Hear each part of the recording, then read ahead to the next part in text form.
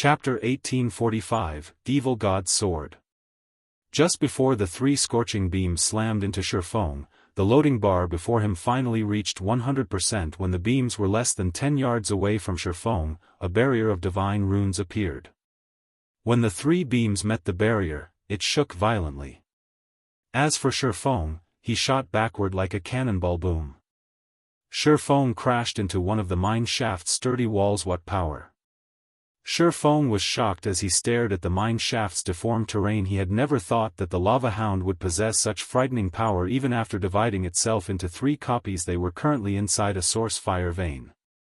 The walls surrounding them were sturdy and fire-resistant, especially the source fire. Ordinary flames wouldn't melt it, let alone vaporize it. One could easily imagine how high the lava hound's flames were if those white-hot flames struck a player's equipment. Not even magically enhanced, dark gold equipment would survive. Only epic equipment might. If he hadn't activated Absolute Domain in time, he likely would have died from that attack. Retreat. Everyone, retreat immediately. Shifeng shouted through the team chat once the flames dissipated. Cola could barely tank one lava hound.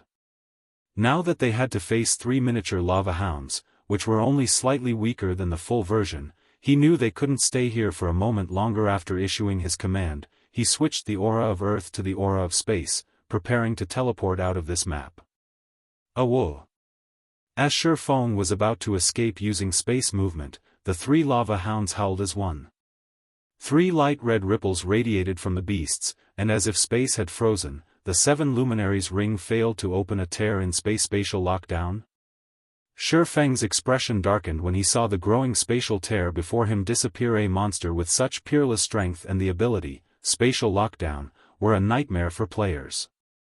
Coming across one such monster almost guaranteed death. Monsters that possessed the spatial lockdown ability were extremely rare in God's domain. Normally, only NPCs at the peak of God's domain could execute the ability. Shifeng never thought that an elemental creature like the lava hound would be able to use it as well. You have touched on the almighty fire god's taboo. Sacrifice your soul to beg forgiveness from the fire god. The three lava hounds spoke in a chilling tone before charging at Shifeng. Although the three lava hounds were small, their movements were so powerful that space itself trembled in their wake. Their strength could even rival the complete lava houndess. As the three lava hounds approached Shifeng, they split up and assaulted Shifeng from three different directions, transitioning into a battle formation as smoothly as NPC's eyes. This a god's guardian? Shifeng's expression turned somber as he watched the three lava hounds approach. It was normal in God's domain to find treasures guarded by powerful monsters, and there were some incredibly powerful existences among these guardian monsters. These guardians had been created by the gods. Normally, gods only created such powerful guardians to protect their wealth. Not only did these guardians have an eternal lifespan, but they were also undying. In addition, they commanded extremely powerful skills and spells. They were even more difficult to deal with than archaic species of the same rank and level. I can only give it a try. Shifeng gritted his teeth and used Heavenly Dragon's power before activating Divine Steps. In the next moment, 10 doppelgangers with the exact same aura and attributes as Shifeng appeared. Shifeng and his doppelgangers then charged at the three lava hounds. Although the lava hounds were powerful, Shifeng managed to nullify their attacks by constantly switching positions with his doppelgangers. Using this opportunity, Shifeng quickly made his way towards the mine's exit. Normally, guardian monsters would give up the chase once they were a certain distance away from what they were supposed to protect. As long as Shifeng moved out of range, he could shake off the lava hounds. However, the lava hounds were incredibly difficult to get away from. Not only was their strength incredibly high, but their speed was also impressive. They constantly interrupted Shifeng's advance and left very little space for him to move forward. By the time Divine Steps' duration ended, Shifeng had only crossed a little over 50 yards. He was still over 100 yards away from the mine's entrance. The instant Shifeng's doppelgangers disappeared, a lava hound swiped its paw at Shifeng so fast that it was impossible to dodge. With no other choice, Shifeng raised Killing Ray to block the attack. Bang! The instant the lava hound's paw met Shifeng's sword, he felt his entire arm go numb. The impact sent his body flying backward over 20 yards, dealing over -40,000 damage. What incredible strength. This should be close to rivaling a high mythic strength. Xianxia thought as he stared at the lava hound that hit him. His encounter with the lava hound had been brief, and the beast hadn't used any skills, yet he had lost so much HP. He had already activated Heavenly Dragon's power, as well, drastically increasing his strength and defense. Right now, his defense was even higher than Cola's, although he didn't have the passive skills that provided damage reduction. Even then, he had still lost over 40,000 HP. The current lava hound before him definitely had much higher strength than the original. Meanwhile, he had to face 3 of these lava hounds. Before Xianxia could figure a way out of this situation, another lava hound pounced at him. Hurriedly, Xianxia activated parry to block its attack. Bang. Once more, Xianxia flew backward by over 20 yards. Not only hadn't he moved closer to the mine's entrance, but he was actually further from it. This was clearly what the lava hounds had intended to do with their attacks. These lava hounds' combat standards were in no way inferior to expert players. Am I going to die here? Xianxia could not help his bitter smile as he watched the third lava hound pounce at him. It would seem that he had taken on too large of a risk to set up the teleportation marker. While he did not mind losing 1 level of EXP, he carried multiple tools that would drop on his death. Moreover, these items would not simply remain on the ground after being dropped. After a certain time had passed, these valuable items would disappear. Meanwhile, when players died, they'd only resurrect after half an hour unless someone resurrected them with a skill or special tool. By the time he returned to this mine, his dropped items would be gone from this world. As Xianxia clashed with the lava hounds, his HP continued to decrease. 80%. 70%. 60%. Although he had tried to use void steps to blindsight the beasts, the technique was ineffective against the lava hound's sharp sense. Even though the lava hounds couldn't see him, they could pinpoint his location with their other senses, launching another paw swipe or bite attack. Why hasn't the guild leader come out yet? Aqua Rose, who had long since distanced herself from the canyon, muttered as she watched the swarm of lava monsters return to their home. The guild leader should be fine. If he goes all out, he can even contend with mythic monsters, Blackie reassured. It's been so long, though. Moreover, there were 3 lava hounds. I think it's best if I go take a look, Fire Dance said worriedly. I'll go with you, Flying Shadow offered as he followed Fire Dance. Meanwhile, inside the mine, Xianxia watched the circling lava hounds and glanced at the small percentage of HP he had remaining with a bitter smile. Despite activating twofold Berserk, which temporarily granted him the power to contend with Tier 4 mythics, he still couldn't come within 100 yards of the mine's entrance. While he was confident that he could escape a single lava hound, 3 were too much for him to handle. To make matters worse, the 3 lava hounds coordinated perfectly. Although he had thought of using a magic or summoning scroll, the 3 lava hounds were simply too fast. They gave him no opportunities to use such tools. As twofold Berserk's duration continued to run out, Xianxia frantically searched through his bag for items that could help him out of this predicament. Suddenly, he discovered a broken longsword that had been inactive in his bag for quite some time. This longsword was none other than the evil god's inheritance, a treasured sword that had once belonged to the evil god. Seeing that the lava hounds charged at him again, Xianxia gritted his teeth and took out the evil god's inheritance. He then inserted his power into the weapon. Protecting the items that would drop if he died was undoubtedly more important than losing 10 points in all of his attributes. After Xianxia powered the sword, the evil god's inheritance pulsated. An invisible force then spread out from the sword, sweeping through the mine with so much power that even space shook with the intensity. A moment later, a deathly aura pervaded the mine shaft. Chapter 1846, Broken Sword's Power. As the aura of death saturated the mine, space itself froze. The 3 lava hounds slid to a halt as they glared at the broken sword in Xianxia's hand, wary. Pitch-black divine runes had appeared along the broken blade as the sword released plumes of dark smoke. The weapon felt cold and evil. The lava hounds finally discerned the broken sword's identity, and fear flashed in their eyes. It was as if they had remembered something horrific from their past. Despicable heretic. You dare set foot in this sacred land? Let the almighty fire god's flames purify your soul. After Shifeng replaced the abyssal blade with the evil god's inheritance, the broken sword seemed to trigger something in the three lava hounds.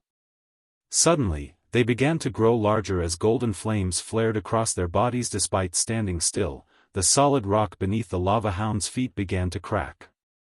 Space tore around them as if it couldn't withstand the golden flame's power. It was as if the space around them was no longer able to withstand the power of the golden flame. Shifeng could also sense a threat of death from that golden fire. Moreover, Shifeng could tell that this death wouldn't just end with a single lost level. He could feel a power akin to soul fire, although this was many times stronger. Burning and devouring his soul would be child's play for this strange fire. If these golden flames burned a player's soul, the player's account would likely be left permanently crippled. Before Shifeng could think of a plan to get out of this troubling situation, the three lava hounds pounced as one. At this point, Shifeng had no skills that he could use to protect himself. In addition, the lava hound's movement speed had significantly increased. With no other options, Shifeng instinctively executed Sword's Orbit. Countless sword lights enveloped Shifeng, clashing with the three gigantic, flaming beasts as they attacked. Boom! Boom! Boom! The resulting impacts tore the nearby rocky ground. The scattered sparks ignited anything they touched, transforming the area into a sea of fire. The three lava hounds were thrown back, forming three large craters as they crashed into the ground. Damages of over -3,000 appeared above their heads. In contrast, Shifeng remained standing in his original position, although the ground beneath him had been burned and melted.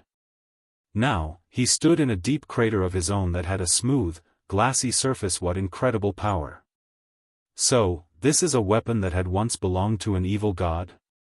Shifeng was stunned as he looked at the injured lava hounds. Truthfully, the broken sword he wielded was only fragmented legendary rank. Although the weapon provided a considerable boost to strength and attack power, he hadn't expected the boost to be this intense.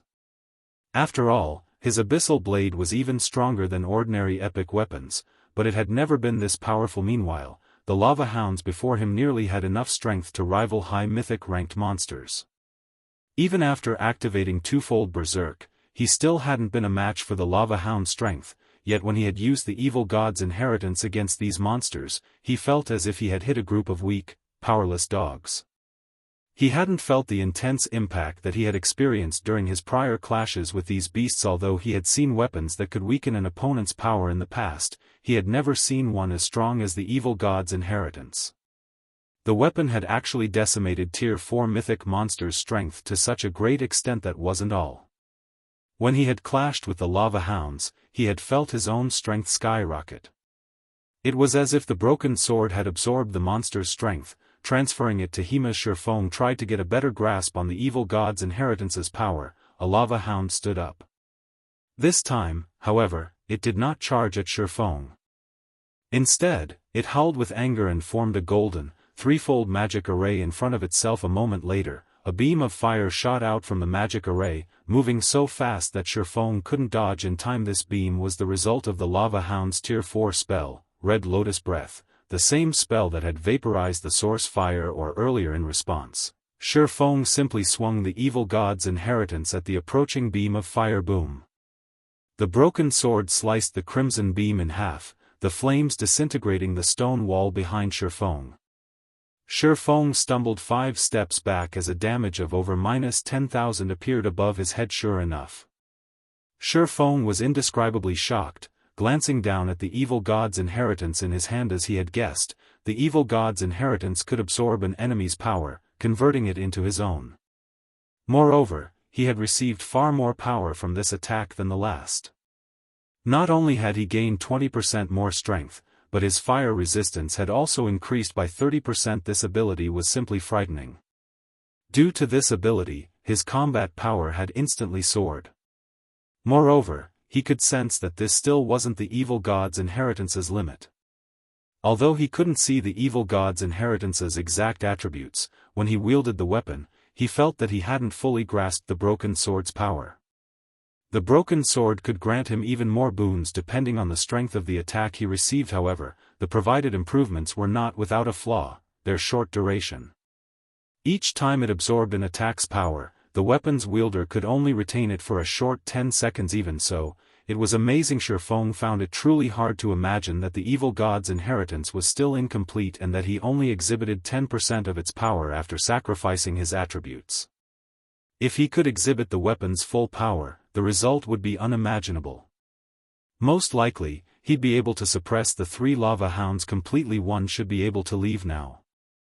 When he saw the other 2 beasts charge towards him, Shifeng licked his lips in excitement and ran to meet his enemies in battle. Previously, the difference between their basic attributes had been too great. Even after using twofold berserk, he had been thoroughly suppressed. Now, however, his strength had surpassed the lava hounds after he had weakened them and boosted his own with the evil god's inheritance. Shifeng relied on his superior strength and technique to push the 2 lava hounds to the side. He then dashed for the mine's entrance like a powerful gale. When the lava hounds caught up to Shifeng, he easily threw them back with an attack. In less than 5 seconds, Shifeng burst from the mine and back into the canyon. Thousands of lava monsters then turned to look at the swordsman. Big Sis Fire, the guild leader is out. Flying Shadow said, breathing a sigh of relief when he saw Shifeng emerge from the mine. However, his excitement quickly faded, and a somber expression dominated his face. Thousands of lava monsters surrounded Shifeng, including the 3 mythic lava hounds that chased after him.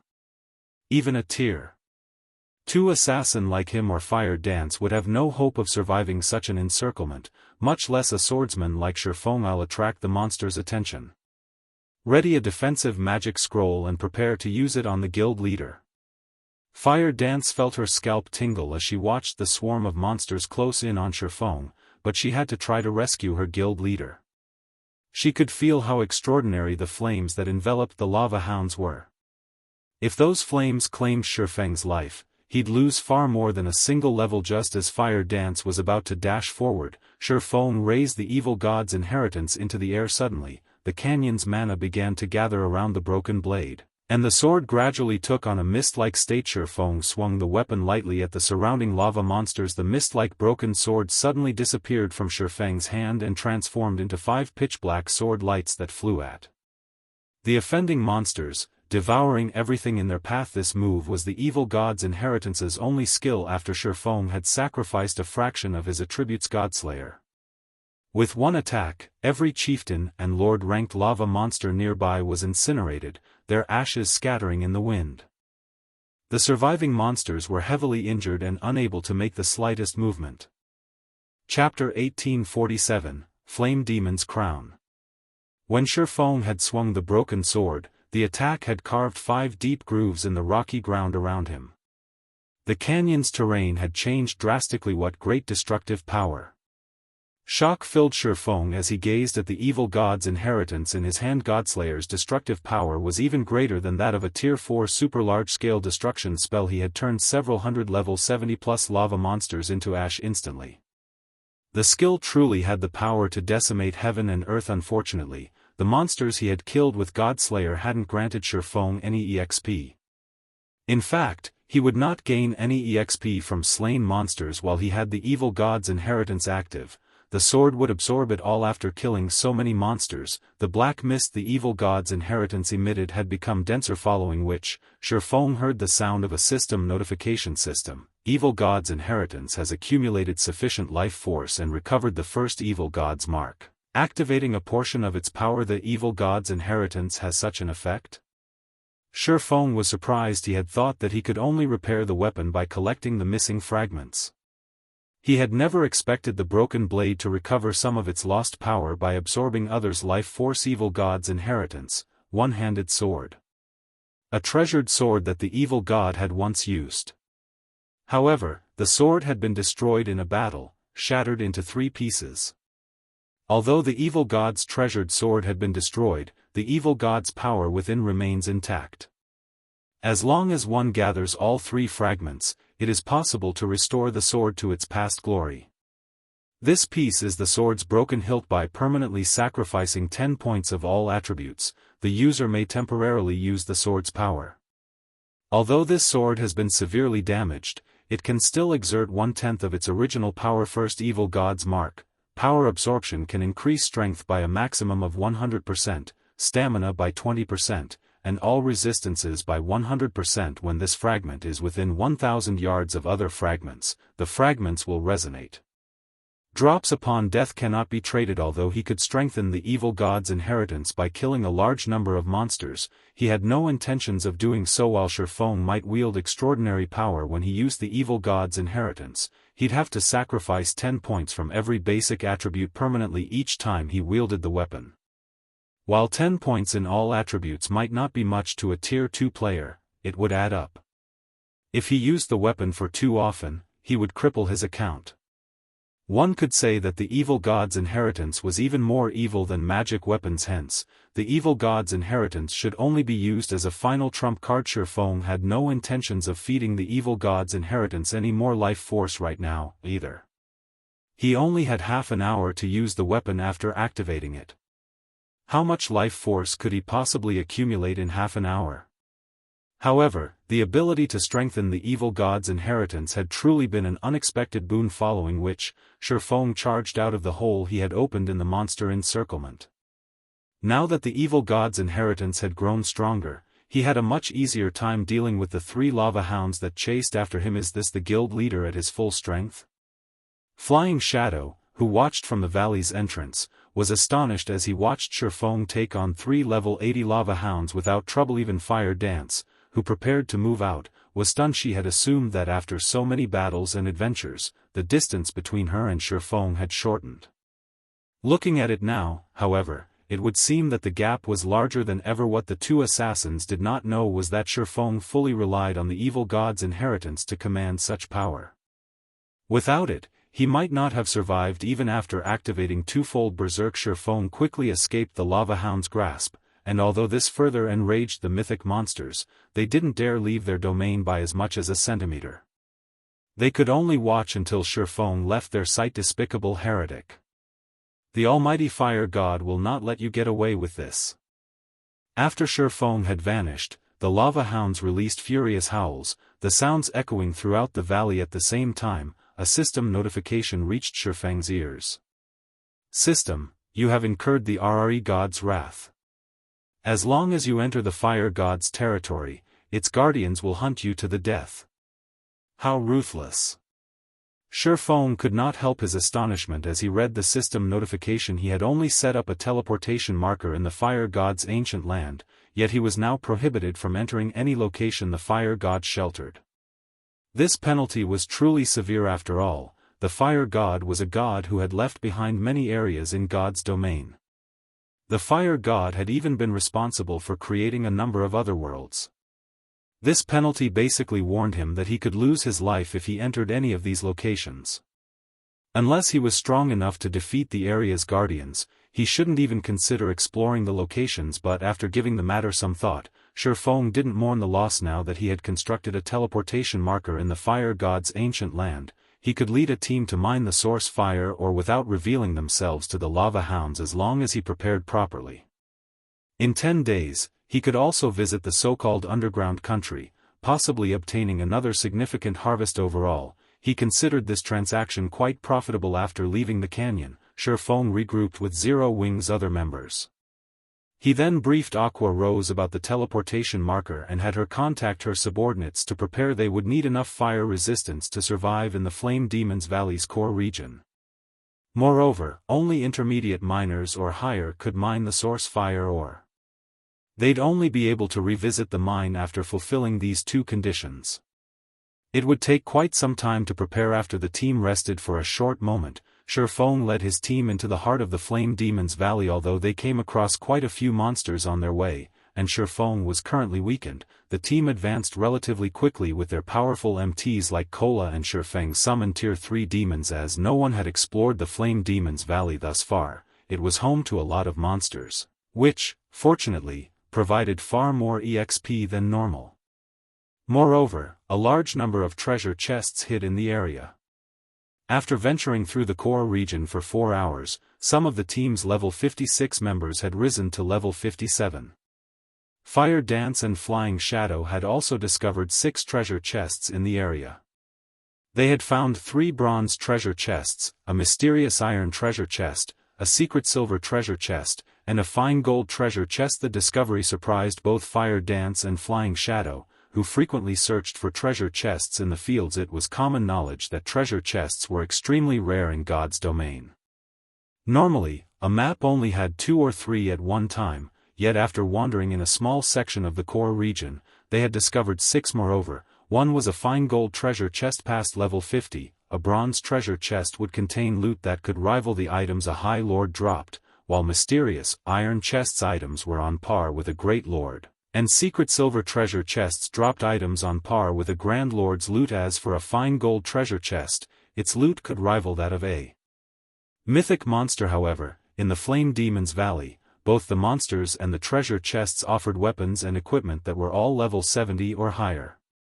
Unfortunately, current players couldn't use these items unless they had weapons and equipment that could reduce level requirements by 15 levels or more. As Shifeng activated the fine gold treasure chest, it released a light that illuminated the gloomy sky above the Flame Demon's Valley.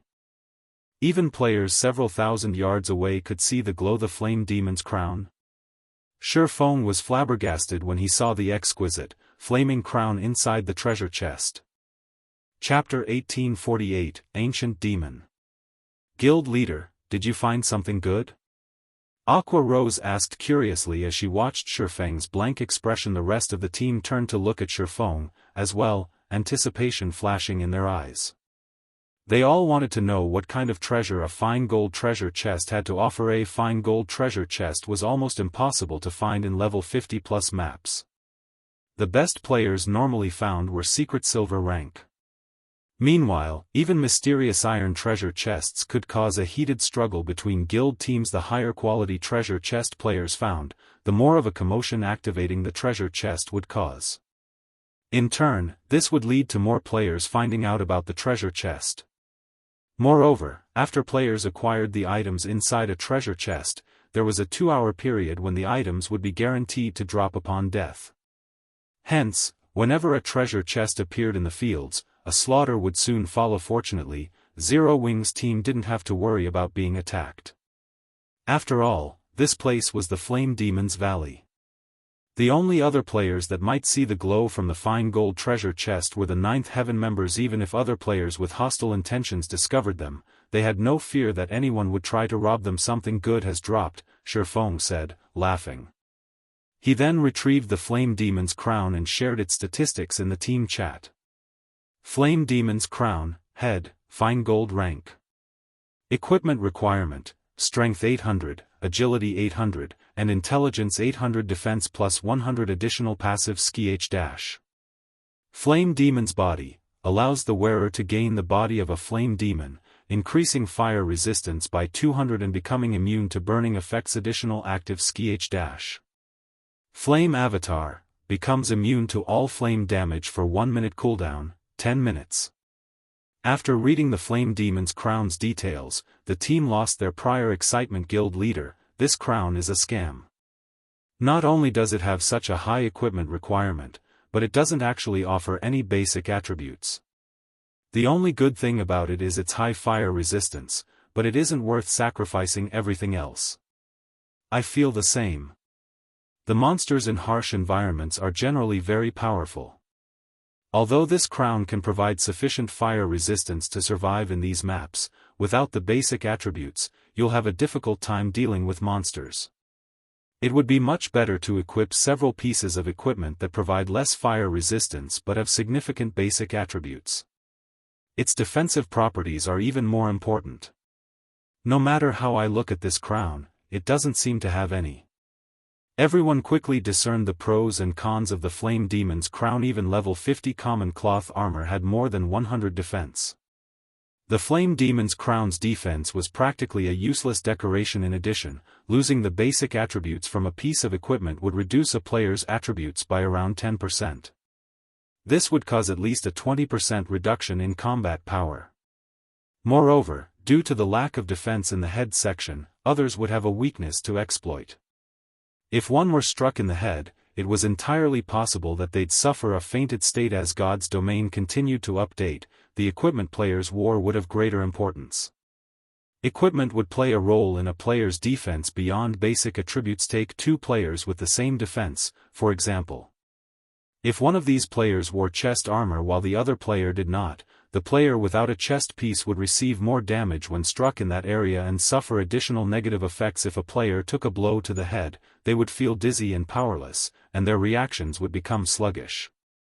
If one were stuck in the arm, it would go numb and become difficult to move. There were subtle differences in the negative effects depending on the materials of their equipment, as well. An attack's impact was one such example. During the early stages of the game, these negative effects were barely noticeable, but as players took on higher-leveled monsters, these negative effects would become more prominent.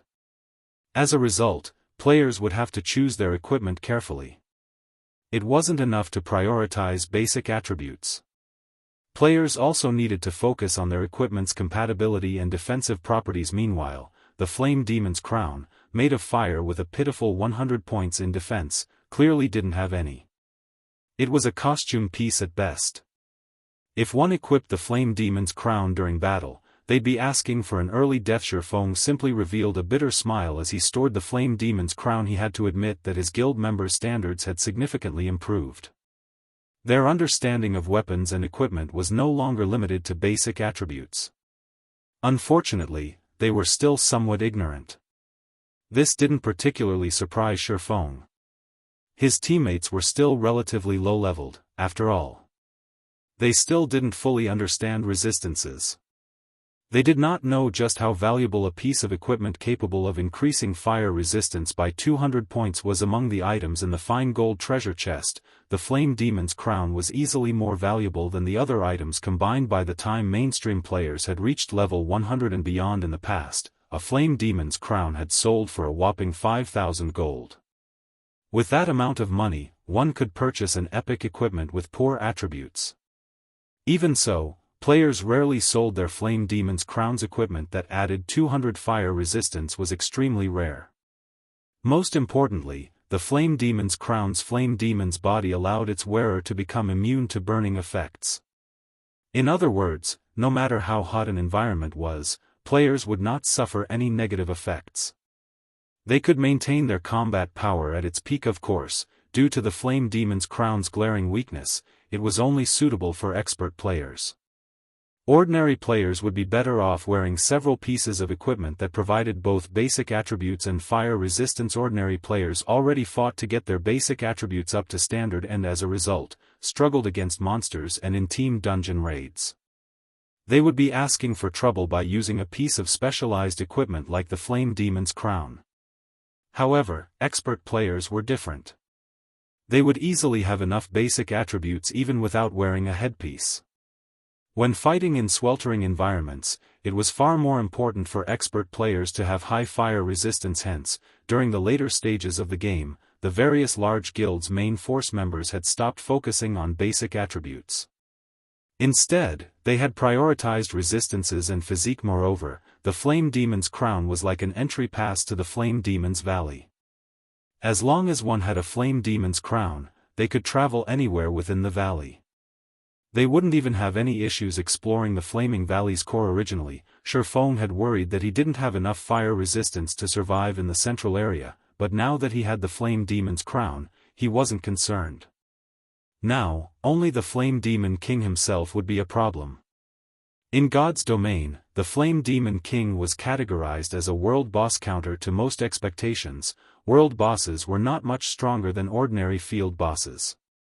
The system did not grant world bosses any special traits, either.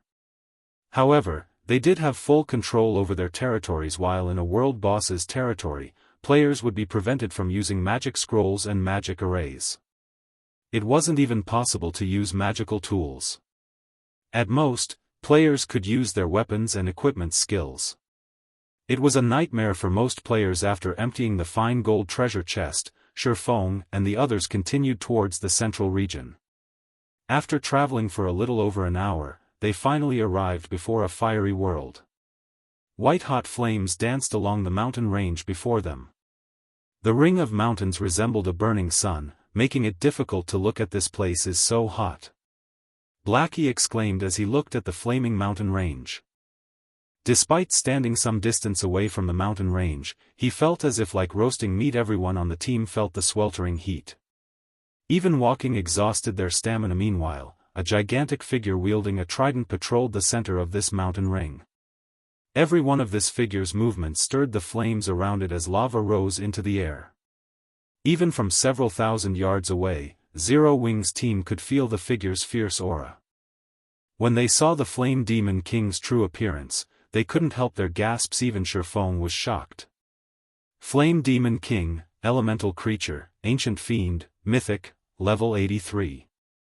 HP 720,000/720,000,000. An Ancient Fiend? How is this possible? Sherfong was indescribably shocked when he saw the Flame Demon King's statistics. Shouldn't it be an archaic species? Chapter 1849, World Gate. Guild Leader, don't tell me we're supposed to fight that boss. Is that really a mythic monster? The Flame Demon King was a 50-meter tall giant. Every one of its movements stirred up a storm in the sea of fire around it. Zero Wing's team could tell how terrifying this monster was just by looking at it. When he saw the Flame Demon King, Kola, who had brimmed with confidence, felt his scalp tingle. This boss could likely even slay a 1,000-man team of level 80, Tier 2 experts. Compared to the mythic monsters they've encountered thus far, the Flame Demon King was on an entirely different level. Could the new expansion pack I triggered have made the Flame Demon King stronger? Sherfong pondered as he looked at the Flame Demon King. The more he thought about it, the more his theory seemed plausible. After all, the Flame Demon's Valley was only a level 70+ map, it wasn't a level 100+ map. An Ancient Fiend shouldn't be here. An Ancient Fiend was an elemental creature that had fully unlocked its bloodline and reverted to its ancestral form. Although Ancient Fiends were no match for dragons in terms of life rating, they were fully capable of rivaling ferocious beasts. Even an expert team that was 20 levels higher wouldn't be a match for a mythic-ranked Ancient Fiend, much less an expert team of the same level. In addition, the Flame Demon King had a world boss's special ability. Not even a 100-man team of level 100, Tier 3 players could defeat this monster. There's no helping it. I can only adjust my plans. Following which, Sherfong addressed his team. I had thought that I could complete this quest and get everyone out of here safely, but that's no longer possible. I'll have to ask you all to sacrifice yourselves to lure the Flame Demon King away from its territory. Try to buy as much time for me as possible. Violet, you won't be joining the fight. I need you to hide in the distance. Once the battle is over, you'll be responsible for resurrecting the team. All he could do now was lure the Flame Demon King away from the World Gate. The players that would be responsible for buying time would die, but with the resurrection skill he had given Violet Cloud, they could reduce the death penalty his teammates suffered. I understand. Violet Cloud nodded. None of his teammates had any objections to Sherfang's proposal. They were the guild's main force members. Their weapons, equipment, and levels had been granted by their guild. It wasn't unusual to die for their guild's benefit very quickly. The team followed Sherfang's instructions. Kola would be the first player responsible for attracting the Flame Demon King's attention and luring it to the designated area. After Kola died, Turtledove and Wumian would take over. Once all three MTs had died, the rest of the team would split up and flee, forcing the Flame Demon King to waste as much time as possible chasing them down. Move out. Sherfong commanded once he was in position a short distance away from the valley's entrance. Following his orders, Kola charged into the flaming valley. Shortly after he had set foot in the sea of fire, a deafening roar echoed from the valley's center. Little human. You dare trespass in the Flame Demon King, Monacoland's, territory? I'll show you just how frightening fire's anger is. As the voice faded, the Flame Demon King emerged from the raging flames, its movements causing waves of fire that washed over Kola. Not daring to be careless, Kola immediately activated Power of Darkness and hid behind Titan Guard. Boom. As the firestorm slammed into him, Kola stumbled 3 steps backward, a damage exceeding -20,000 appearing above his head. So strong. Just its movements caused such a powerful attack. Aqua Rose, who watched from afar, could not help her shock when she saw Kola lose 1/8 of his HP despite his active berserk skill. Normally, Kola could face a level 70 mythic monster head-on after activating his berserk skill, yet he had just lost so much HP after an indirect attack from the Flame Demon King. The team's other members paled when they saw this. If they had received that indirect attack, they would have likely lost over 50% of their HP. They felt like ants before this world bosses. The Flame Demon King's frightening strength stunned Zero Wings players. The boss had arrived before Kola. The Flame Demon King then thrust its trident at the Guardian Knight with so much speed that the attack had been invisible to the naked eye. Fortunately, Kola had already raised Titan Guard and blocked the attack in time. After blocking the attack, however, Kola had lost all feeling in his arms. Like a cannonball, he had been thrown back, only stopping as he crashed into a massive boulder. Kola's HP instantly fell by over 80,000, more than half of his total. The team was stunned. Just one attack had left Kola so miserable. The gap in strength was despairing. Heal him, quickly. Shifeng shouted through the team chat. The outcome didn't surprise him. After all, their opponent was a mythic-ranked ancient fiend. If not for the fragmented legendary rank Titan Guard, Kola might have died instantly upon hearing Shifeng's command. The Tier 2 healers snapped out of their daze and cast healing spells on Kola, instantly restoring the Guardian Knight's HP to 70%.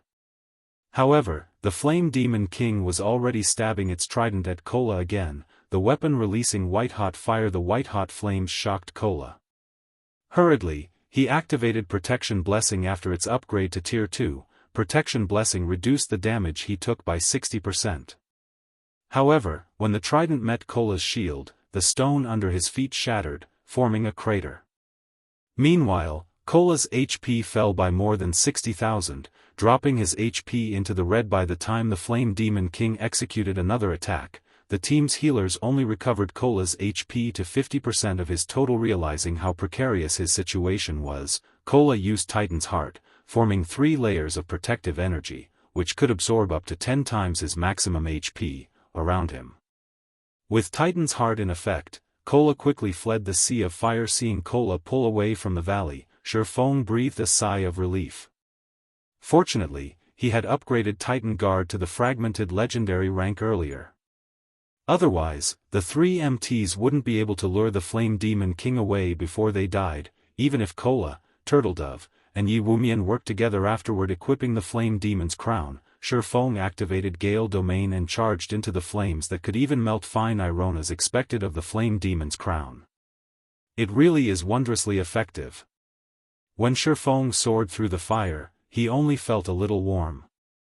He wasn't in any pain at all due to the additional 200 fire resistance the crown provided. He now had over 400 fire resistance. His HP only fell by a little over 100 each second he remained in the fire. After flying for about 40 seconds, he noticed Kola's name darken among the list of his team members. It was obvious that the Flame Demon King had killed Kola so quickly. When Shifeng realized that he was still over 200 yards away from the stone gate in the center of the valley, his expression darkened. Kola was the sturdiest player in the team. He had thought that the Guardian Knight alone would be able to buy him enough time to reach the World Gate, but it seemed that the Flame Demon King was much stronger than he had expected. As soon as Shifeng reached the World Gate, he pulled out the Philosopher's Hand and used it to activate the stone doors. At this point, Turtledove had also fallen, and only Yi Wumian remained alive of the team's 3 MTs. I need to hurry. Shifeng used the Philosopher's Hand's power to repair the broken magic arrays on the World Gate. As he did, a furious roar reached him from outside of the valley. Despicable trespasser! You dare to open the World Gate? As the voice faded, a pillar of fire rose from its origin. Following which, everyone but Shifeng and Violet Cloud's names went dark. This situation put immense pressure on Shifeng. He pushed himself to work faster. While Shifeng repaired the World Gate's magic arrays, he could feel the space around him boil. This meant that he was already standing within the Flame Demon King's sphere of influence. The ancient fiend's movement speed had completely exceeded his expectations. Despicable human! Vanish alongside your sins. When the Flame Demon King caught sight of Shifeng, it threw its flaming trident at the swordsman. However, before the trident could reach Shifeng, he activated the aura of Earth's absolute domain. Yes. It's done. Using the period of invulnerability absolute domain granted him, Shifeng completed the final magic array. Following which, he placed a hand on the World Gate's main magic array and said, "Open." World Gate. Chapter 1850, Hidden Reward.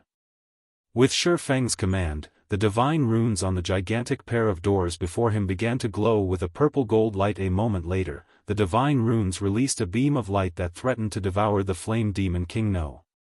Upon seeing the beam, the Flame Demon King, who was within 50 yards of Shifeng, turned in a panic and tried to flee. However, the beam of light was much faster than the Flame Demon King.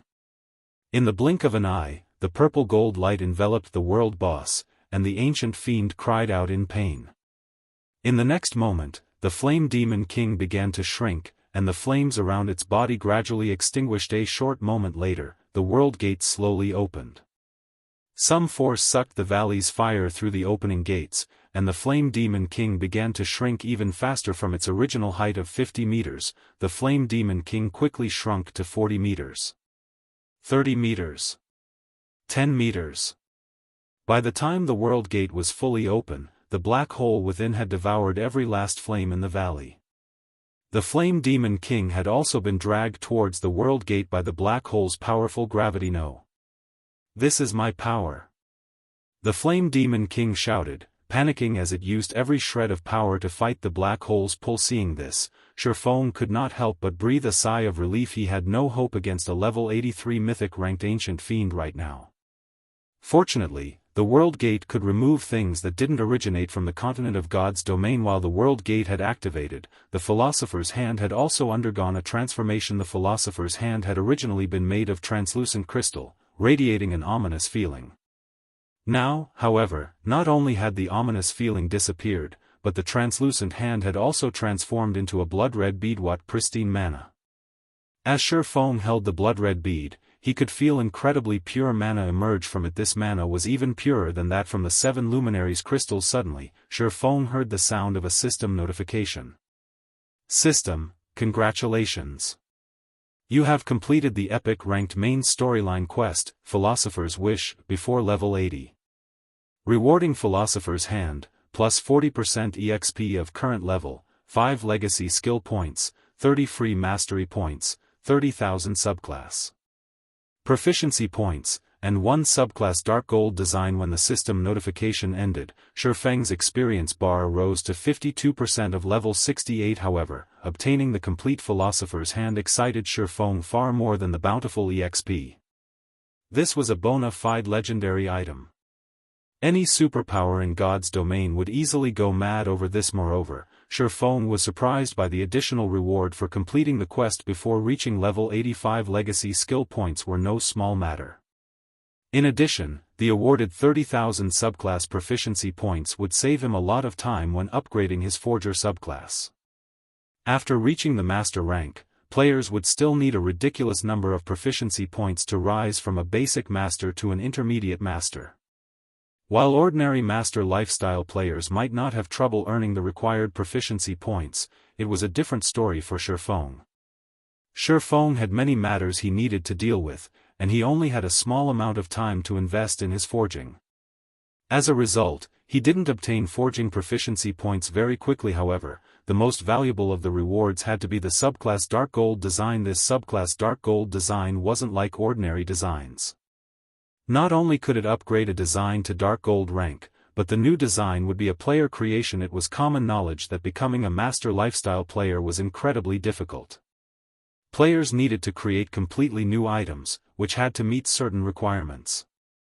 To accomplish this feat, players needed a certain understanding of items and materials. This was also the case when players tried to rise from a basic master to an intermediate master. In fact, the promotion to an intermediate master was even more difficult since players would have to create 1 dark gold item or 3 fine gold items. This hurdle had been the end of the line for many basic master lifestyle players during Shifeng's previous life. In the past, when one had referred to a master lifestyle player, they had generally meant basic masters. The majority of God's Domain's master lifestyle players had been basic rank. After 10 years in the game, basic masters hadn't received as much attention from first-rate guilds, although they were still VIPs in second-rate guilds. At most, they would be treated slightly better than the average lifestyle player.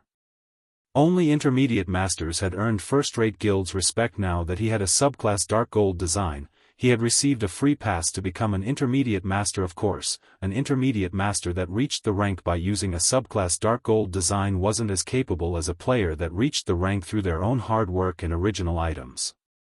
The latter had solidified their foundation, while the former had none. A player who became an intermediate master, though their work would have a higher possibility of creating more dark gold items in the future, soon becoming an advanced master. On the other hand, the intermediate master that did not possess a sturdy foundation would struggle to advance.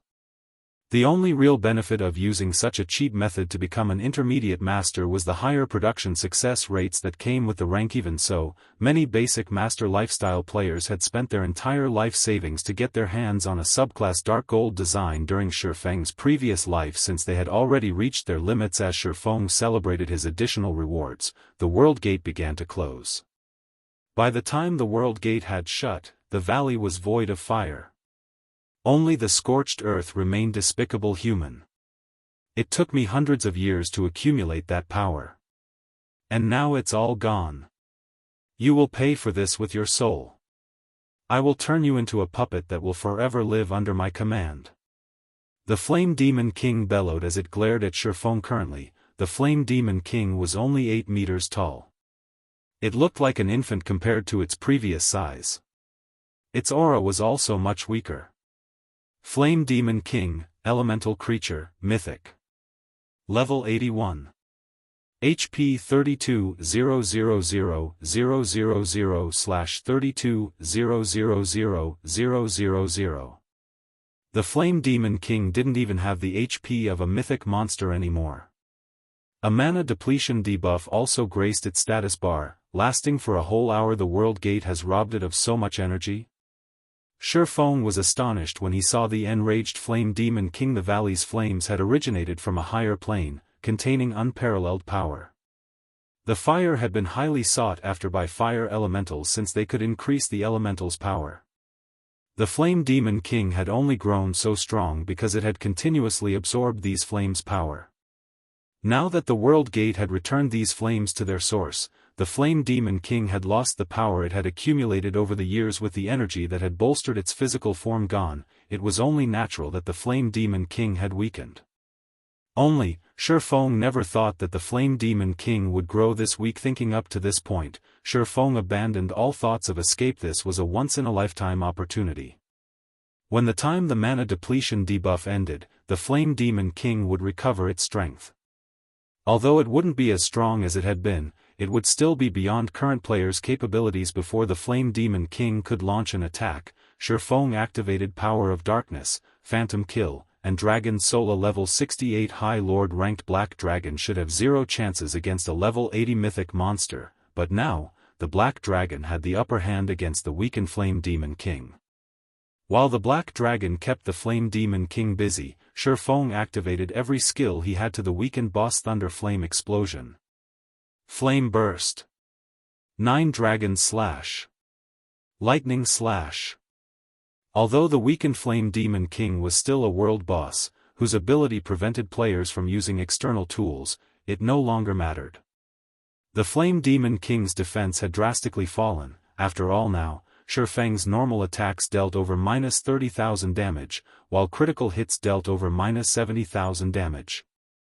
Even the weakest of his skills inflicted over -100,000 damage. Even when the Flame Demon King used its powerful AoE attacks, Shifeng, who had over 400 fire resistance, only took a little over -3,000 damage from each hit.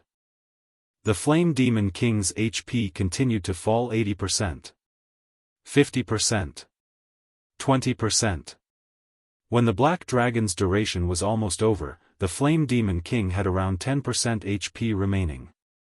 Once the Black Dragon was gone, Shifeng would have to fight the world boss head-on. I guess there's no other choice.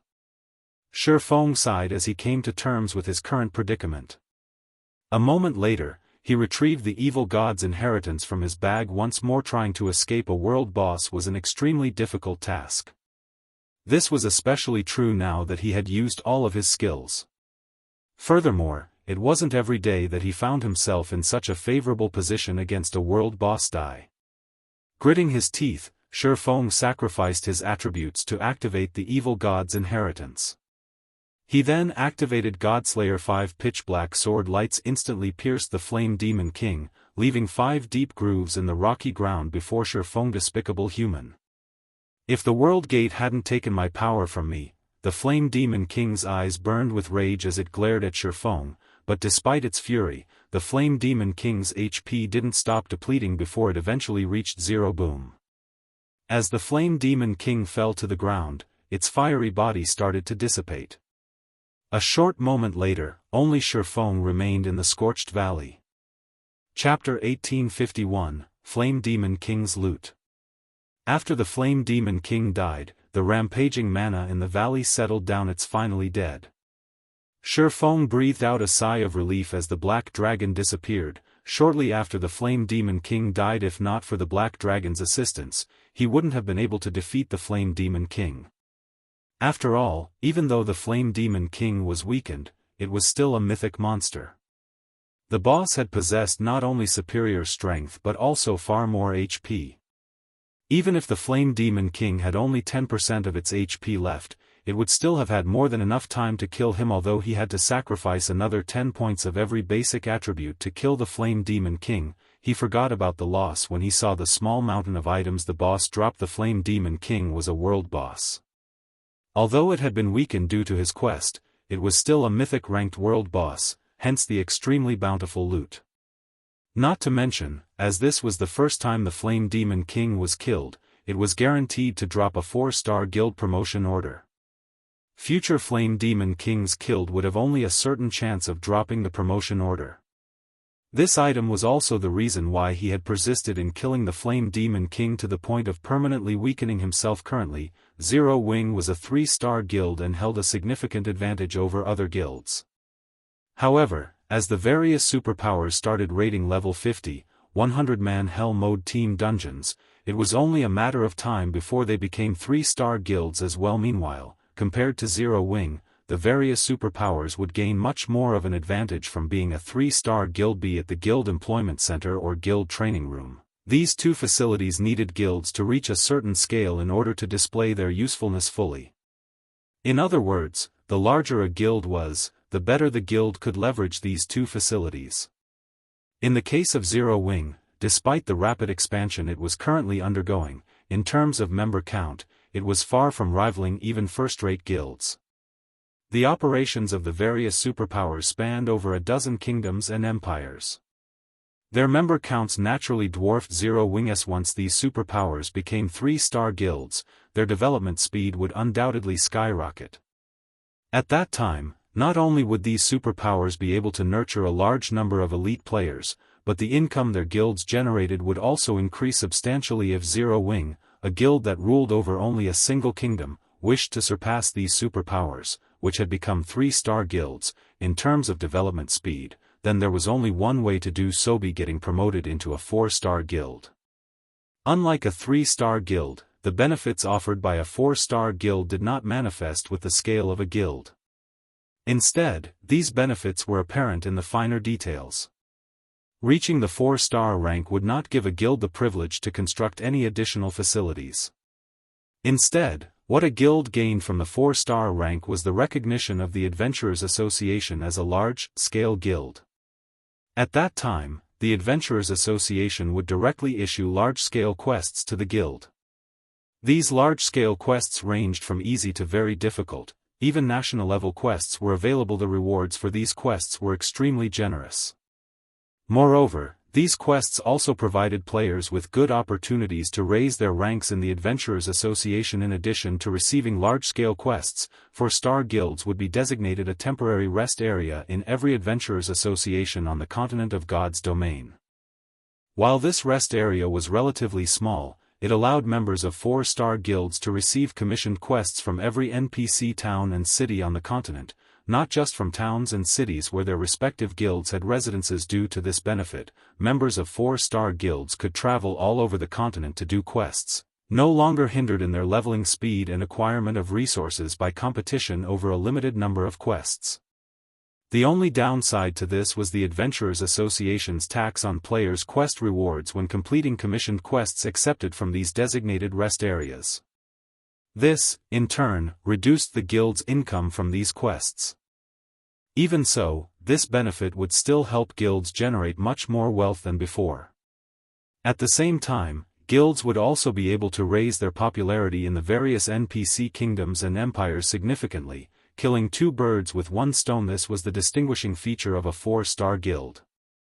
After reaching the 4-star rank, a guild's development would no longer be tied down to the territories they controlled. Of course, the consequence of this feature was also very obvious. The amount of competition guilds had to face would increase drastically. However, so long as Zerowing managed to become a 4-star guild ahead of others, it would seize a significant advantage over the other guilds. Hence Shifeng's persistence in killing the Flame Demon King, following which, Shifeng started going through the Flame Demon King's loot. Just like he expected, there was indeed a 4-star guild promotion order among the dropped items. So long as a 3-star guild possessed 200,000 guild popularity, it could be upgraded into a 4-star guild using this promotion order as expected of a world boss. Its loot sure is bountiful. Shifeng was inwardly astonished as he looked over the statistics of the other dropped items. The Flame Demon King had dropped over 100 items in total, the majority of which were rare materials, including the extremely rare 7 Luminaries crystal. Although only 3 7 Luminaries crystals dropped, the equivalent often units, the value of these 7 Luminaries crystals still exceeded that of the other materials by a large margin. The rest of the loot were level 70 plus weapons and equipment. Practically every one of these weapons and equipment was of fine gold rank, only one of them was epic rank. Among the fine gold equipment dropped, 4 pieces belonged to the level 70 fine gold ranked Sins of Thunderfire set. The boss also dropped the entire level 70 fine gold ranked Scorching Wind set. While the weapons and equipment dropped looked subpar at best, Shifeng's eyes glowed with excitement when he saw them. His reaction was because the Sins of Thunderfire set was top-tier set equipment for magical classes. This was set equipment that only level 70 plus mythic ranked field bosses dropped. The set had a total of 6 pieces, and even superpowers would need to expend a lot of effort to collect the complete setas for the Scorching Wind set. It was similarly top-tier set equipment but for plate armor classes instead of magical classes. Not only did the Scorching Wind set provide higher fire resistance than the Dark Corrosion set, but its 6-piece set effect was also extremely heaven-defying. It allowed players to transform into a war god of fire and acquire a life rating that could rival archaic species. Although players would incur double damage from ice and water-type attacks than they normally would, it was still plenty amazing. The Sins of Thunderfire set's 6-piece set effect was similar to the Scorching Wind sets, allowing its user to transform into a Thunderfire messenger. Due to these two set effects, despite the ordinary basic attributes the two sets provided, they had ended up publicly recognized as the strongest level 70 set equipment available in the game. Even level 70 Dark Gold set equipment could not rival them. Shifeng had never thought that he would be able to obtain the entire Scorching Wind set. As for the Sins of Thunderfire set, he was just short of 2 set pieces to complete the set. Once he geared 2 guild experts in these 2 sets, he would have himself 2 peak experts. As for the Soul Epic equipment dropped, it was a pair of cloth armor gloves named Hands of Fire. Not only did the gloves provide a significant amount of fire resistance, but it even increased the spell completion rate of players by 2%. It also had a skill that allowed its user to summon a Lord-ranked fire familiar, making this pair of gloves perfect for Magicka-class players that were not adept in melee combat. After Shifeng was done going through the Flame Demon King's loot, he then took out the Philosopher's Hand from his bag and inspected it, suppressing the excitement in his heart as he looked through its attribute panel. As he needed to deal with the Flame Demon King before, he had not had any time to inspect the fully recovered Philosopher's Hand. Now that the Flame Demon King was dealt with, he naturally had to take a good look at this legendary item, which had disappeared from God's domain in his previous life. Chapter 1852, Complete Philosopher's Hand. The instant Shifeng retrieved the Philosopher's hand from his bag, he felt the space around him grow heavier. It felt as if space itself couldn't withstand the pristine energy within the Philosopher's hand. Now that Shifeng had the chance to get a better feel for the Philosopher's hand, he felt a powerful inspiration well within him. His mind felt sharp and focused like never before. It was as if the world had faded away, leaving him alone with his thoughts. So, this is the true Philosopher's hand? Shifeng could not help his excitement as he gazed at the crimson bead in his hand. Philosopher's hand, legendary rank item. A special gemstone crafted by the philosopher Erhard, containing incredible power that is capable of manipulating the soul. Additional passive effect, the wielder of the Philosopher's hand will have all of their subclasses temporarily raised by 1 rank. Additional active skill 1-. Philosopher's Soul, offers players guidance for 10 hours when crafting items. Cooldown, 12 hours. Additional active skill 2-. Soul Fantasy, allows players to enter an imaginary world for 8 hours. During this time, players may use the materials that they know of to produce items without limit. Cooldown, 15 hours. Although the Philosopher's hand only possessed 3 skills, these skills were heaven-defying based on Shifeng's knowledge. Only the epic-ranked Icarus's Heart could temporarily raise a lifestyle player to master rank. In Shifeng's opinion, Icarus's Heart's ability to do so was already heaven-defying, but compared to the Philosopher's hand, Icarus's Heart was a cheap knockoff. However, compared to the Philosopher's hand, Icarus's Heart couldn't even be considered a cheap knockoff. The fact that the Philosopher's hand could unconditionally raise a player's subclass by 1 rank meant that it could transform a basic master into an intermediate master or an intermediate master into an advanced master. The Philosopher's Soul also offered the system's guidance, which would be a great help to players when they produced items. Originally, the skill had been limited to a 1-hour duration. Unfortunately, it was almost impossible to accomplish anything useful in that time. Crafting items was a time-consuming process, after all, especially complex items. How many items could players possibly make within 1 hour? Now that the skill's duration had increased to 10 hours, players could attempt to craft far more complex items with the system's guidance. Lastly, Soul Fantasy granted players access to the main God system's resource warehouse. After seeing the Philosopher's hand's 2 active skills, Shifeng finally understood why the item was capable of producing so many lifestyle masters. Regardless of the subclass, any lifestyle player would require materials to craft new items. Although some tools allowed players to participate in simulations, these simulations couldn't truly replicate the material's properties. At most, these simulations allowed players to get a feel of the production procedures. An actual attempt would still require real materials. Meanwhile, to reach the master rank, players needed very high-ranked items. Hence, the material requirements were quite high. However, high-ranking materials were not easy to obtain, and players would need these materials in large quantities. Experimenting with a few sets of materials would barely yield any results. Every lifestyle master was born of an astronomical resource investment. This was even true for the talented geniuses. Only, geniuses would need to spend fewer materials compared to ordinary lifestyle masters. However, with Soul Fantasy, players could experiment to their heart's content without worrying about lacking materials. Naturally, this would make new item creation very easy. I'm going to have a headache once I return. Shifeng revealed a bitter smile as he looked at the Philosopher's hand. While he had acquired the alchemy treasure, there was still the matter of how to use it. There was only 1 Philosopher's hand, yet the Candlelight trading firm had tons of advanced lifestyle players waiting to use it. He would have to decide which players were worthy of the privilege. Most importantly, he'd have to worry about information leaks. Due to an information leak, Kingdom Sword, the Philosopher's hand's owner in the past, had become a target for the various superpowers, eventually vanishing from God's domain altogether. Although Zero Wing was impressively powerful right now, if multiple superpowers decided to make it their target, it would suffer a similar fate. He needed to be extremely careful when using the Philosopher's hand. Shifeng stored the Philosopher's hand and exited the Scorched Valley. When Zero Wing's members, whom Violet Cloud had resurrected, saw Shifeng emerge, they breathed a sigh of relief. Due to the Flame Demon King's outburst, the entire team had been annihilated in an instant. They had barely bought their guild leader any time. Guild leader, how did the quest go? Aqua Rose asked worriedly. Not only were high-ranked quests incredibly dangerous, but they also gave players very few chances of success.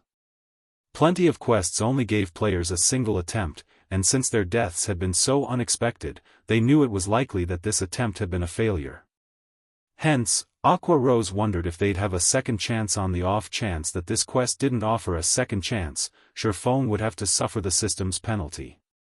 To ordinary guild experts, suffering a system penalty wouldn't be much of a problem.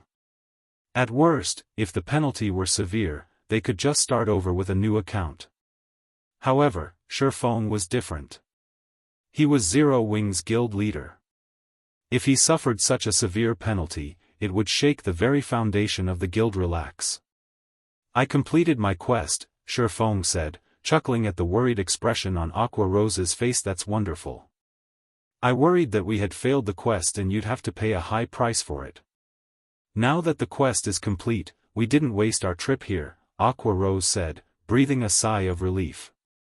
She then looked at Xianxia curiously and asked, "But, guild leader, you really are amazing. You actually escaped the Flame Demon King after completing your quest. Looking at the terrain, there should only be one path out of the valley. How did you manage to hide from the boss, guild leader?" She had experienced the Flame Demon King's frightening might personally. The world boss had been beyond terrifying. It was basically a god to current players. She found it very difficult to imagine any players defeating the Flame Demon King, even after reaching the same level.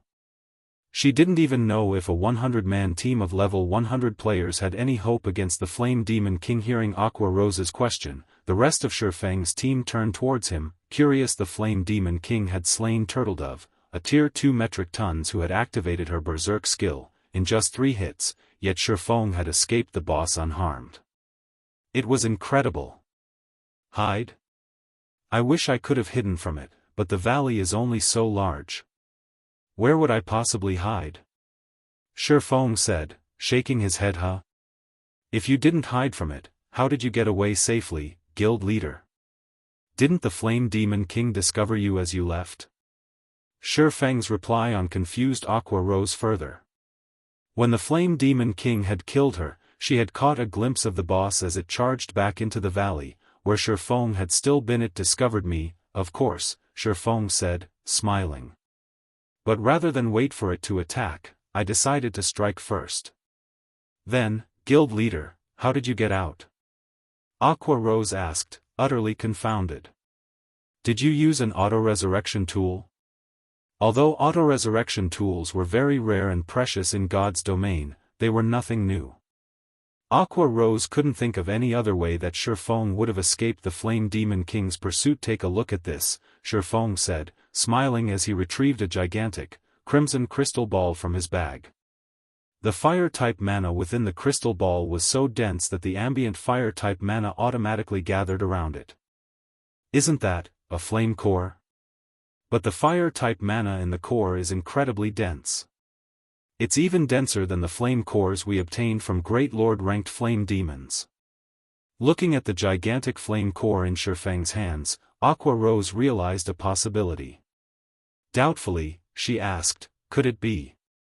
Guild leader. Did you kill the Flame Demon King? Chapter 1853, returning to White River City. Looking at the flame core in Xianxia's hand, Cola and the others fell silent, incredulity flashing in their eyes. Guild leader, are you for real? They had all witnessed and experienced the Flame Demon King's might. Only Cola had been able to stand against the boss for any length of time. The rest of the team had been forced to flee to buy their guild leader the time he needed. While they considered the possibility of Xianxia fighting such a boss, they knew that it would only be a matter of time before he died as well. As for Xianxia slaying the Flame Demon King, that was simply impossible. However, the flame core before them was proof of the swordsman's claim. Moreover, the raging inferno that had consumed the valley was gone, not even a spark remained for a time.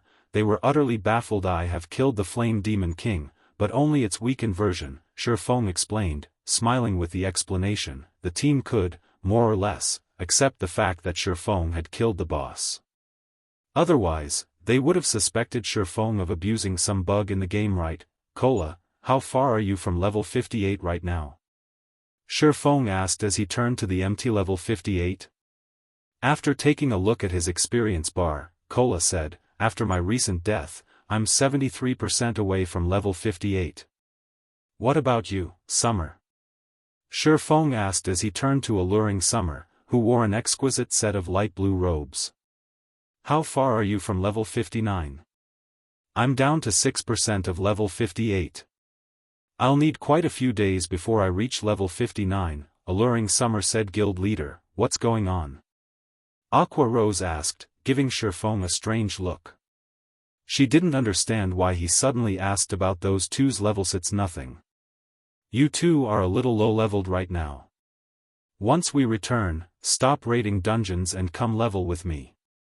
Violet, you'll join us as well, Shifeng said after giving the matter some thought. Now that he had the Scorching Wind set and Sins of Thunderfire set, it would be a waste to let them collect dust.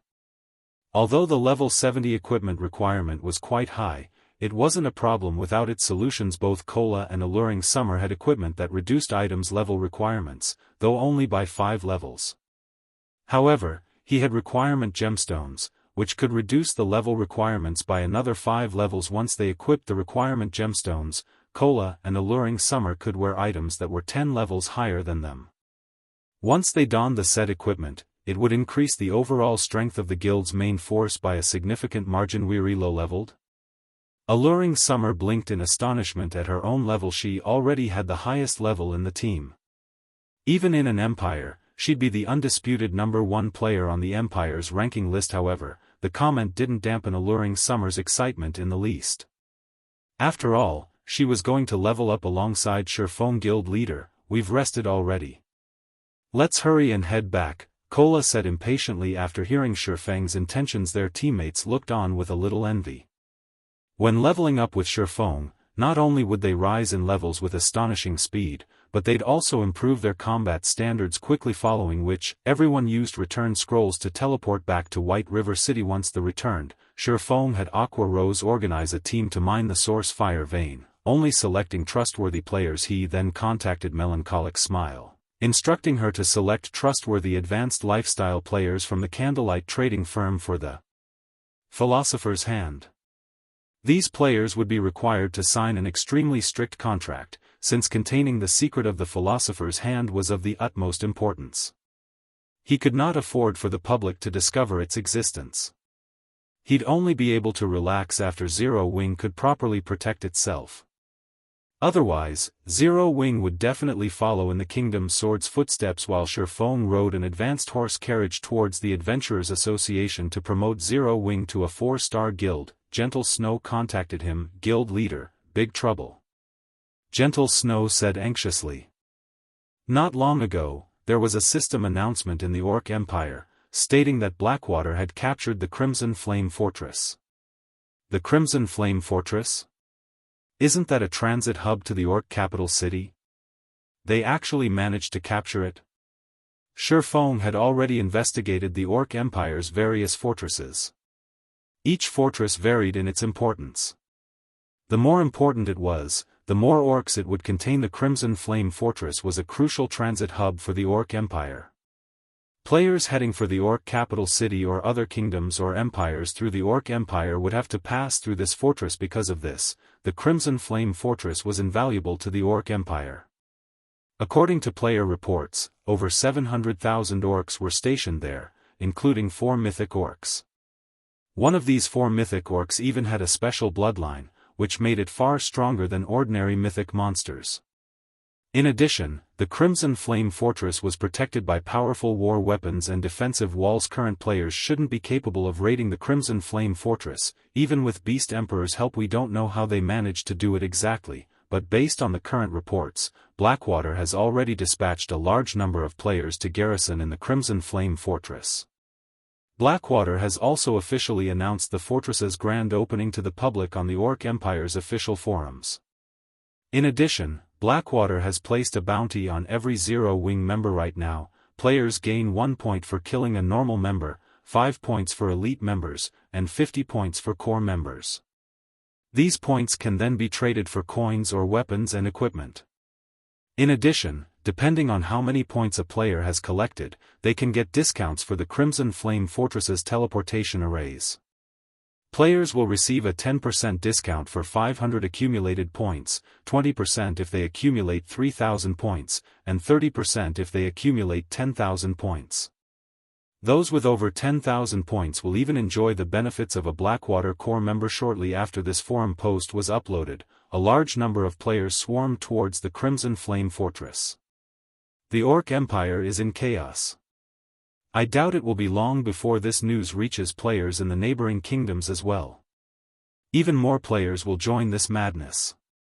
I've also heard that a large number of dark players have set their sights on our members. As he listened to Gentle Snow's report, Shifeng's expression darkened. They being so ruthless? Shifeng also could not help his surprise at Blackwater's generosity to secure a share of the pie known as God's Domain. The Blackwater Corporation had invested heavily into the Blackwater Guild. That investment enabled the guild to offer its members even greater benefits than other superpowers. As a result, many expert players had sought to join the guild, especially when they had learned of its core member benefits. The benefits were so generous that even large guilds' upper echelons envied Blackwater's core members. However, becoming a core member in Blackwater wasn't easy. It wasn't enough to be an expert player. One also needed a list of noteworthy achievements. Moreover, Blackwater limited the number of core members the guild could have at a single time. With how many expert players Blackwater had, it was easy to imagine how difficult it was to become a core member. Even so, a vast number of players did everything they could to achieve that status. Now that Blackwater offered those same benefits for kill points, how could players ignore the temptation? Moreover, by doing so, Blackwater could scout for true peak experts. Even if Blackwater couldn't convince these peak experts to bear the responsibility of a core member, the guild could persuade these experts to become allies. Guild leader, should we limit our guild members' activity within the Orc Empire? Gentle Snow suggested no. Shifeng shook his head. We're already limited to a small area.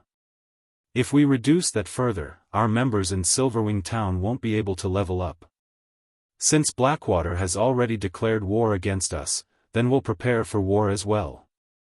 Post an announcement on the Orc Empire's forums, stating that Zero Wing will offer the same point system as Blackwater. But, Blackwater has too many advantages over us. Even if we establish a similar system, I'm afraid that very few people will side with us, Gentle Snow said worriedly. Relax. I have a surprise for Blackwater, Shifeng said, smiling. Shifeng disconnected the call as the carriage arrived before the Adventurers Association.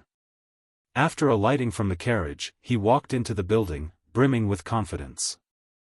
Chapter 1854, Promotion to a 4-star Guild. Dark Knight Empire, Light Shadow City, Dark Souls main headquarters. Zero Wing is quite interesting. I don't know if this guild is brave or overestimates itself.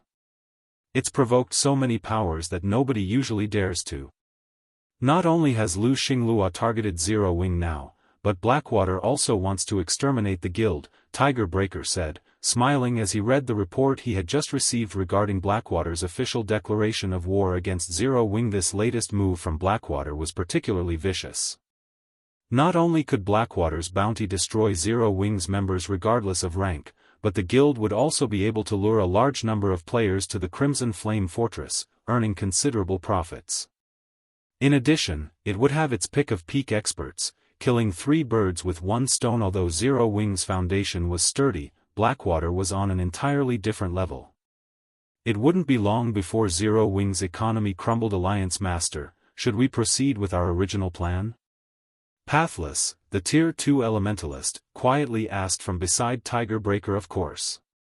We had only accepted Starlink's commission, but now that Blackwater has joined the fray, not only are we going to proceed with our plan, but we'll also increase the number of participating members, Tiger Breaker said, snorting. We suffered quite a loss at Zero Wing's hands. It's time for Zero Wing to pay back that debt tenfold. Notify every adventurer team and tell them to send their experts to the Orc Empire. I'll take command of the operation personally.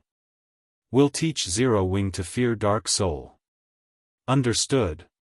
Pathless nodded slightly, a hint of excitement flashing in his eyes since Dark Soul had grown famous. His and Tiger Breaker's adventurer team, the strongest in the Alliance, had rarely taken action. Normally, they left the toughest commissions to the Dark Hunters and Shadow Claw adventurer team's White River City Adventurers Association. As soon as Feng entered the building, he noticed players crowding the lobby, chatting about Blackwater and its Crimson Flame Fortress. Blackwater is amazing. It actually captured the Crimson Flame Fortress so quickly. Exploring the Ore Empire will be much easier now. I've also heard that the Crimson Flame Fortress can teleport players to any nearby locations like Zero Wing City. We'll be able to avoid the Ore's inspection points in the Empire's inner region and reach its core area. That's right. I've heard that the Empire's core area is basically a treasure trove. It has a lot of rare ores and herbs, and the monsters in that area provide far more EXP than in the inner region. If we can get into the Ore capital city, we'll have an even greater time. I've heard that the monsters in the regional dungeon have a chance of dropping magic crystals. I've heard that as well. The Ore capital city is an extremely rare Azura mode regional dungeon. Moreover, it's a level 50 to level 100 super large-scale regional dungeon. Including the fact that it's in a neutral map, it'll offer far better loot than any regional dungeon available right now. Zero Wing is in trouble this time. Now that Blackwater has made such a vicious move, I'm afraid Zero Wing will struggle to survive in the Ore Empire. I've heard that quite a few known and top adventurer teams were doing everything they could to garrison in Silverwing Town, but those that succeeded probably regret their decisions now. When the players in the lobby spoke about the Crimson Flame Fortress, their eyes glowed with excitement and anticipation. When they spoke about Zero Wing, their tone carried disappointment and pity. At this point, nobody had an optimistic view of Zero Wing's chances against Blackwater. After all, the difference between both sides was simply massive. Previously, Zero Wing had held its ground thanks to Silverwing Town, but now that Blackwater had secured the Crimson Flame Fortress, Zero Wing had lost the advantage Silverwing Town granted. News sure spreads quickly. Feng revealed a bitter smile when he overheard the conversations around him. It seems Blackwater had prepared to advertise this matter, waiting for the right moment. Blackwater's successful capture of the Crimson Flame Fortress had only been announced recently, yet White River City's public was already talking about it. No matter how he thought about it, this shouldn't be possible. While it wasn't unusual that the various major powers' upper echelons had learned of the situation very quickly, they had intelligence members everywhere, but the same couldn't be said for ordinary players. Most ordinary players only learned about other countries' news through other players.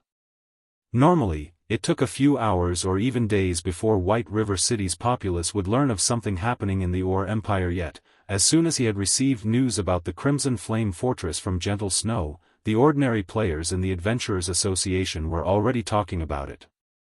The information had spread too quickly. The only explanation was that Blackwater had sent some of its members to White River City to talk about the news, secretly spreading the word. However, Feng did not particularly mind as he headed toward the association's second floor hall. As Feng arrived before the VIP counter on the second floor hall, he received a call. The caller was none other than Phoenix Rain Guild leader Black Flame. I've just heard about Blackwater's declaration of war on Zero Wing. As an ally, how can I be of help? Phoenix Rain asked. Zero Wing's development had progressed well lately. Moreover, Zero Wing's naval force continued to grow stronger, assisting her on Thunder Island. This help gave her more leeway. Now that Zero Wing was in such a predicament, she had to pay back the debt she owed. Since Phoenix Pavilion Master has offered, I won't shy away. I've been informed that Blackwater has been quite close with Nine Dragons Emperor recently. I'm guessing that Nine Dragons Emperor helped the guild capture the Crimson Flame Fortress. I hope that you can help me hinder Nine Dragons Emperor as much as possible, Feng said, his gratitude obvious in his voice. That won't be a problem. I'll send some people to cause him some trouble. We'll make sure that Nine Dragons Emperor has no time to assist in the Ore Empire, Phoenix Rain said, nodding. However, Blackwater and Beast Emperor are still allies. Their combined forces should not be underestimated. I can have Blue Phoenix lead a team of experts to assist you. Although they wouldn't be enough to contend with Blackwater and Beast Emperor's forces, they can deter dark players from participating. That won't be necessary. Blue Phoenix is your capable and trusted aide. She must have a lot to do, as well, Shifeng said, chuckling. As for Blackwater, Beast Emperor, and the dark players, I have a plan to deal with them. They'll soon learn that Zero Wing shouldn't be trifled with. He knew that Phoenix Rain had her own issues right now.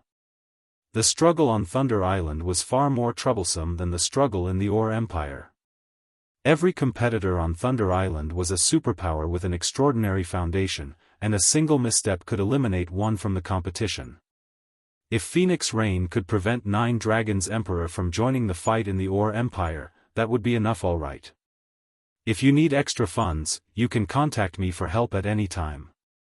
Phoenix Rain was a little surprised that Shifeng had rejected her goodwill, but it wouldn't be right to insist on sending him reinforcements after discussing the Dark Corrosion set. Phoenix Rain disconnected the call. Big Sis Rain, how did things go with Zero Wing? Should I lead some of my men over? Blue Phoenix asked curiously. Not at the moment. It seems that Zero Wing has already prepared for this. However, since Blackwater has decided to go all out, I doubt those preparations will last very long. It's best if you are ready to head out at a moment's notice, Phoenix Rain said. I understand. Blue Phoenix nodded. She felt as if Zero Wing was being too stubborn this time. Blackwater had occupied the Iron Empire, and its development speed was ridiculously fast. Even the Great Pavilion Master was awed by Blackwater's success. Blackwater even had more experts than the Dragon Phoenix Pavilion right now. The guild only lacked Domain Realm experts. However, while Blackwater didn't have Domain Realm experts, it had countermeasures for such monstrous players. Otherwise, it wouldn't have been able to remove the super first-rate guilds that had occupied the Empire. Meanwhile, inside a VIP room of White River City's Adventurers Association. Lord Protector, how may I be of service today? An NPC senior administrator asked Shifeng respectfully. I wish to promote Zero Wing to a 4-star guild. Here is the promotion order, Shifeng said. He then retrieved the 4-star guild promotion order and placed it on the table for the senior administrator to inspect. Chapter 1855, Town Level Guild. Promotion to a 4-star guild? That won't be a problem, the NPC senior administrator said as he turned his eyes towards the purple golden token on the table. Once he saw the token, however, a look of surprise flashed across his face as he asked, Lord Protector, do you really intend to use this advanced 4-star guild promotion order? Is something wrong with it?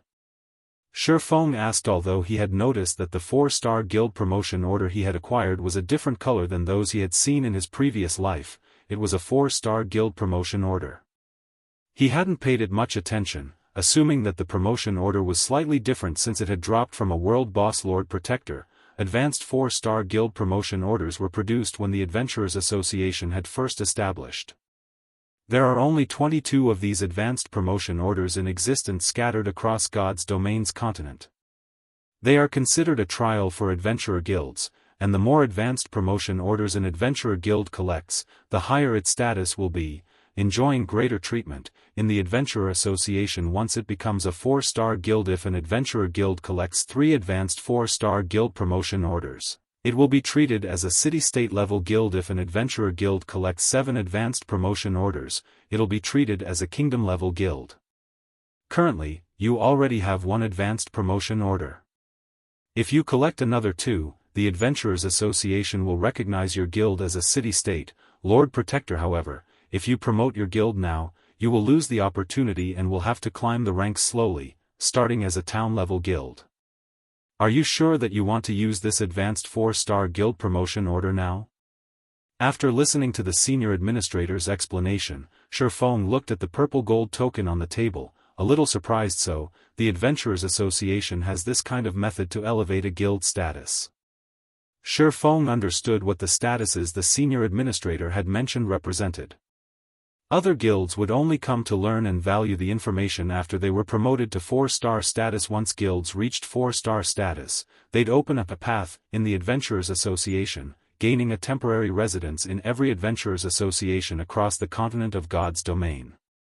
From then on, members of 4-star guilds' base of operations wouldn't be limited to one or a few locations.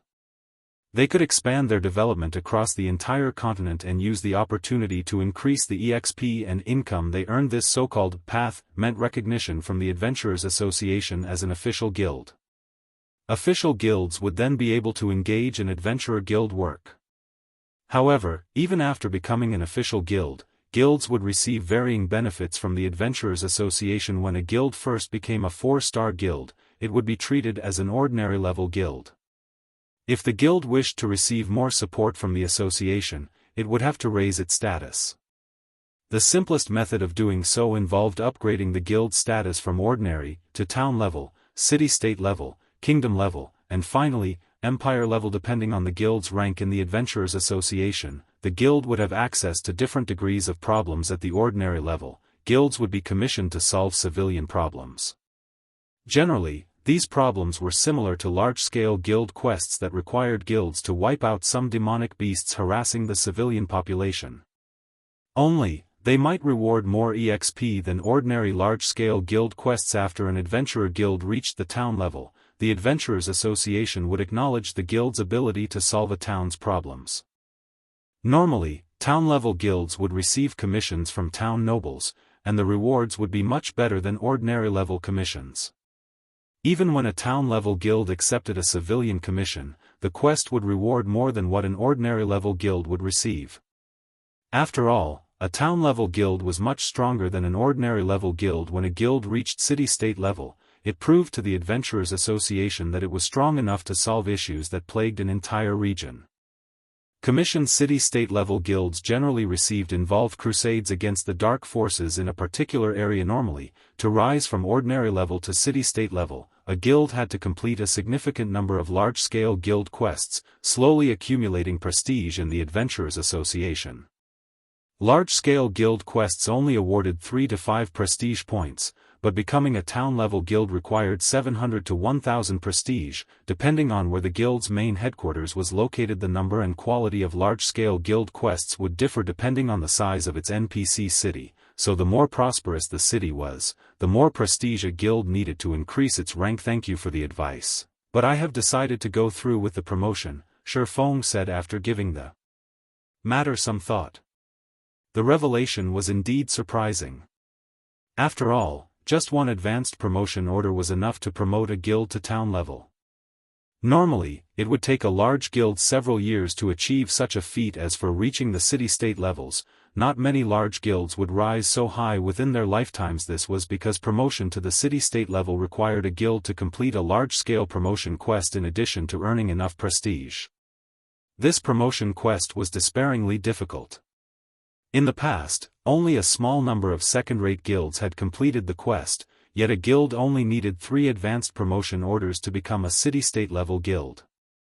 As for kingdom level, only a small number of first-rate guilds had reached that rank in the past. However, Xianxia didn't have the time to search for more advanced 4-star guild promotion orders. Most importantly, he didn't have a clear idea of where to obtain them. Even if he knew that world bosses dropped them, he wasn't strong enough to hunt those bosses yet. He had only slain the Flame Demon King thanks to his quest. If he tried to raid a mythic ranked world boss, he'd only be asking for a beating. Since Lord Protector has decided, the processing fees and guild residence reconstruction fees come to a total of 60,000 gold. However, due to your status, we can offer you a discount of 10,000 gold, dropping your total to 50,000 gold, the senior administrator said after making some calculations. 50,000? Doesn't a normal promotion to 4-star status only cost 12,000 gold? Xianxia had already begun to retrieve the money from his bag, but after hearing the total cost, he froze with shock. As you are using the advanced 4-star guild promotion order, the promotion will require more work than usual. We also have to notify the various cities' nobles and announce the officialization of the Zero-Wing Guild. Hence, the procedural fees are slightly higher, the senior administrator said. How fraudulent. The senior administrator's statement rendered Shifeng speechless. However, when he thought about how Zero Wing would instantly become a town-level guild, he considered the cost relatively low. This was basically spending money to save time. Following which, he obediently took out 50,000 gold and handed it to the NPC while he had seen to his quest. Phoenix Rain and Unyielding Heart had paid off the materials they had purchased, earning him another 120,000 gold. Otherwise, he wouldn't have been able to afford the promotion fees once the NPC confirmed Shifeng's payment. A series of system notifications reached Shifeng's ears. Chapter 1856, Shock Star Moon Kingdom Region System Announcement. Congratulations to Zero Wing for becoming Star Moon Kingdom's first 4-star guild. Rewarding one set of intermediate guild defensive magic arrays, 3,000 gold in guild funds, and 50,000 guild popularity. Guild emblem upgraded to Mysterious Iron rank. Star Moon Kingdom Region System Announcement. Congratulations to Zero Wing for becoming the first guild to own a 4-star guild residence. Rewarding 100 Adventurers Association prestige and 20,000 guild popularity. Guild battle flag upgraded to bronze rank. Upon hearing the system announcements, Star Moon Kingdom's players couldn't help but gasp. I am not hearing things, am I? Zero Wing actually became a 4-star guild? Zero Wing is amazing. I haven't even heard of a 3-star super guild, yet Zero Wing has already been promoted to a 4-star guild. Zero Wing's members are so lucky. I've heard that joining a 3-star guild will help new players quickly become elites. The Bronze Guild emblem even increases the buffs when you're in a party with other guild members. A 3-star guild receives more high-ranked quests than a 2-star guild, too. What kind of benefits will a 4-star guild enjoy? I don't know, but the benefits are definitely going to be better. Moreover, Zero Wing's guild emblem has been upgraded to Mysterious Iron rank. The buffs the emblem provides will be much stronger.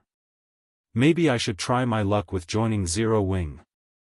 As expected of Zero Wing. Blackwater has just declared war on the guild, yet Zero Wing has retaliated with such power. Blackwater will likely find Zero Wing a difficult opponent. There's no doubt about that. I just received some insider information from a friend of mine. He just got his Mysterious Iron Guild emblem from the guild residence, and he says it's much stronger than before. The bronze emblem only provides 3% more HP and 1% more attack power, but the Mysterious Iron version provides up to 2% to all basic attributes, attack power, defense, and EXP gain. As long as 6 or more guild members are within 150 yards, players will enjoy the maximum buff. There's no need to be in the same party. Right. There's also the bronze-ranked guild battle flag. That's basically a treasure for raiding dungeons. As long as you purchase it, you can plant it in a dungeon, and all guild members within 200 yards will receive a 10% increase to all attributes for 5 minutes. After seeing the system announcements, Star Moon Kingdom's independent players engaged in a heated discussion on the official forums. Many players had abandoned the thought of joining Zero Wing after Blackwater's declaration of war, but now that Zero Wing was a 4-star guild, it offered even better benefits. When these independent players learned about these benefits, they began to reconsider their positions. Zero Wing's new benefits were simply too tempting, especially the guild emblem. Previously, the Bronze Guild emblem had offered free teleportation between guild residences and increased attributes when in a party with other guild members. Not only did the Bronze Guild emblem save Zero Wing's members money, but it also made it easier to grind monsters. Now that the guild emblem had been upgraded to Mysterious Iron rank, its effects had more than doubled. Moreover, the guild now had access to the Bronze Guild battle flag. With the battle flag's help, Zero Wing's members would have a much easier time with dungeon bosses. After all, not every player in the game had the opportunity to learn a berserk skill. Meanwhile, the guild battle flag's buff was akin to a mini berserk skill for the entire team. Meanwhile, the various major powers soon learned of Zero Wing's latest promotion, so, this is what Black Flame was talking about. Phoenix Rain could not help but shake her head and smile as she read the latest report regarding Zero Wing. Sure enough, Zero Wing hasn't changed. It is always full of surprises. Big Sis Rain, I wish I could see the expressions of Blackwater and Nine Dragons Emperor's people when they hear about this, Blue Phoenix said, giggling. Even she was tempted by the benefits a 4-star guild enjoyed, not to mention independent players. She could already imagine the massive crowd that would form outside of Zero Wing's guild residences. Zero Wing would definitely increase its strength in a short time. Moreover, with the mysterious Iron Guild emblem and Bronze Guild battle flag, she could already foresee Zero Wing's members improving significantly in a short time. After all, both items would drastically reduce the difficulty of raiding team dungeons. Players that had struggled to increase their attributes could now raid these dungeons, acquiring better weapons and equipment. These players could then use these weapons and equipment to raid team dungeons of greater difficulty and acquire even better items, creating an endless cycle. Black Flame's latest trump card is certainly impressive. With the benefits of a 4-star guild hastening its development, Zero Wing has a chance in a war of attrition against Blackwater in the Orc Empire. As more time passes, Zero Wing will also be able to include more members in the fight. On the other hand, Blackwater severely lacks manpower, Phoenix Rain said, nodding. She hadn't actually thought that Sherfong was capable of such a move. It was no wonder why the man had rejected her offer for reinforcements. Orc Empire, Crimson Flame Fortress. After the Crimson Flame Fortress had opened to the public, a large number of players had gathered there, seeking the Orc capital city's treasures. The fortress's player population was even more frightening than Silverwing Town's. However, while the town was quite lively, the meeting room in the castle was not Vice Guild leader. According to our investigation, many experts from the neighboring kingdoms have begun to consider visiting Star Moon Kingdom to join Zero Wing due to its promotion to a 4-star guild, Falling Fire said, reading the report in his hands with a grim expression. All 20-plus guild upper echelons inside the meeting room were deathly silent as they looked at the woman in the seat of honor. The woman had long, light red hair draped over her shoulders, and she wore a suit of sacred crimson armor. The woman looked to be around 25 or 26 and radiated a majestic charm. However, when everyone present looked at this charming beauty, fear and cowardice overwhelmed them, clear on their faces. Even Falling Fire, who was responsible for Blackwater's forces in the Orc Empire, only engaged this woman with trepidation. Their reaction was not because she was a level 57, Tier 2 shield warrior. Rather, it was due to her identity as one of Blackwater's Vice Guild leaders and her title as the Iron Valkyrie, granted by the secret pavilion Xuanwu Qisha. Despite her age, Xuanwu Qisha had become a master-level expert in the Blackwater Corporation's dojo. She was also one of the corporation's heirs. After joining God's domain, she had displayed monstrous talent. First, she had defeated over 50 experts on the God's domain experts list. Then, she had challenged several old monsters from the various super guilds before leading Blackwater's forces to dominate the Iron Empire, relying on her vicious tactics until she secured the guild's position as the Empire's overlord. Now, to secure Blackwater's hold of the Orc Empire, she had arrived to oversee the guild's development personally. She was also responsible for the plan to target Zero Wing Good. Then, can anyone here tell me why we only learned about Zero Wing's promotion after the fact? Xuanwu Qisha asked softly as she swept her gaze over the people before her. Chapter 1857, Airport. The atmosphere inside the quiet meeting room became even tenser at Xuanwu Qisha's question. After the silence continued for some time, a young man, who was a level 56, Tier 2 assassin, stood up. Vice Guild leader, my subordinates did not do their job properly and failed to notice Zero Wing's actions in time. Afterward, I'll have them transferred. No, I'll send them packing right away. The assassin youth said nervously. Blackwater has no need for incompetent people. When everyone present heard the intelligence team leader's decision, they did not express any opinions about it, neither did they feel surprised by it. After all, the Vice Guild leader before them was extremely vicious in her actions. Moreover, her viciousness wasn't limited to her enemies but extended to her allies as well. Xuanwu Qisha did not tolerate mistakes from her subordinates. A subordinate that slipped up would incur terrifying consequences, not to mention, Zero Wing's promotion to 4-star guild was a huge incident, yet the intelligence team spying on Zero Wing had actually failed to get any hint of it. Well said. Xuanwu Qixia smiled, clapping her hands as she walked up to the assassin youth. In that case, you can also get lost now. Following Xuanwu Qixia's words, everyone in the room received a notification that the assassin youth had been expelled from the guild and was no longer a member of Blackwater Vice Guild leader. When the assassin youth saw the expulsion notice, he turned to Xuanwu Qixia in shock. He had never thought that she would actually remove a managerial figure like himself just like that. Just as the assassin youth was about to say something more, Xuanwu Qixia suddenly unsheathed the sword hanging from her waist and sent a dark purple arc cutting at him. Before the assassin youth could even react, his vision started darkening. A moment later, the assassin youth's body collapsed to the ground, and multiple weapons and equipment dropped beside his body. After the assassin youth died, his corpse slowly disintegrated, transforming into dark purple smoke. The smoke then flowed into Xuanwu Qixia's sword. Everyone inside the room could faintly hear agonizing screams coming from the purple smoke. Suddenly, fear permeated the entire room. Everyone present looked at Xuanwu Qixia with a dumbfounded expression. The assassin youth, named Grey Blade, was the vice commander of the Or Empire Branch Guild's main force. At the same time, he was the head of the Branch Guild's intelligence department. Despite his high position, Xuanwu Qixia had actually expelled him after just a few words. She had even killed Grey Blade without hesitation. This situation evoked an unprecedented fear in everyone. They could tell that Grey Blade had not died an ordinary death. Otherwise, the assassin youth wouldn't have dropped over half of the weapons and equipment he wielded and let loose such soul-piercing cries.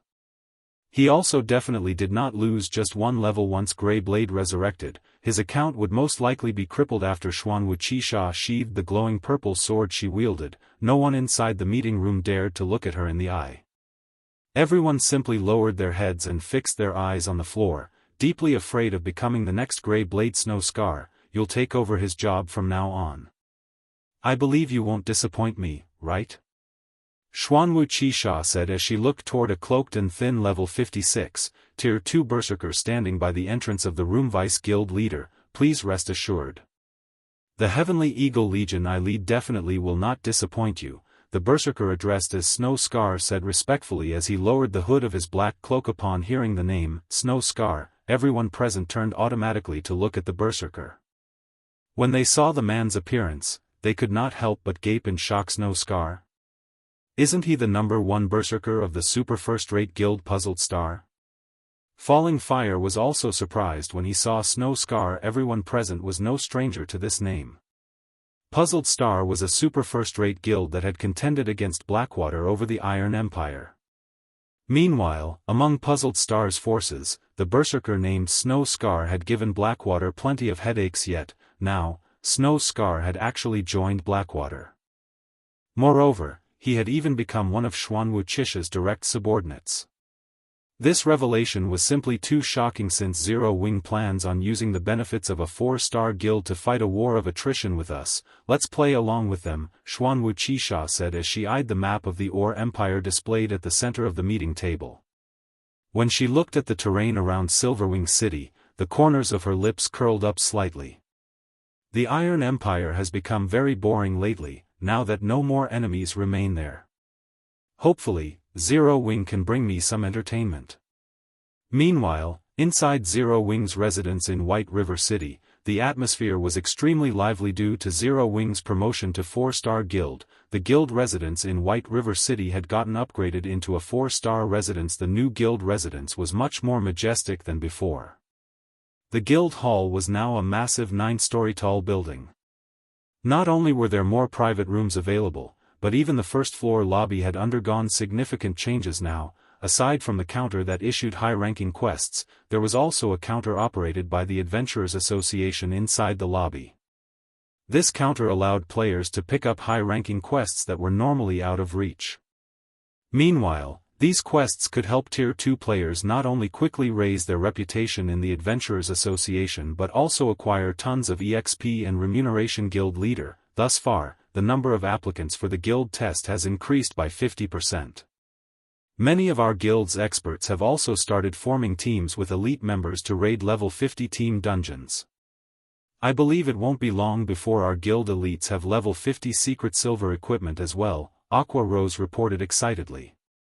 Then, we'll be able to dispatch large numbers of well-equipped elite and expert members to Silverwing Town and show Blackwater and those dark players who's boss. Although mainstream players had already reached level 50, due to the sharp decrease in drop rate for level 50 weapons and equipment, players weren't particularly well equipped right now. Let alone elite players, even level 50 plus expert players currently had only a few pieces of level 50 secret silver equipment on them. Excellent. Since so many people in the guild wished to raid level 50 team dungeons, let them prioritize raiding these team dungeons, Shifeng said as he pointed out a few level 50 team dungeons in Starmoon Kingdom. Although these team dungeons did not drop the best weapons, equipment, and materials, they were sources of fire essence stones, ice crystal water, and titan ore. These three materials were extremely rare and were very difficult to acquire from the market. However, they were also the main materials necessary for the Hell Tank currently. Due to Zero Wing's promotion to 4-star guild, the guild's fame had skyrocketed, and the guild's growth potential had risen considerably. As a result of this change, however, the guild had also earned the attention of many superpowers. Originally, he had planned on directly taking control of the secret stone fortress. However, if he did so now, the consequences would be extremely severe. The various superpowers coveting the fortress would definitely go crazy over the matter. Hence, what he needed to do right now wasn't to take control of the secret stone fortress but to boost the guild's combat power. Meanwhile, the simplest way to do so was to expand the guild's arsenal of war weapons. Currently, he had two new war weapons he could make. One was the Guardian Puppet, while the other was the Hell Tank. He had just acquired the Philosopher's Hand, and it would take Melancholic Smile some time to select trustworthy advanced lifestyle players. Nurturing these advanced lifestyle players into masters would also take quite a lot of time. The production of the Guardian Puppet required too many masters. It simply wasn't feasible to nurture the necessary masters within the amount of time remaining to take control of the secret stone fortress. Hence, the only option he had left was the Hell Tank with sufficient Hell Tanks. Although these wouldn't allow Zero Wing's members to roam the Ore Empire uncontested, defending the secret stone fortress should not be a problem. I understand. I'll have our guild members focus on raiding these dungeons, Aqua Rose said, nodding. She then started making the necessary arrangements. Meanwhile, after Shifeng was done assigning tasks, he went to White River City's teleportation hall and teleported to Starmoon City, then headed to the capital city hall. Lord Protector, how may I be of service to you today?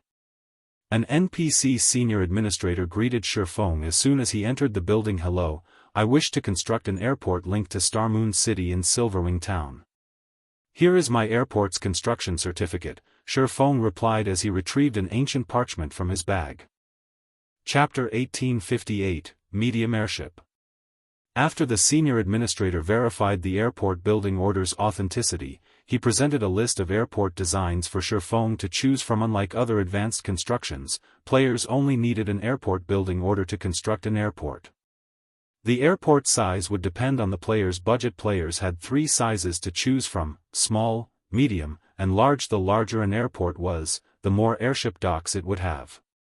Moreover, the system would allocate higher quality airships. How expensive? As Shifeng examined the various airports' prices, he felt like a poor bastard. The cheapest airport on the list the senior administrator had provided cost 50,000 gold to construct, whereas the most expensive small airport cost 150,000 gold. Needless to say, the medium and large airports cost even more. Although he had known the minimum price for constructing a small airport, he hadn't expected such a large price disparity between the cheapest and most expensive small airports available. Of course, the most expensive small airport was worth every coin. The 50,000 gold airport looked shabby next to the 150,000 gold option. The 50,000 gold airport only had 4 small docks, which were only available to ordinary small airships. The 150,000 gold option had 6 small docks, and all 6 housed small bronze airships. Not only were small bronze airships 30% faster than ordinary small airships, but their load capacity was also 50% higher. The profits a small bronze airship could generate was more than double that of an ordinary small airship. However, after deducting the promotion fees he had paid earlier, he only had a little over 90,000 gold on hand. It was obviously not possible to construct the best small airport available right now. Moreover, if he wished to become the Secret Stone Fortress's advanced manager, he needed to fork over another 60,000 gold. He still had 2 days left before he had to pay the 60,000 gold for the Secret Stone Fortress. Although he could earn a lot of money through the guild's territories and selling the rare materials from the Ice Crystal world, he should have barely enough money for the cheapest airport and the required fees for the Secret Stone Fortress. With the total profits, it seems I have no choice but to go with the cheapest option for now and rebuild a better one once I have the money to do so. Shifeng could not help his sigh as he read the list. As long as players qualified to build an airport in a town, they could build whatever kind of airport they wished. However, once an airport had been constructed, it couldn't be upgraded. If players weren't satisfied with their small airport and wanted to construct a medium airport, they'd have to remove the current construction and build the desired airport from scratch. In other words, players would have to pay the full price for a medium airport, rather than the price difference. This was why even super guilds didn't dare to expand their airports casually. Lord Protector, as you are the first heaven-blessed individual in Star Moon Kingdom to construct an airport, we have 2 additional small airport models and 1 medium airport model we can offer. May I know if you are interested in seeing them?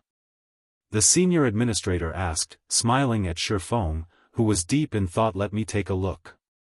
Shifeng's eyes glowed with interest when he heard the NPC's offer. This additional recommendation was the equivalent of a bonus reward. Naturally, he wouldn't ignore the potential opportunity. The senior administrator then retrieved a second list, handing it to Shifeng. Although the list only had 1 page, listing only 3 airport variations, descriptions covered the page. Only a fraction of the descriptions included simple introductions, while rules and regulations took up the majority of the page. Model 024, Small Airport. Price, 150,000 gold. Has 5 small docks, each equipped with a small bronze airship. Has 1 medium dock, equipped with a medium bronze airship. Installment plan, down payment of 60,000 gold and pay an additional 200,000 gold within 1 month. If payment is not completed within that time, the airport will be repossessed. Model 039, Small Airport. Price, 180,000 gold. Has 6 small docks, each equipped with a small bronze airship. Has 1 medium dock, equipped with a medium bronze airship. Installment plan, down payment of 80,000 gold and pay an additional 240,000 gold within 1 month. If payment is not completed within that time, the airport will be repossessed. Shifeng couldn't ignore the temptation of these 2 models. Not only could he pay in installments, but the small airports even had a medium dock and a medium bronze airship. Normally, this benefit was only included with medium airports. A medium airship wasn't just larger than a small airship.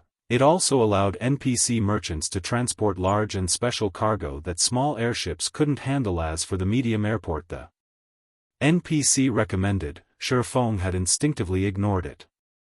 500,000 gold was more than enough of a reason to pass the option by. Lord Protector, are you satisfied with the airports listed? The senior administrator asked. If you cannot decide or lack sufficient funds, we can reserve these 3 options for you for 3 days. No need. I'll go with Model 024, Shifeng said without hesitation. He definitely couldn't afford the medium airport, even if he bankrupted himself. As for Model 039, he would have chosen it if he could have. After all, it only cost an additional 30,000 gold, or a total of 60,000 if he chose the installment plan, for an additional small dock and small bronze airship. However, if he paid the 80,000 down payment, he would have a very difficult time collecting the 60,000 gold required to claim the Secret Stone Fortress. Hence, he had chosen Model 024. Although paying the remaining 200,000 gold within 1 month would be a little troublesome, with Zero Wing's current development rate, it wasn't entirely impossible. Moreover, with an additional medium dock and medium bronze airship, his airport would likely generate enough income to cover a significant portion of his debt. Furthermore, the airport's construction would increase the income from Silverwing Town's other facilities. Lord Protector, the Model 024 you have chosen comes to 150,000 gold. Would you like to issue a one-time payment or pay in installments? The senior administrator asked respectfully. I'll pay in installments, Shifeng said. He then retrieved 60,000 gold from his bag, leaving him with just a little over 30,000 gold. All right.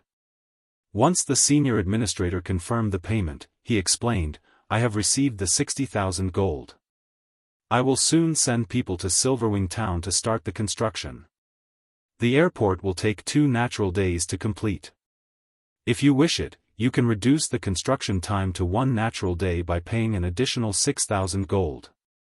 Just build it normally, Shifeng replied. Building an airport required a lot of time, which he knew. That was also why he had chosen to construct the airport now.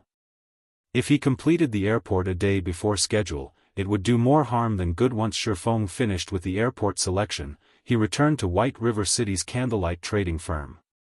He had to set aside his original plan of helping Kola and Alluring Summer level up, sending the two to Beslow Hills, a neutral map near Star Moon Kingdom. Once they had formed a 6-man party. Instead, the Beslow Hills was a level 70 neutral map and home to the undead. Although the monsters there were roughly as strong as the monsters in the Flame Demon's Valley, the party would face far less danger than in the valley. Moreover, undead generally had below average HP. With Kola's current equipment, he'd be able to resist the undead army in the area. His 5 party members would simply need to consume holy light potions, converting their attacks into light type. Light type attacks dealt double damage to undead, which would significantly increase the party's grinding speed. Many of Star Moon Kingdom's large guilds had used this method to power level new, low-level members in the past. The only downside to this was that undead monsters were very poor. Even after killing an army of several hundred undead, one wouldn't earn enough money to cover the cost of a single holy light potion. After making the necessary arrangements for Kola and Alluring Summer's leveling, Shifeng returned to his special forging room in the candlelight trading firm. He then took the subclass dark gold design from his bag. Anticipation flashed in Shifeng's eyes as he gazed at the blank parchment before him. He then pulled the Hell Tank design from his bag. The Hell Tank required multiple subclasses to craft its various components. The Forger subclass was only one of them among the parts the Forger subclass had to craft. The most important were the power source and the sturdy, outer shell. As an intermediate tank, both were fine gold rank. If he could upgrade one of them to dark gold rank, it would definitely improve the overall Hell Tank. With his current forging standards, modifying the Hell Tank's power source or outer shell would be impossible. Not even an advanced master forger was guaranteed to accomplish the task. However, the subclass dark gold design before him could forcefully modify and upgrade a low-rank design to dark gold rank, making the impossible possible. Of course, he had never actually heard of anyone achieving the feat, so he wasn't sure if it was possible, but if he succeeded, the Hell Tank would become far more powerful. Improving the outer shell will only increase the tank's defense and durability, but the tank's offensive abilities are more important. Let's go with the power source. After examining the Hell Tank design before him for some time, Shifeng decided to upgrade the tank's power source. Shifeng activated the subclass dark gold design and designated the Hell Tank's power source design as the target. A loading bar then appeared as the system analyzed and modified the design. Please succeed. Shifeng silently prayed as he watched the loading bar slowly fill. TL notes. Hell Tank, changed Hell Chariot, from Chapter 1771, Hell Tank. Chapter 1859, Improved Power Source. As the light blue loading bar filled, the analysis began to take more time to complete. Once the analysis reached 90% completion, each subsequent percentage took over a dozen seconds. Don't tell me it's going to fail?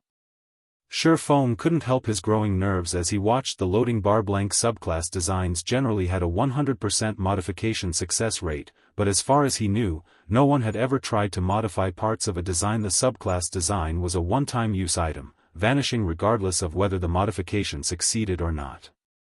Nobody would take the risk of losing an opportunity to upgrade their subclass to the next rank. Finally, after more than 10 minutes, the modification finished and Shifeng heard the sound of a system notification system. Congratulations. You have modified the Hell Tank's power source and acquired the dark gold ranked Hell Tank power source design system. congratulations. You have created the Dark Gold ranked Hell Tank power source design wonderful. Shifeng was ecstatic as he watched words and diagrams appear on the blank parchment before him. Now that he had created a new Dark Gold item, he only needed to accumulate 100,000 forging proficiency points to become an intermediate master forger, following which, Shifeng eagerly clicked to inspect the Dark Gold power source design. The upgrade would improve the power source's transfer of energy throughout the Hell Tank. Not only would this increase the Hell Tank's movement speed, but it would also increase the power of the tank's cannons. Amazing. It's so much stronger after the modification. Shifeng was astonished as he inspected the upgraded power source at the fine gold rank. The power source could supply anywhere from 200 to 300 units of energy per second. This energy would power the Hell Tank's movement, defenses, and attacks. After its upgrade to Dark Gold rank, the power source could generate between 320 and 400 units of energy per second. In terms of performance, the power source had improved by more than 30%. Moreover, the new power source's energy output was far more stable. Now, the Hell Tank's Dark Gold power source could rival the power source of an advanced tank. Although advanced tanks' power sources were also Dark Gold rank, they required far more precious materials to construct. The required materials for the Hell Tank's modified power source, on the other hand, hadn't changed. Only, the design now required a higher quantity of materials. The fact that it could rival an advanced tank's power source was amazing. The various empires commanded advanced tanks to combat mythic monsters. These war weapons weren't available to players. Guild leader, I've already collected all the materials you've requested in Blackwing City. Abyss and the others have also returned from Ocean Viewing Town. Melancholic Smile reported joyfully as she entered Shifeng's forging room. Should I bring them to you? Send them here, Shifeng said, nodding. Now that he had completed the modifications, he could start the Hell Tank's production. With Titan City and Burning Abyss's tutelage, the Candlelight trading firm had gained 2 more master engineers, bringing the total to 3, the minimum required to craft the Hell Tank. Although Shifeng wasn't an intermediate master forger yet, with the Philosopher's hand, he could perform like one. In addition, he had a much higher success rate when forging the power source than ordinary intermediate master forgers, since he had created the upgraded power source. A short moment later, Burning Abyss and the 2 other master engineers stepped into Shifeng's special forging room. Despite these 3 players' status as master engineers, they still looked at Shifeng with nervous and excited energy. Anywhere else, even a first-rate guild's guild leader would have to treat them with respect due to their identities as master engineers. However, as employees of the Candlelight trading firm, they knew their place in the trading firm. Master lifestyle players might be good, but they were not irreplaceable. With the Candlelight trading firm's strength, it would have no issues nurturing more masters in the future. They were proof of this. Guild leader, do you need us for something? Burning Abyss asked. I've asked you here today to help me produce an item. However, before we do, you'll need to sign a confidentiality agreement, Shifeng told Burning Abyss's group of 3. If any of you don't wish to do so, I won't force you. I'll just find someone else to replace you later. If there are no problems, the contracts are on the table. Burning Abyss and his companions revealed confused expressions. Before they had become master engineers, they had signed Candlelight's core member contract, which was already quite strict. Logically, there should be no need to sign an additional confidentiality agreement. Although these 3 were curious, they didn't hesitate to sign the new contract Shifeng had presented. Good. Since you've signed the contract, take a look at this, Shifeng said as he revealed the Hell Chariot design to the 3 master engineers. If you don't have any issues with it, you may begin production right away. When the 3 master engineers saw the design, they were dazed. Amazing. This is an intermediate tank. Burning Abyss's eyes glowed with excitement as Head read the Hell Tank's introduction. The other 2 master engineers couldn't tear themselves away from the design after seeing it, and they wanted nothing more than to test their skills on the Hell Tank's production. Although they had learned a lot while producing speedboats, the knowledge they had gained was a drop in the ocean compared to what they would learn as they crafted this intermediate tank. If they grasped the Hell Tank's production method, it could even help promote them to Intermediate Masters Guild leader. We don't have any problems with the engineering aspects of this design, but some of its components will require an intermediate master forger. Burning Abyss said awkwardly. Don't worry about that. I'll send the components to you soon, Shifeng said. Shifeng's decisive, confident reply stunned the three engineers. Has the guild leader already been promoted to intermediate master forger? This thought popped into the master engineers' minds. They couldn't think of any other explanation for how Shifeng would acquire the required components an intermediate master. They had only become basic masters after a long struggle, and even now, they had no idea how to become intermediate masters. They didn't even know if they could reach the intermediate master rank, yet Shifeng had just hinted that he had already become one. Alright, you guys should get to work on the basic components. I'll have the forging components sent over soon. Naturally, Shifeng knew what these three were thinking, but he didn't bother to refute their assumptions. Although he wasn't an official intermediate master, he wasn't far from becoming one. After all, he only lacked sufficient proficiency points. He could easily deal with that by investing time into forging items, following which, Burning Abyss and the others went to another special workshop and started to craft the necessary basic components. As for Shifeng, he activated the Philosopher's Hand's Philosopher's Soul. He then began to refine the Titan ore and the various other materials Melancholic Smile had delivered. After 8 straight hours of work, Shifeng had finally crafted all of the Hell Tank's forged components. Although he had failed multiple times and wasted a lot of materials, the losses were within his expectations. Burning Abyss and his engineers had long since completed their part, and once they received the forged components, the trio carefully began to piece it all together. As Shifeng watched the three master engineers combine the individual components and transform them into a full-fledged tank, he could not help his growing excitement. The Hell Tank was crimson and 4 times the size of a tank in the real world. The Hell Tank took up nearly half of the special forming room like some gigantic, slumbering beast. Guild leader. It's a success. We combined all of the components successfully. Burning Abyss shouted in elation as he inserted the final piece and received a notification from the system. Chapter I-860, New Hell Tank. Burning Abyss's joyful voice echoed inside the spacious and messy special workshop. When the other 2 master engineers saw the cold, pitch-black Hell Tank before them, they, too, could not help but become excited. As the makers of the Hell Tank, they knew very clearly just how amazing it was. The Hell Tank's armor was made from Titan ore, an incomparably tough material that was basically indestructible to current players. If players couldn't damage the Hell Tank's armor, then they wouldn't be able to reduce its durability, either. With the frightening mana output of the Hell Tank's power source, the tank would be capable of rolling over any Tier 3 monsters in its path.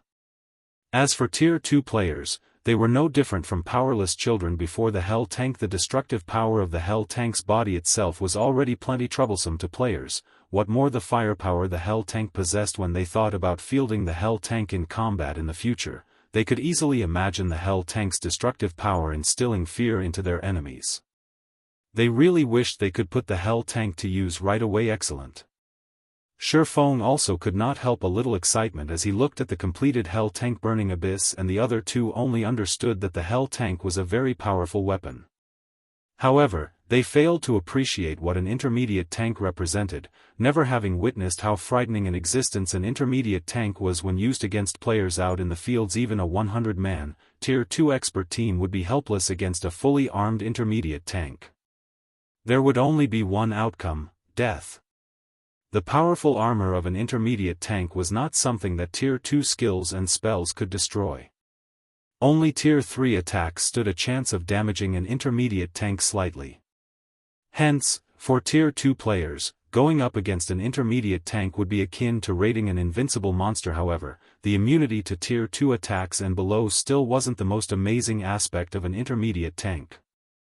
The crucial detail about an intermediate tank was its speed and power. If one had an intermediate tank, one could basically move unhindered, so long as one did not come across Tier 3 or above players and monsters or players that wielded war weapons. After verifying that the production was a success, Shifeng arrived before the Hell Tank and stored it inside his epic ranked spatial bag. This scene stupefied Burning Abyss and his fellow master engineers. The Hell Tank wasn't an item that could be stored whole in a player's bag space. If players wished to store it there, they would have to disassemble it first into smaller parts because not only did the Hell tank occupy too many bag space slots, but its weight was also extraordinary. Normally, several players would be required to lug it around. Currently, even the most expensive 1,000-slot bag sold on the market could hold only 1/10 of the Hell tank. If one wanted to store the entire Hell tank in a single bag, said bag would need a capacity of 10,000 slots. However, this was still not the most crucial point. The deciding factor was the weight. Carrying a Hell tank required at least 5 strength-focused Tier 2 players. Nevertheless, Xianxia had actually stored the entire Hell tank all by himself. What Burning Abyss and the other two did not know was that epic-ranked spatial bags existed in God's domain. Take Xianxia's spatial bag for example. Not only could it store 12,000 slots worth of items, but it also had a built-in warehouse that allowed the storage of non-bag space items. In addition, items stored inside the spatial bag wouldn't add to the load of players. Hence, Xianxia was able to store the Hell tank without problems. After collecting the Hell tank, Xianxia had to inspect its attributes. As the Hell tank was a war weapon, its attribute panel could not be inspected while it was present in the outside world. At most, one would see only its name when inspecting it. Only after storing it in a bag space could one inspect it. Hell tank, intermediate tank equipped with a dark gold rank power source. Maximum capacity, 20 people. Increases movement speed by 10%. Possesses upper rank Tier 2 defensive capabilities. Durability 400 additional skill 1 dash. Magic shield, constructs a Tier 3 magic barrier that can absorb up to a maximum of 3 million damage for 24 minutes. Each use costs 18 magic crystals. Cooldown, 10 minutes. Additional skill 2 dash. Hell cannon, 1,700 yard range. Deals a devastating blow at the Tier 3 standard to a 35-yard radius. Each use costs 90 magic crystals. Cooldown, 14 seconds. Additional skill 3 dash. Flame spears, creates 14 flame spears. Each flame spear carries power at the peak of Tier 2 and has a 150-yard attack range. Cooldown, 7 seconds. It's improved by so much? Xianxia hid his astonishment as he looked at the attributes of the Hell tank. The original Hell tank was already top tier among intermediate tanks. However, upgrading its power source to dark gold rank had improved it significantly in every aspect. Not only did the higher mana output bring a 30% increase to its movement speed, but it also amplified the magic runes carved on the Hell tank's armor, boosting the Hell tank's defensive capabilities from Tier 2 to upper rank Tier 2. With this, even Tier 3 attacks would barely damage the Hell tank. Aside from that, the upgraded power source had also strengthened the Hell tank's firepower slightly and reduced its energy consumption somewhat.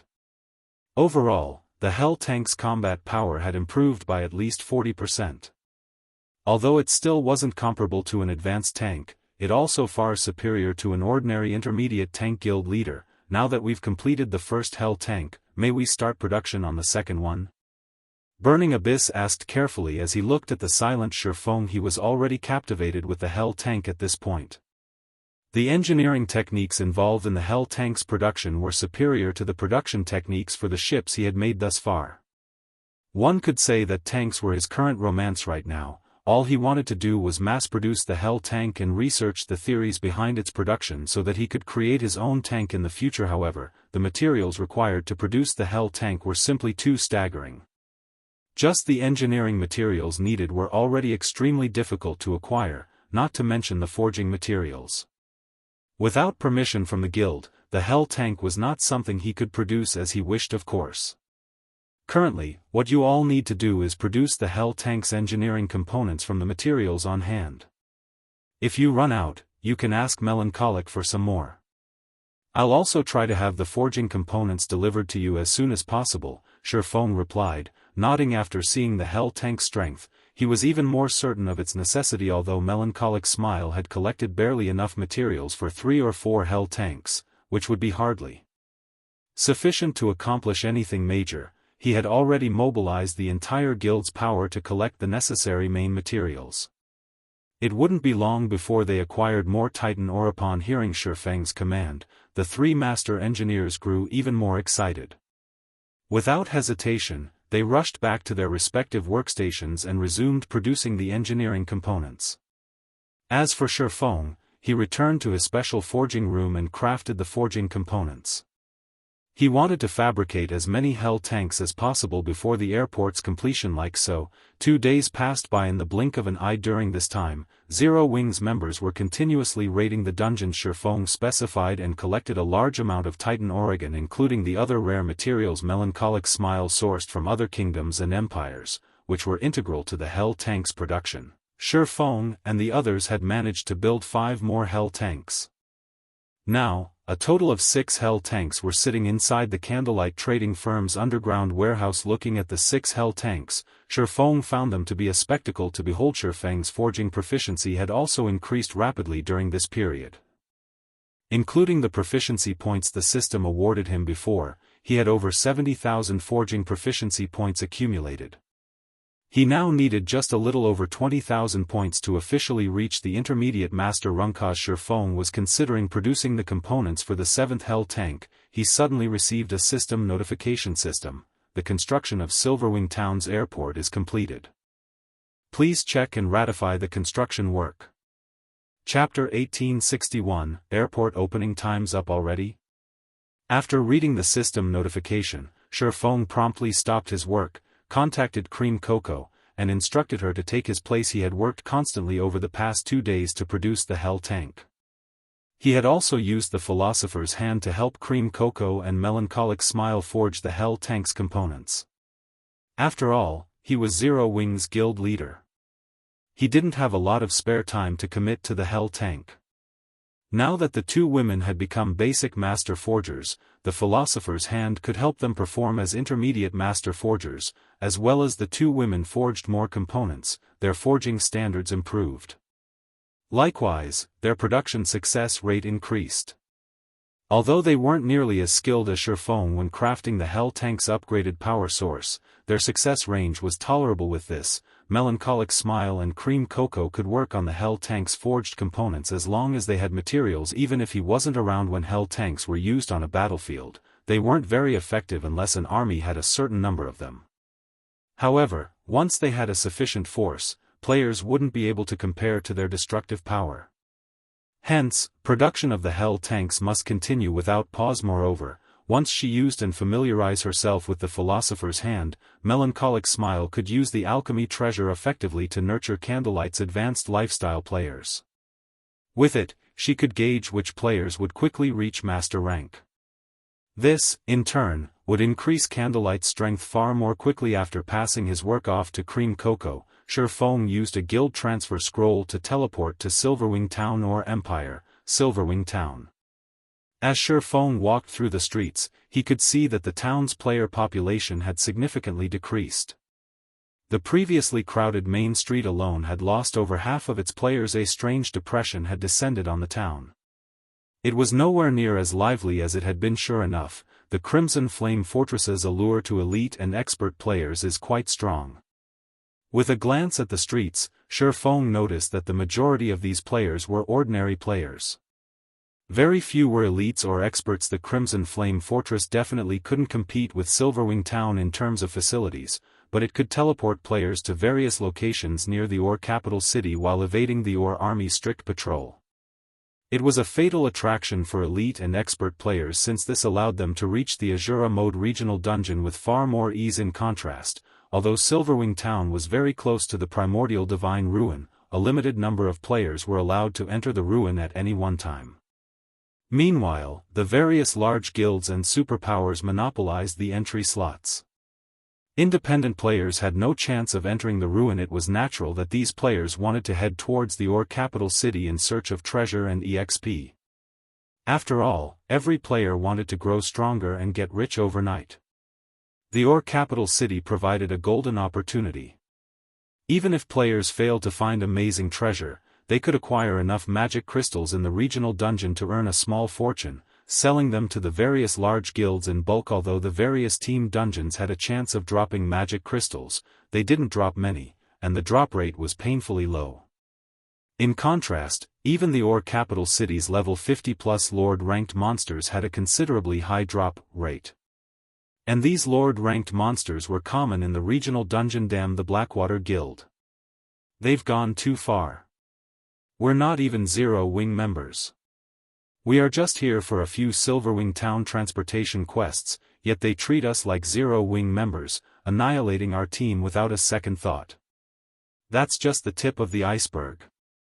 Blackwater's members and the Dark players have stated that from tomorrow on, any player that wants to complete a transportation quest in Silverwing Town will have to pay a protection fee.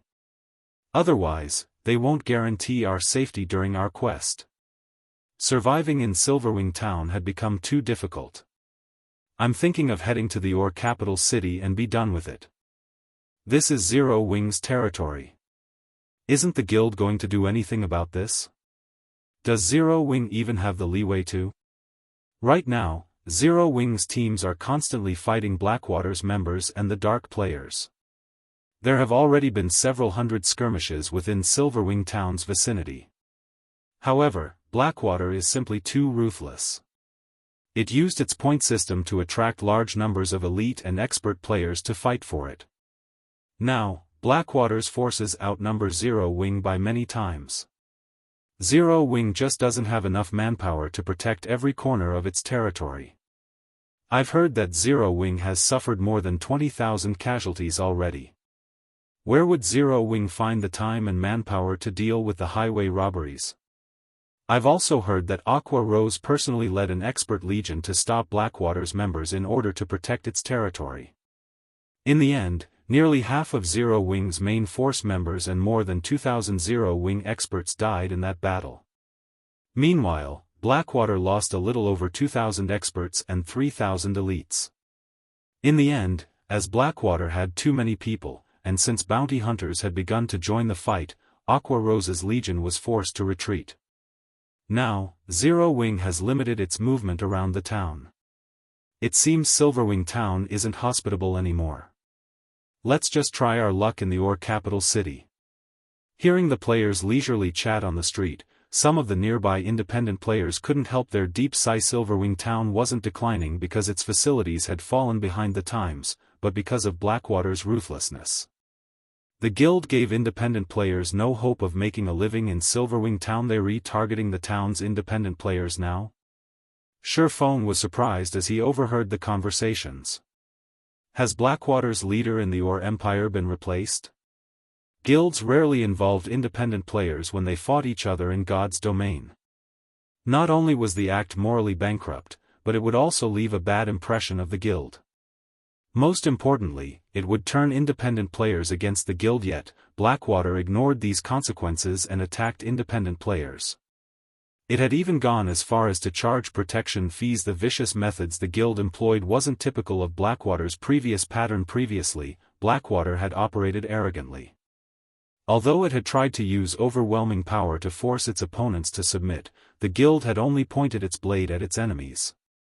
The guild hadn't involved bystanders. However, Sherfong didn't give the matter much thought as he made his way towards the new airport. Regardless of what Blackwater actions, there was one thing he could be sure of: the guild was his enemy. Although Blackwater's new tactics were unexpected, now that the airport was complete, he could begin to take action very quickly. Sherfong arrived in the town's eastern outer area. Since this area didn't have any particularly important buildings, very few players normally visited this side of town. Since Silverwing Town had deteriorated, even fewer people wandered this way. However, the gigantic magic barrier that enveloped the airport was extremely eye-catching, so a few passing players had stopped to examine the massive barrier. Recently, over a dozen level 100 NPC guards had gathered at the mountain-like barrier's entrance, attracting even more attention. Lord Protector, I am the guard team's Knight Captain Fleisch. I will be responsible for guiding you once we're inside. Fleisch, a Tier 3 Knight Captain, respectfully introduced himself as Sherfong arrived. I'll have to trouble you, then, Sherfong said, nodding, as he followed Fleisch into the magic barrier. The moment he entered the magic barrier, a luxurious, spacious airport appeared before his eyes. Icy cold, metallic airships, radiating a manufactured aura, filled the airport, which could practically rival the medium airports he remembered from his previous life. The only difference was the airport size. It was just a little smaller. Lord Protector, this is a special model small airport. It has a total of 5 small docks and 1 medium dock. Each dock comes with its own airship. The airport's operation will require 150 people and 50 people to guard it. The 5 small airships will require 25 intermediate machinists to fly, and the medium airship will require 8 advanced machinists. Once the personnel has been assigned, the airport can open to the public, Fleisch explained as he guided Sherfong through the airport. As you are a city protector, we can help recruit these people for you. However, you will have to pay a monthly employment fee of 4,000 gold. Alright. Let's go with that. Sherfong had, more or less, learned about airport's personnel requirements during his previous life. Finding the required staff to operate the airport was relatively easy, but finding the appropriate machinists wasn't. The machinist subclass was quite special and rare. It required one to have the engineer, forger, and magician subclasses. Ordinary players already had plenty of trouble developing one subclass, let alone 3. Moreover, one needed to know how to merge the 3 subclasses techniques. It would take far more time to nurture a machinist than other subclasses, as well. With how suddenly he had acquired the airport, he hadn't prepared for this aspect. Naturally, the fact that the system was willing to handle this issue was a welcome reprieve, following which, Sherfong paid the 4,000 gold monthly employment fee. I have received the 4,000 gold. All staff members will arrive in 10 minutes. Once they do, we can open the airport to the public when you're ready. If there are no issues, I will take my leave, Fleisch said before turning to exit the airport, following which, Sherfong toured the airport to pass the time. 10 minutes flew by in the blink of an eye. System, do you wish to open the airport to the public? Chapter 1862, Situation Changes. When the system alerted him of the notification, Sherfong, who stood on one of the flight platforms, noticed that NPCs had already begun their work in the airport. He then called up the airport system interface and chose to open the airport to the public immediately. The pitch-black barrier that enveloped the airport began to disintegrate. As it did, it revealed a colossal building, which was over 100 meters tall and as large as a stadium that could accommodate 50,000 people. 6 airships were suspended on their flight platforms, which were located on the airport's top floor. In the blink of an eye, the airport had become the most iconic building throughout Silverwing town. Crap. Is that an airship? How is this possible? How does Silverwing town have airships? I thought only NPCs could have them. What's going on? Zero Wing has constructed an airport in Silverwing town? The airport's revelation shocked every player in Silverwing town. It was difficult to ignore since the 6 airships were so eye-catching. The town's players would see these massive vessels by simply lifting their heads, especially the medium airship. It was nearly the same size as a large passenger plane in the real world. It looked like a flying battleship. As everyone discussed the airport, the sound of a system notification reached their ears. Or Empire Region System Announcement. Congratulations to Silverwing Town for being the first to construct an airport in the Or Empire. Rewarding Silverwing Town 30,000 popularity and 1 city passage order. The system announcement repeated 3 times, confirming players' suspicions. Are you kidding me? That's really an airport. Zero Wing actually built one. Now that Silverwing Town has an airport, doesn't that mean we won't have to run all the way to visit the town anymore? We just board an airship? That's exactly what it means. What other use would an airport have? I wonder which NPC city this airport is connected to. Silverwing Town's independent players couldn't help but cheer with joy. They might not know an airport's exact purpose, but they knew that it would make travel to Silverwing Town far easier and more convenient. Instead of running from their home countries to the Or Empire, they could simply board an airship to Silverwing Town. They were incredibly excited just thinking about it. Meanwhile, when they heard the system announcement, the players grinding in the Or Empire read it with glowing, excited expressions. They had long since learned to loathe running from place to place, especially when venturing into a dangerous, neutral map like the Or Empire. Now, however, they could just hitch a ride on an airship. This new convenience would allow them to travel between the Or Empire and their home countries frequently, saving on repair fees, particularly because the repair fees in the Ore Empire were unusually high. Meanwhile, a large number of Dark players fought Zero Wing's members on a gravel hill not far from Silverwing town. However, due to the unexpected system announcement, the battling Dark players froze in shock. Big Sis Aqua, our guild leader, is simply too awesome. He actually got his hands on an airport as well. Operating in the Ore Empire will be much easier now. With the airport, players that had avoided the Ore Empire due to the troublesome travel can take an airship straight to Silverwing town. As more players visit, these Dark players will have a harder time near Silverwing town. Moreover, with so many independent players, it'll be impossible for Blackwater to continue suppressing Silverwing town, Turtledove exclaimed as she watched the Dark players slide to a halt. Since so many Dark players had gone overboard, even Zero Wing's main force members, such as herself, had been forced to take action. Not only were there so many of these Dark players, but there were also a few extremely powerful experts among them. They moved stealthily, as well, making them incredibly challenging to defeat. This had given their team a huge headache. However, with Silverwing town's new airport, their problems could be easily solved. It wouldn't be long before the news of the airport reached the neighboring countries. The Dark players' momentum continued to increase because normal players had such difficulty visiting the Ore Empire. In contrast, since the Ore Empire was allied with the Dark forces, Dark players could teleport to the Ore capital city directly. However, now that Silverwing town had an airport, normal players could travel into the Ore Empire with relative ease. To Dark players, this was definitely not good news. This would turn the tables on them in the Ore Empire. Not only would this allow normal players to earn glory points by killing Dark players in the Ore Empire, but they could also acquire the Dark players' weapons and equipment, killing two birds with one stone.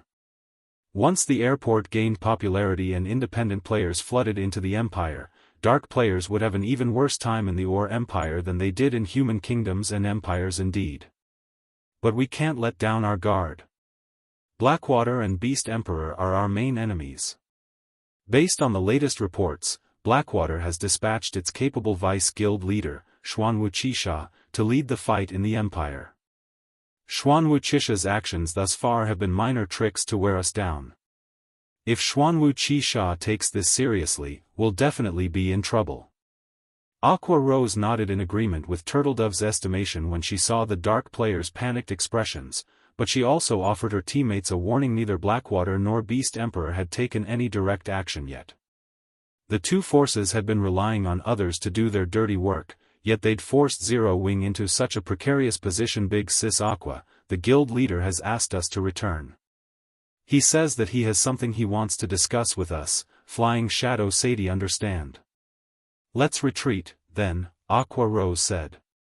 With a last glance at the scattering Dark players, she gave up the idea of chasing them down and led her team back to Silverwing town. Now that the airport had been constructed, the Dark players' days were numbered. Even if Zero Wing didn't try to exterminate these pests, these Dark players wouldn't dare linger near Silverwing town. Silverwing town, Zero Wing's residence. Zero Wing's upper echelons, who had been grinding or fighting Dark players near Silverwing town, promptly gathered in the residence upon receiving Xianxia's call for a meeting. The spacious meeting room practically vibrated with activity as its occupants chatted about Silverwing town's new airport. The more they talked about it, the more energetic they became. Their exhaustion after ceaselessly fighting had vanished. Guild leader, aside from Cola and the others that are leveling up on your orders, everyone has arrived, Aqua Rose reported to Xianxia, who remained silent in his seat. Good. Let's begin the meeting, then. Xianxia nodded, following which, Aqua Rose stood from her seat with a light cough. Immediately, the meeting room fell silent as everyone turned toward the guild leader's throne, wondering about the purpose of today's meeting. I am sure you all know about Silverwing town's recent development.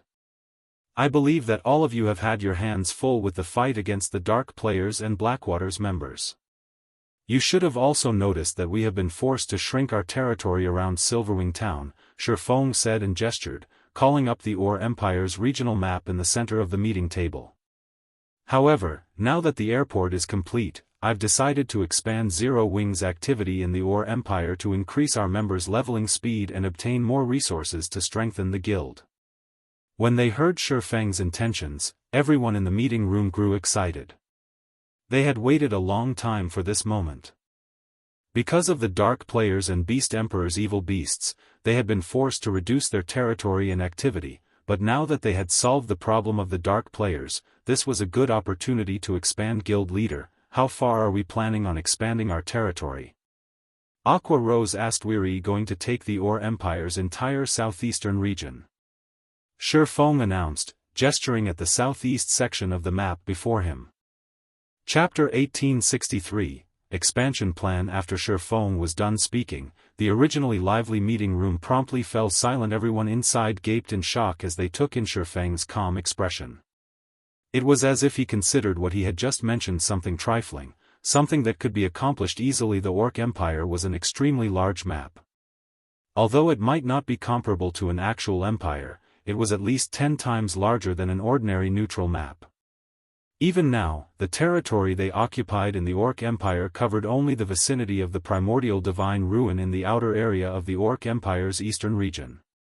On the other hand, the Empire's entire southeastern region was more than 10 times larger than their current territory. Executing such a large-scale territorial expansion might be possible if their guild did not have any enemies in the Orc Empire, but they were currently at war with Blackwater. This meant that there would be territorial disputes over the scarce high-resource areas. In order to ensure that guild members would be able to develop themselves normally in these areas, they would have to increase the manpower allocation to these areas in order to ensure their advantage. However, their forces were already stretched thin, just defending their current territory. Spreading their forces further would allow Blackwater and Beast Emperor to deal them a severe blow. Nowadays, not only did Blackwater's members in the Orc Empire greatly outnumbered Zero Wings, but due to Blackwater's bounty system, there were also a large number of experts hunting Zero Wings members. Now, the only reason why they could afford an expansion was the solution of the Dark Player problem. Doing so guaranteed that guild members could grind efficiently and acquire all sorts of resources. However, attempting to expand their territory in the Orc Empire to more than 10 times its current size would simply be counterproductive.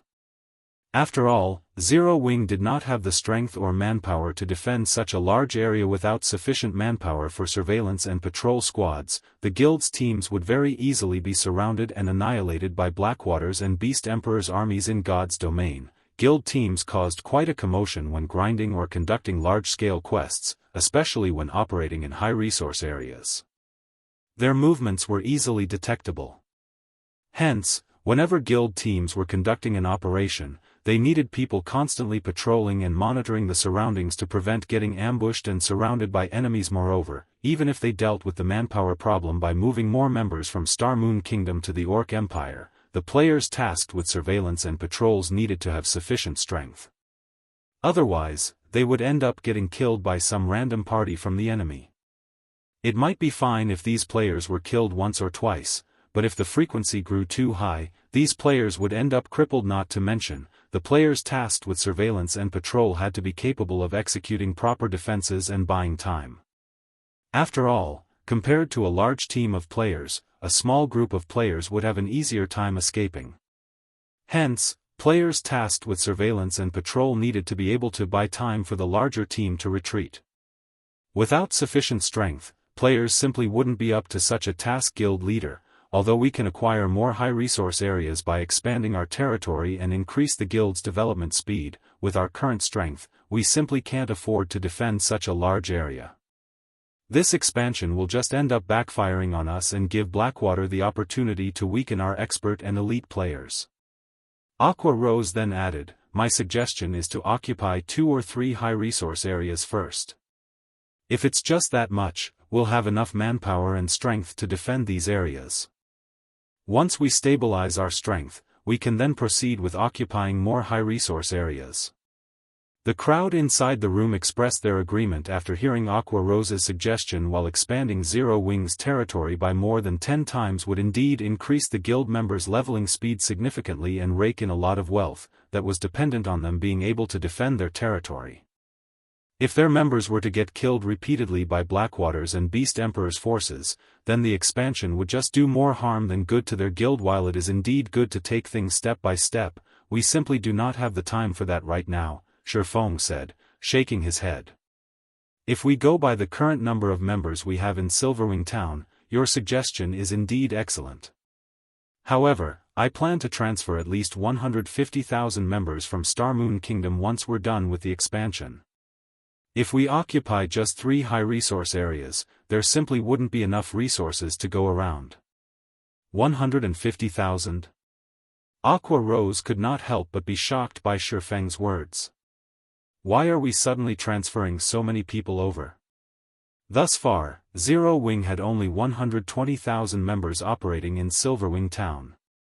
Moreover, this number was a result of Silverwing Town recently becoming an intermediate town. If the number of guild members operating in Silverwing Town more than doubled, the current leveling resources available around Silverwing Town wouldn't be enough to allow them all to develop rapidly.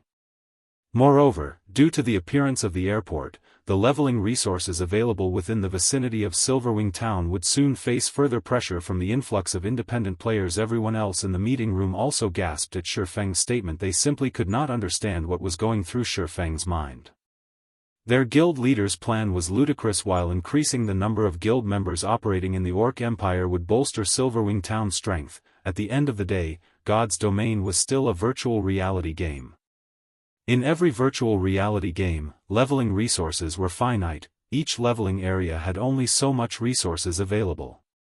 Too many players sharing them would impact the leveling speed of these players. Although transferring so many guild members over would increase Zero Wing's momentum in the Orc Empire within a short period, as more time passed, Zero Wing's members would fall behind Blackwater's members in terms of both levels and equipment.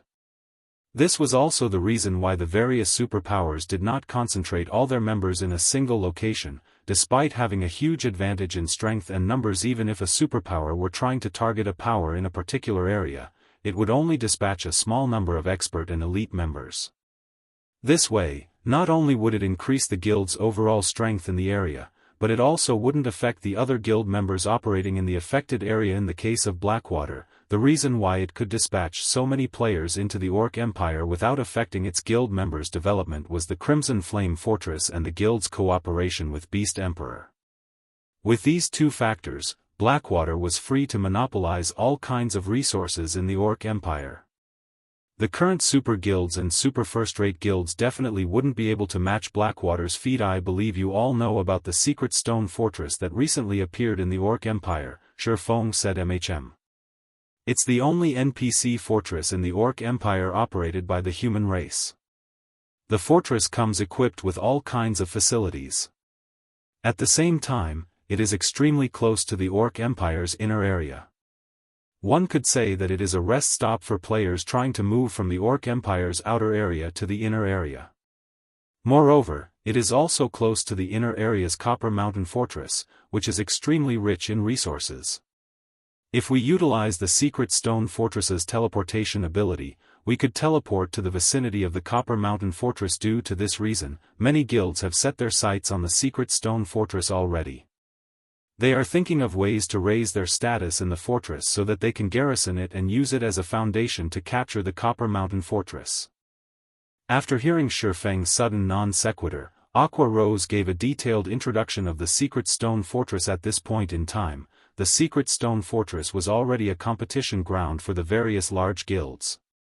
Particularly, after witnessing the Crimson Flame Fortress's daily income, the various superpowers were extremely eager to control a fortress of their own. That's right. Originally, I wanted to keep this matter a secret. However, there is no longer a need to do so, Shifeng said, nodding. He then swept a glance at everyone present and added, through completing a quest, I have already acquired the rights to garrison the Secret Stone Fortress. I believe you all should understand what this entails. Chapter 1864, Crazy Operation. The garrison rights to the Secret Stone Fortress? What? With the rights to garrison the Secret Stone Fortress, doesn't that mean our guild is now the fortress's manager? Upon hearing Shifeng's words, everyone immediately revealed surprised and excited expressions. The various large guilds were currently contesting crazily over the Secret Stone Fortress. They were all looking for ways to become the fortress's manager, so that they could use it as a springboard to acquire the nearby resources, particularly those around the Copper Mountain Fortress. A fortress allowed players to gain control of an area much more easily than a town. This was because the fortresses in the Ore Empire allowed players to teleport to anywhere within their vicinity.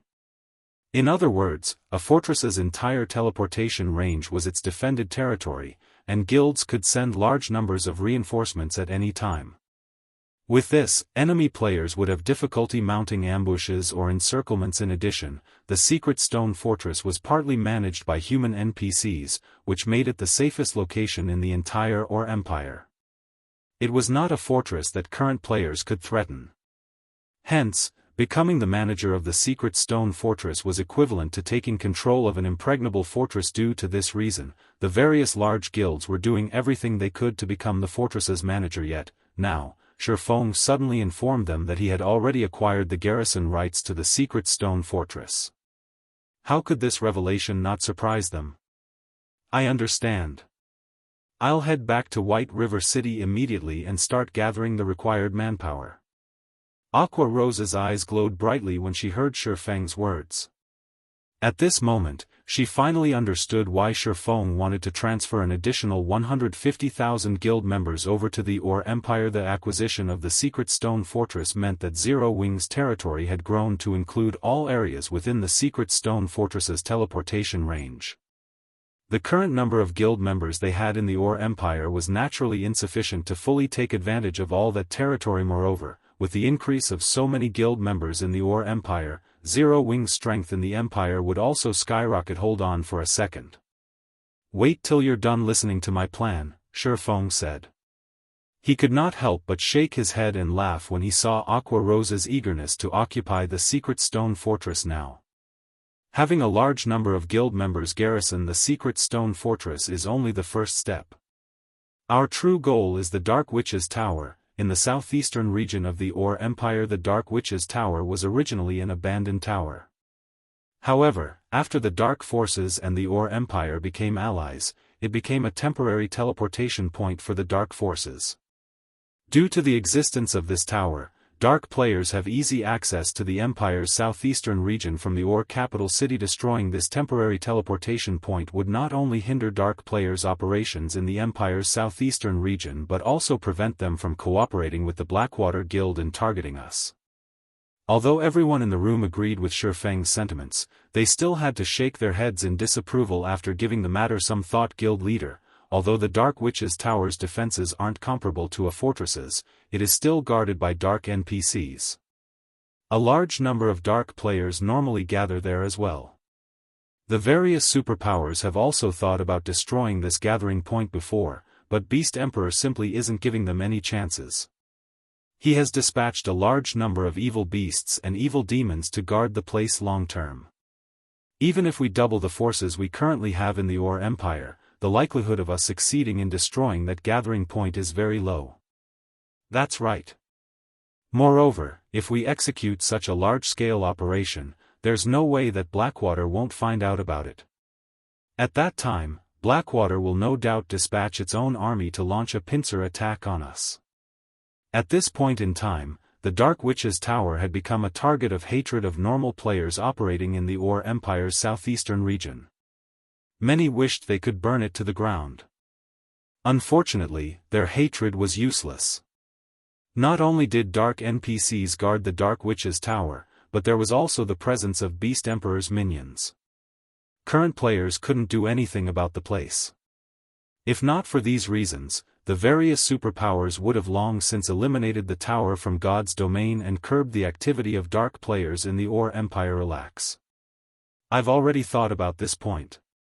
When the time comes, Aqua, you'll lead an army of 100,000 players and 200 miniature ballistas to assault Beast Emperor's ancient rock city. If we do that, Beast Emperor will definitely gather his minions to defend the fortress, drawing down his forces at the Dark Witch's Tower. Not to mention, those Dark players will no doubt come seeking to take advantage of the siege battle, which will further reduce the number of players defending the tower. When the time comes, I'll personally lead a 1,000-man team and thoroughly destroy the Dark Witch's Tower. Shifeng said. Destroy the Dark Witch's Tower with just 1,000 players? Guild leader, isn't this too dangerous? After all is said and done, that place is a gathering point for the dark forces. No matter how deserted it becomes, there should still be around 2,000 or 3,000 players inside the town. Not to mention, there are also several hundred dark NPCs there. Everyone in the room chimed in worriedly. A team of 1,000 is just right. Any more and our movements will be discovered very easily. Plus, even if our team of 1,000 is discovered, our enemies will just treat us as a team that's going out to grind or do a quest. They will never think that we are actually going to destroy the Dark Witch's tower, Shifeng said, shaking his head.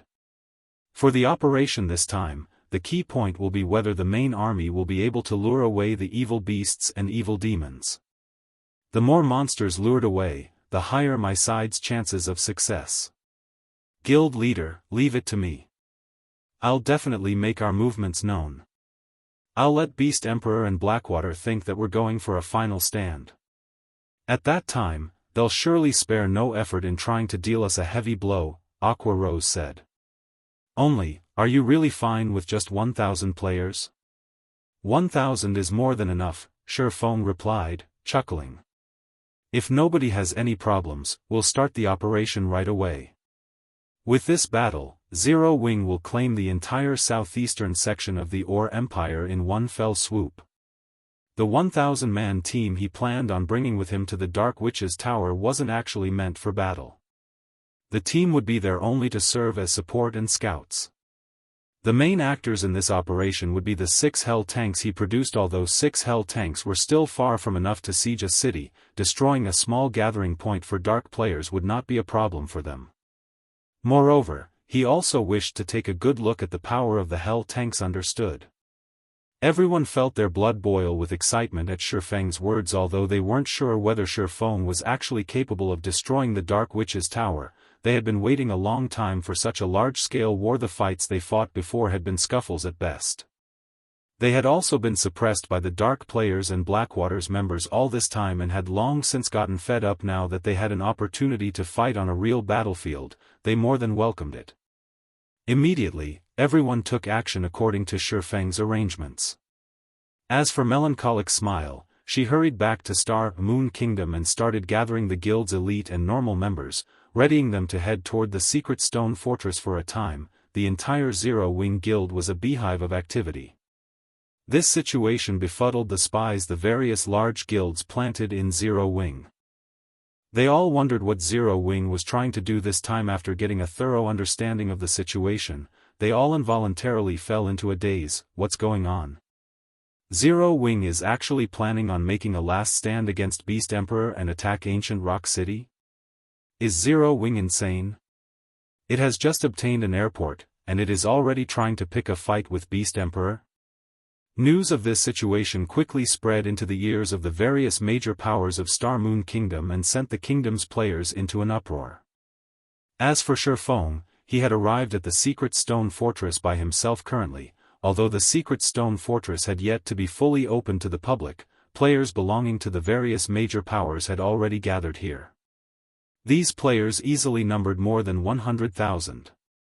Including the independent players that had come here to rest, the fortress's total player population already exceeded 500,000. After taking a look at the general situation inside the fortress, Shifeng made his way to the fortress's administration building. Lord Claude, I have already collected the 60,000 gold according to our agreement. Once Shifeng met up with Claude, he handed over 60,000 gold to the NPC. Excellent.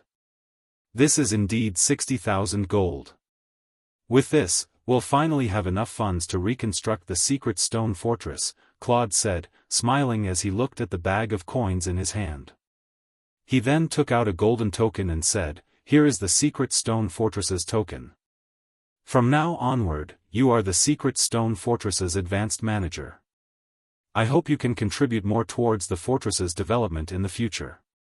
Chapter 1865, Garrisoning the fortress. After Shifeng received the golden token, he could not help but breathe out a sigh of relief. During this period, due to the decrease in Silverwing Town's population, the town's income had declined considerably.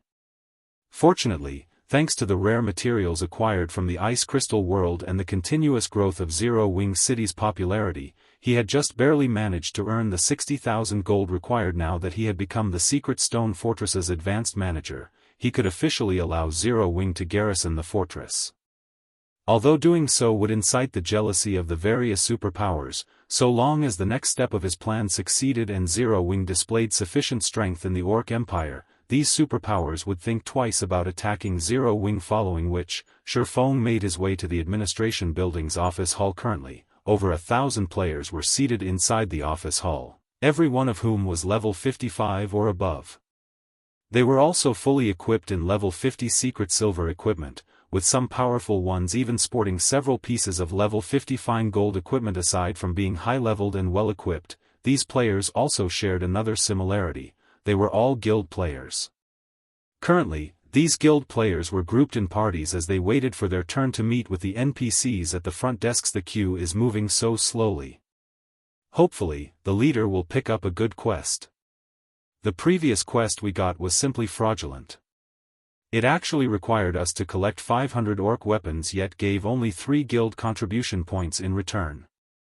There weren't even any additional rewards.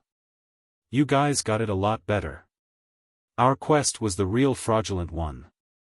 We were actually required to steal 3 medium rapid-fire ballistas from an orc fortress. The designated orc fortress was chock-a-block with orcs at the chieftain rank and above. Even level 60+ Great Lord ranked orcs were present in large numbers. Our party got wiped out twice doing this quest. If not for our party's healer having the intermediate resurrection skill, which reduced the death penalty we suffered, every member in our party would have lost 2 levels already. The various guild parties in the hall were all grumbling about the contribution quests given out by the Secret Stone Fortress. Not only was the difficulty of these quests extremely high, but the rewards given were not particularly good either. However, they also couldn't refuse to do the quests. Otherwise, their guilds wouldn't be able to gain the garrison rights to the Secret Stone Fortress. Just as the various parties were conversing with each other, Shifeng, who was wearing a black cloak, arrived at the exchange counter a short distance away from the quest counters. His presence soon attracted the attention of the players inside the hall. Crap, who is that person? Is he actually using his contribution points to exchange for items? Impossible. Just activating the exchange counter function requires an individual to have 200 CPs and be an honorary warrior of the Secret Stone Fortress. After my party did a high-ranking quest, each member only got between 5 to 10 CPs, and that quest took my party over 5 hours to complete. Even if that guy doesn't sleep and does quests one after another, there's no way he would have 200 CPs right now. He should be asking about the available items for exchange. Currently, the Secret Stone Fortress had been opened for only 4 days. Gaining access to the fortress's exchange function was simply impossible at the moment. Meanwhile, just as everyone was having such thoughts, the NPC Beauty, who wore an indifferent and aloof expression on her face, suddenly smiled and bowed respectfully after seeing Shifeng. Lord Protector, how may I be of service to you today? The NPC Beauty asked respectfully. I wish to accomplish the guild garrisoning procedures, Shifeng replied. Nodding upon hearing Shifeng's request, the NPC Beauty immediately took out a form and explained, "All right. Please fill up this form. Afterward, you will have to pay a 500 gold security deposit. Once that is done, your guild will be officially recognized by the Secret Stone Fortress." "Here is 500 gold, Shifeng said, handing over the money, before he started filling up the form before him. Meanwhile, the NPC Beauty's actions immediately had the guild players inside the hall gaping in shock. Who is he? Why is the NPC being so respectful toward him? That guy is carrying out the guild garrisoning procedures? How is that possible? Didn't they say that the exchange function is only available after an individual has accumulated 200 CPs? How can he complete the guild garrisoning procedures already?" For a time, the members of the various large guilds failed to react to what was going on. When Shifeng was done filling up the form and the NPC Beauty confirmed that Zero Wing had become a guild recognized by the Secret Stone Fortress, the sound of a system announcement suddenly entered everyone's ears. Orc Empire Region System Announcement. Congratulations to Zero Wing for becoming the first guild to garrison the Secret Stone Fortress. rewarding 500 Secret Stone Fortress Guild contribution points and the rights to rent a large residence in the Secret Stone Fortress. The system announcement repeated 3 times. Only after the system's voice faded away did the various guild players inside the office hall snap out of their daze. Zero Wing? Damn it! How did Zero Wing acquire the garrison rights so quickly? There must be a secret to this. We need to report to our superiors immediately. At this moment, the eyes of the various guild players present had already turned bloodshot. The large guilds had long since made the Secret Stone Fortress a priority. In order to secure the garrison rights to the fortress, their guilds had invested a ridiculous amount of manpower. However, even now, their guilds still had little to show for their efforts. Nevertheless, Zero Wing acquired not only the garrison rights but even a large residence.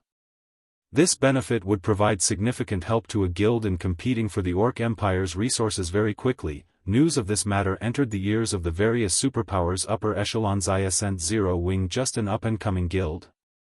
Now, it has not only an airport but also the garrison rights to the Secret Stone Fortress. Not bad. If our guild can obtain these things, we'll be able to monopolize at least half of the Orc Empire's bountiful resources. Have someone contact Zero Wing and tell them that King's Return is willing to invest in Zero Wing and let it become a subordinate guild of King's Return. Good. Very good. Zero Wing's development speed is truly surprising. It's no wonder Blackwater is constantly trying to devour it and has gone as far as to send that woman over. Immediately have someone contact Zero Wing and tell it that the Crimson Emperor is willing to deal with Blackwater together with it and help it protect the resources it has. In return, however, Zero Wing has to become Crimson Emperor's subordinate guild. Upon receiving this piece of news, the various superpowers all started taking action. Previously, they could ignore the existence of Zero Wing, as the guild still couldn't threaten their interests. However, the Secret Stone Fortress was a strategic location that involved a significant portion of the resources available in the entire Orc Empire. This was not a realm that Zero Wing should be allowed to touch. Shortly after the system announcement, Aqua Rose, who was currently in Star Moon Kingdom arranging for the transfer of members to the Orc Empire, received invitations for a meeting from various superpowers, as many as 7 at this point, which made her scalp tingle. Just dealing with Blackwater, a large guild with a powerful background, was already enough to put Zero Wing in a precarious situation. If Zero Wing were to provoke all these superpowers now, the consequences would be unimaginable. Finding herself at a loss as to what to do, Aqua Rose immediately contacted Shifeng and asked, "Guild leader, more and more superpowers have sent representatives to meet with me. Do I accept their invitations?" Even if the representatives of the various superpowers did not state their intentions, she could already guess the purpose of these meetings. Back when Zero Wing was still operating solely in Star Moon Kingdom, it could afford to provoke these superpowers, as it had the home ground advantage. At worst, the superpowers would only feel slighted by Zero Wing's rejection. They wouldn't take any real action against Zero Wing. After all, they had more important matters to deal with. They simply didn't have enough time and manpower to do something unprofitable. However, the situation was different now. The Orc Empire was the competition ground for the various superpowers. Meanwhile, the matter regarding the Secret Stone Fortress involved the future of the entire Orc Empire. Hence, these superpowers would not take Zero Wing's refusal lightly. If the various superpowers got serious, they were very likely to destroy Zero Wing. After all, if they could not acquire the Secret Stone Fortress, then they wouldn't allow others to acquire it either, much less leave Zero Wing to monopolize it.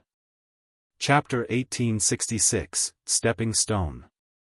They sure moved fast, Shifeng said, chuckling when he saw the anguished expression on Aqua Rose's face. He had long since anticipated that the various superpowers would make such a move. Previously, Zero Wing had already incurred the envy of the various superpowers over Silverwing Town. However, as Silverwing Town couldn't affect the overall situation at the Orc Empire and Zero Wing's territory there was still relatively small, the various superpowers weren't that concerned about Zero Wing. The Secret Stone Fortress, though, was different. Every location within the teleportation range of the secret stone fortress could be considered the fortress's territory. Not to mention, the secret stone fortress was the safest fortress for human players in the entire Empire. The fortress was also relatively close to the Copper Mountain Fortress, presenting a stepping stone for the capture of the Copper Mountain Fortress. One fortress already provided an extensive territory.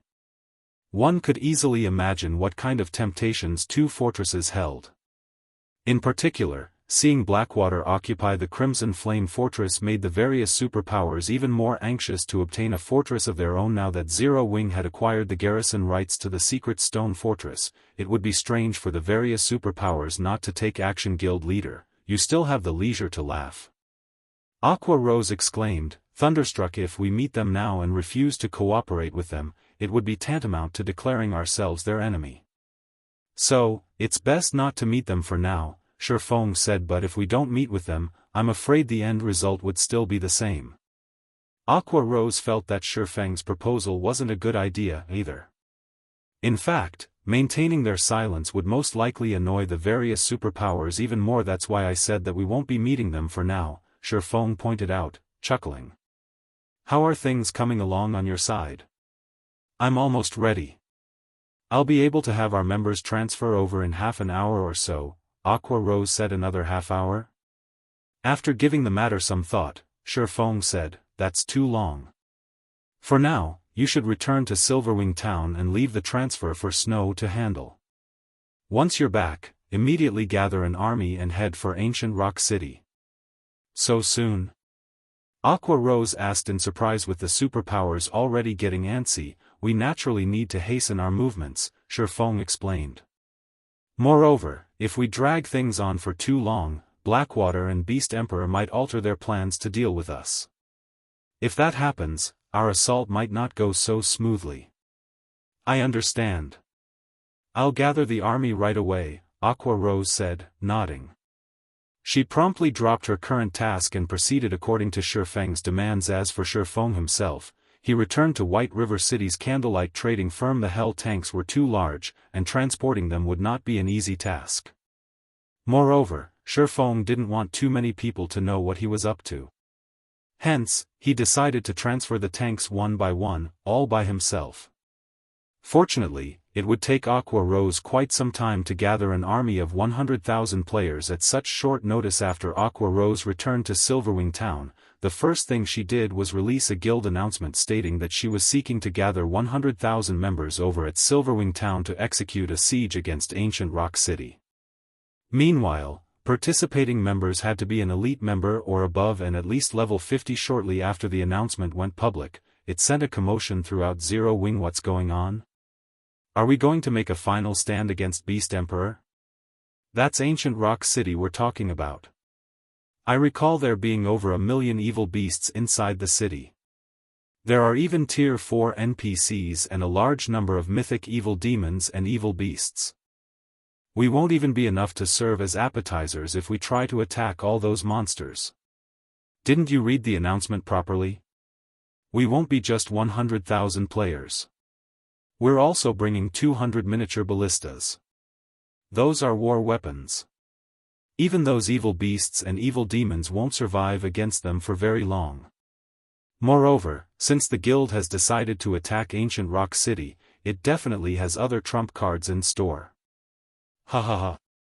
This is wonderful. During the last major war, I was only a normal member of the guild. Now, I'm finally qualified to participate in a war.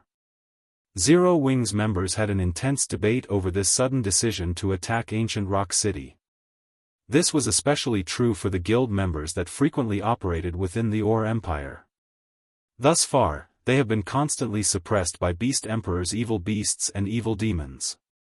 Now that a good opportunity to vent their pent-up frustration was before them, they were naturally eager to jump at the chance. Meanwhile, word of Zero Wing's large-scale operation naturally entered the ears of the various major powers almost as soon as it was announced. Interesting. Zero Wing has just acquired the garrison rights to the secret stone fortress, and it is already planning to assault Beast Emperor's Ancient Rock City? How rich. Zero Wing is actually mobilizing 200 miniature ballistas in addition to an army of 100,000 elites. Is Zero Wing trying to use this as an opportunity to demonstrate its strength and solidify its position in the Ore Empire? Does Zero Wing want to prove itself to be qualified for the secret stone fortress's garrison rights? The various major powers easily discern Zero Wing's motives for besieging ancient Rock City this time, especially the superpowers who were trying to recruit Zero Wing guild leader. Zero Wing is showing our king's return no respect. Should we take action immediately? Hellfiend asked, a sneer on his face as he looked at the white-clad, middle-aged man on the screen before him. He never held any goodwill for Zero Wing.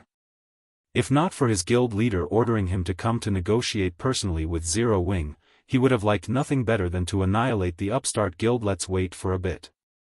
I'm interested to see just how much strength Zero Wing has to actually think that it can defend the secret stone fortress, the middle-aged man replied, smiling as he took a look at the report he just received. Understood. At his guild leader's words, Hellfiend had no choice but to suppress the rage in his heart and wait quietly in White River City.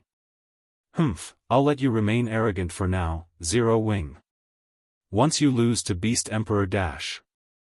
Many superpowers desired the ancient rock city that Beast Emperor occupied.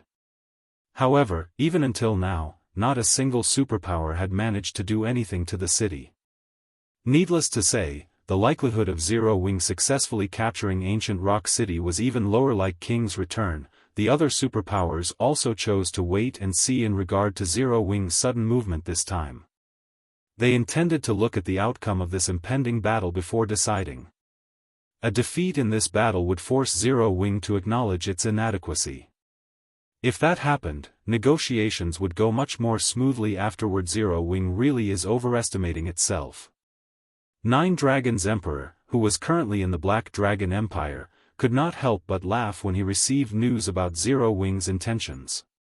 Originally, I was planning on advising the Great Pavilion Master to hinder Phoenix Rain from providing aid to Zero Wing. Now, it would seem that I won't need to waste the effort. However, I also have to admit that Black Flame is very smart. Had he asked Phoenix Rain to help him and the Great Pavilion Master actually agreed to it, I would have had an excuse to send people over to manage both the Secret Stone Fortress and Silverwing Town. Pavilion Master, what should we do now? Martial Dragon asked. The struggle for the position of Great Pavilion Master has already entered a crucial period. Absolutely nothing must go wrong. Bring a legion of experts over to Ancient Rock City right away. Once Zero Wing's members start escaping, cooperate with Beast Emperor to slaughter Zero Wing's members. It's fine even if you can't wipe them out completely. Just make sure to deal enough damage so that Zero Wing's development stagnates, to prevent Zero Wing from helping Phoenix Rain, Nine Dragons Emperor said. Once I'm done dealing with Phoenix Rain, it'll be Zero Wing's turn to die. In response, Martial Dragon nodded and took his leave. Meanwhile, inside the Evil God's branch temple in Ancient Rock City. Good. Very good. You want to use me as a stepping stone to raise your position in the Ore Empire? Beast Emperor flared up in rage after finding out about Zero Wing's actions. Since you are so eager to die, I'll fulfill your wish. Immediately notify all apostles and have them transfer their evil beasts and evil demons over. If Zero Wing's members dare come to Ancient Rock City, I'll make sure none of them leave this place alive. At this moment, even a fool could tell what Zero Wing's goal was. Just as Beast Emperor and his allies were making their move, Aqua Rose finally finished organizing an army of 100,000 players. Guild leader, just like you guessed, Beast Emperor has already recalled the evil beasts and evil demons to Ancient Rock City. By the looks of it, he plans on smiting us, Aqua Rose said, smiling good. Let's begin our operation. Shurfeng commanded, nodding. Chapter 1867, Battle at Ancient Rock City. On Shurfeng's command, Aqua Rose gathered the army of 100,000 elite and expert players in Silverwing Town, boldly advancing on Ancient Rock City. A total of 100,000 Zero Wing members atop majestic Thunder Wolves exited Silverwing Town. Some of these Thunder Wolves had even been promoted to bronze rank, and not only were they much larger than their ordinary counterparts, but faint arcs of blue electricity also danced along their bodies.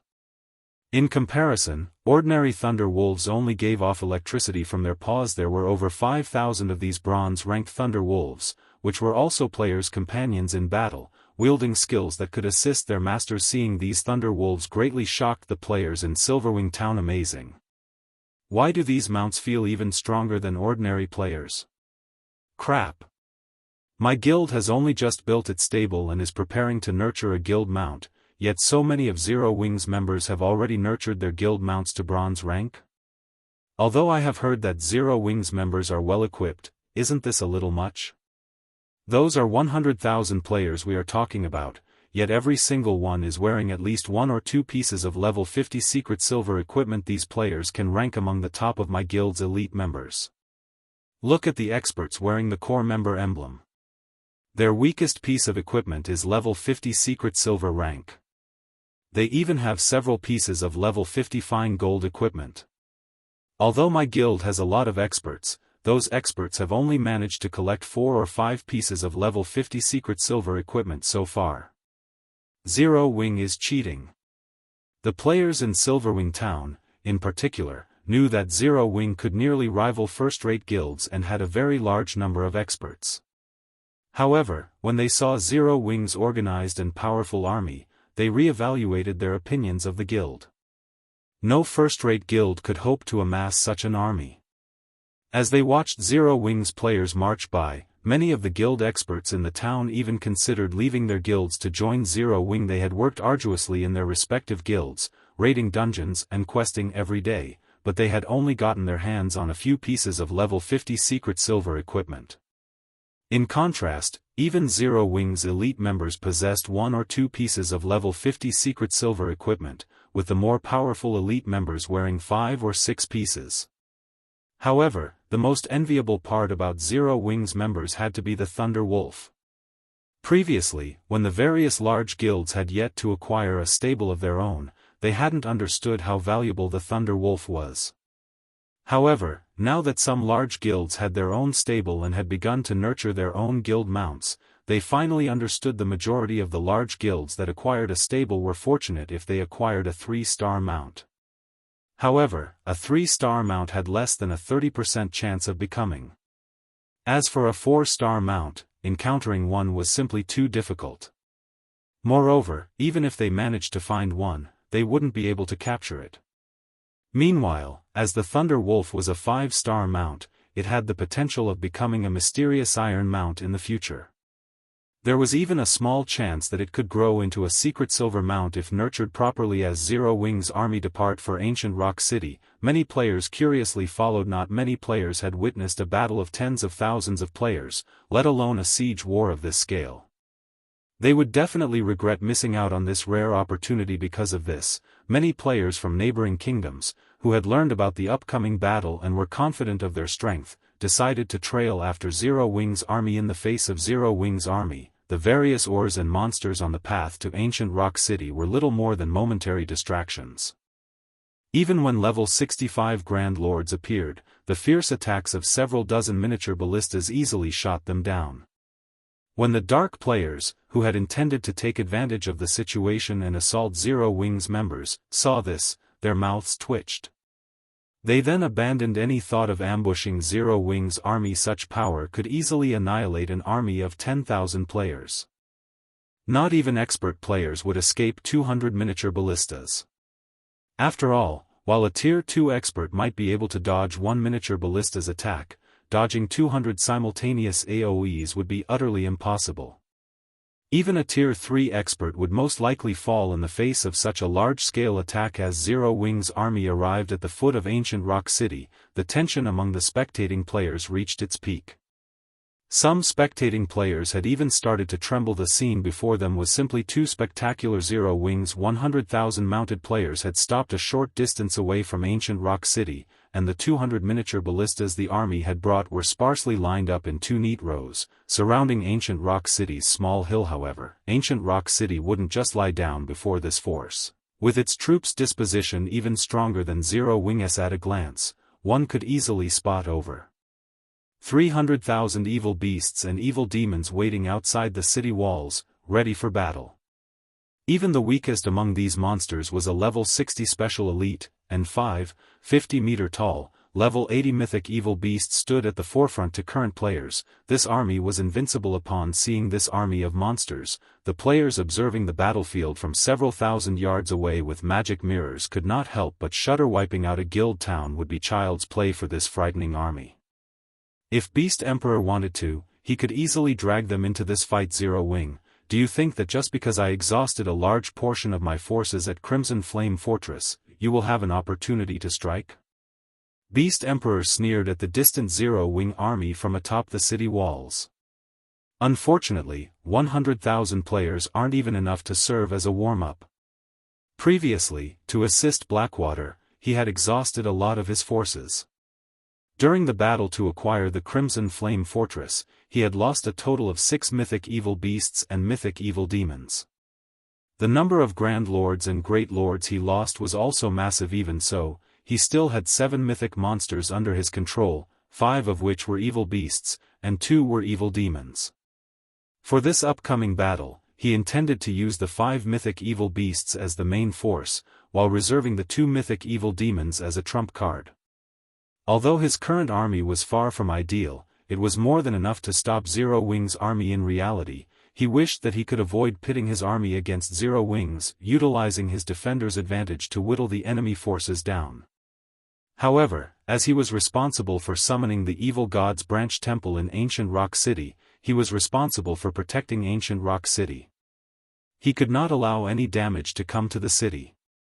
If the city were damaged, not only would he have to spend his own money to repair it, but he would also lose Evil God's temple contribution points. Boss, Blackwater's members are in position. Blackwater has dispatched 3,000 experts and 20,000 elites. In addition, 9 Dragons Emperor has dispatched a 1,000-man expert legion. Roughly 7,000 dark players are also participating in this battle. Once we crush Zero Wing's formation, these players will eliminate Zero Wing's members. Wind Hunter reported a bunch of scavengers. But so be it. In any case, we just need the corpses. It doesn't matter who dies in the end. Beast Emperor said, sneering. Boss, I also received a report stating that a 1,000-man team from Zero Wing has left Silverwing Town and is heading toward the Dark Witch's Tower.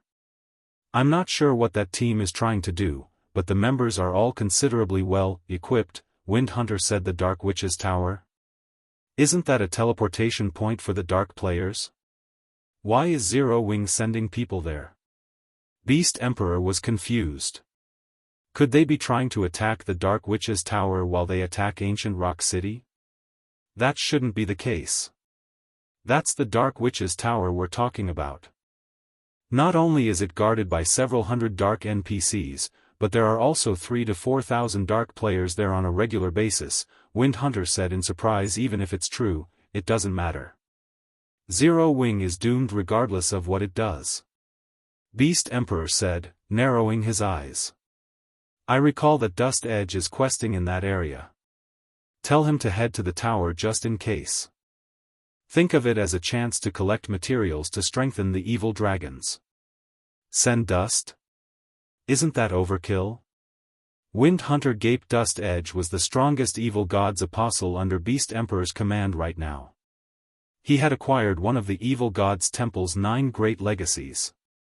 Currently, he was only a step away from becoming an Evil God's envoy like Beast Emperor. He was the Beast Emperor's greatest trump card. It doesn't matter. Now that we've acquired the Crimson Flame Fortress, we'll have plenty of resources coming our way. There's no longer a need to keep him a secret, Beast Emperor said, waving his hand. He then had Wind Hunter notify Dust Edge of his orders. After Beast Emperor issued his commands, 3 massive, golden magic arrays appeared above Zero Wing's army. These 3 magic arrays were none other than the result of the Divine Beast's Descent magic arrays, which Shifeng had used the guild's accumulated resources to produce.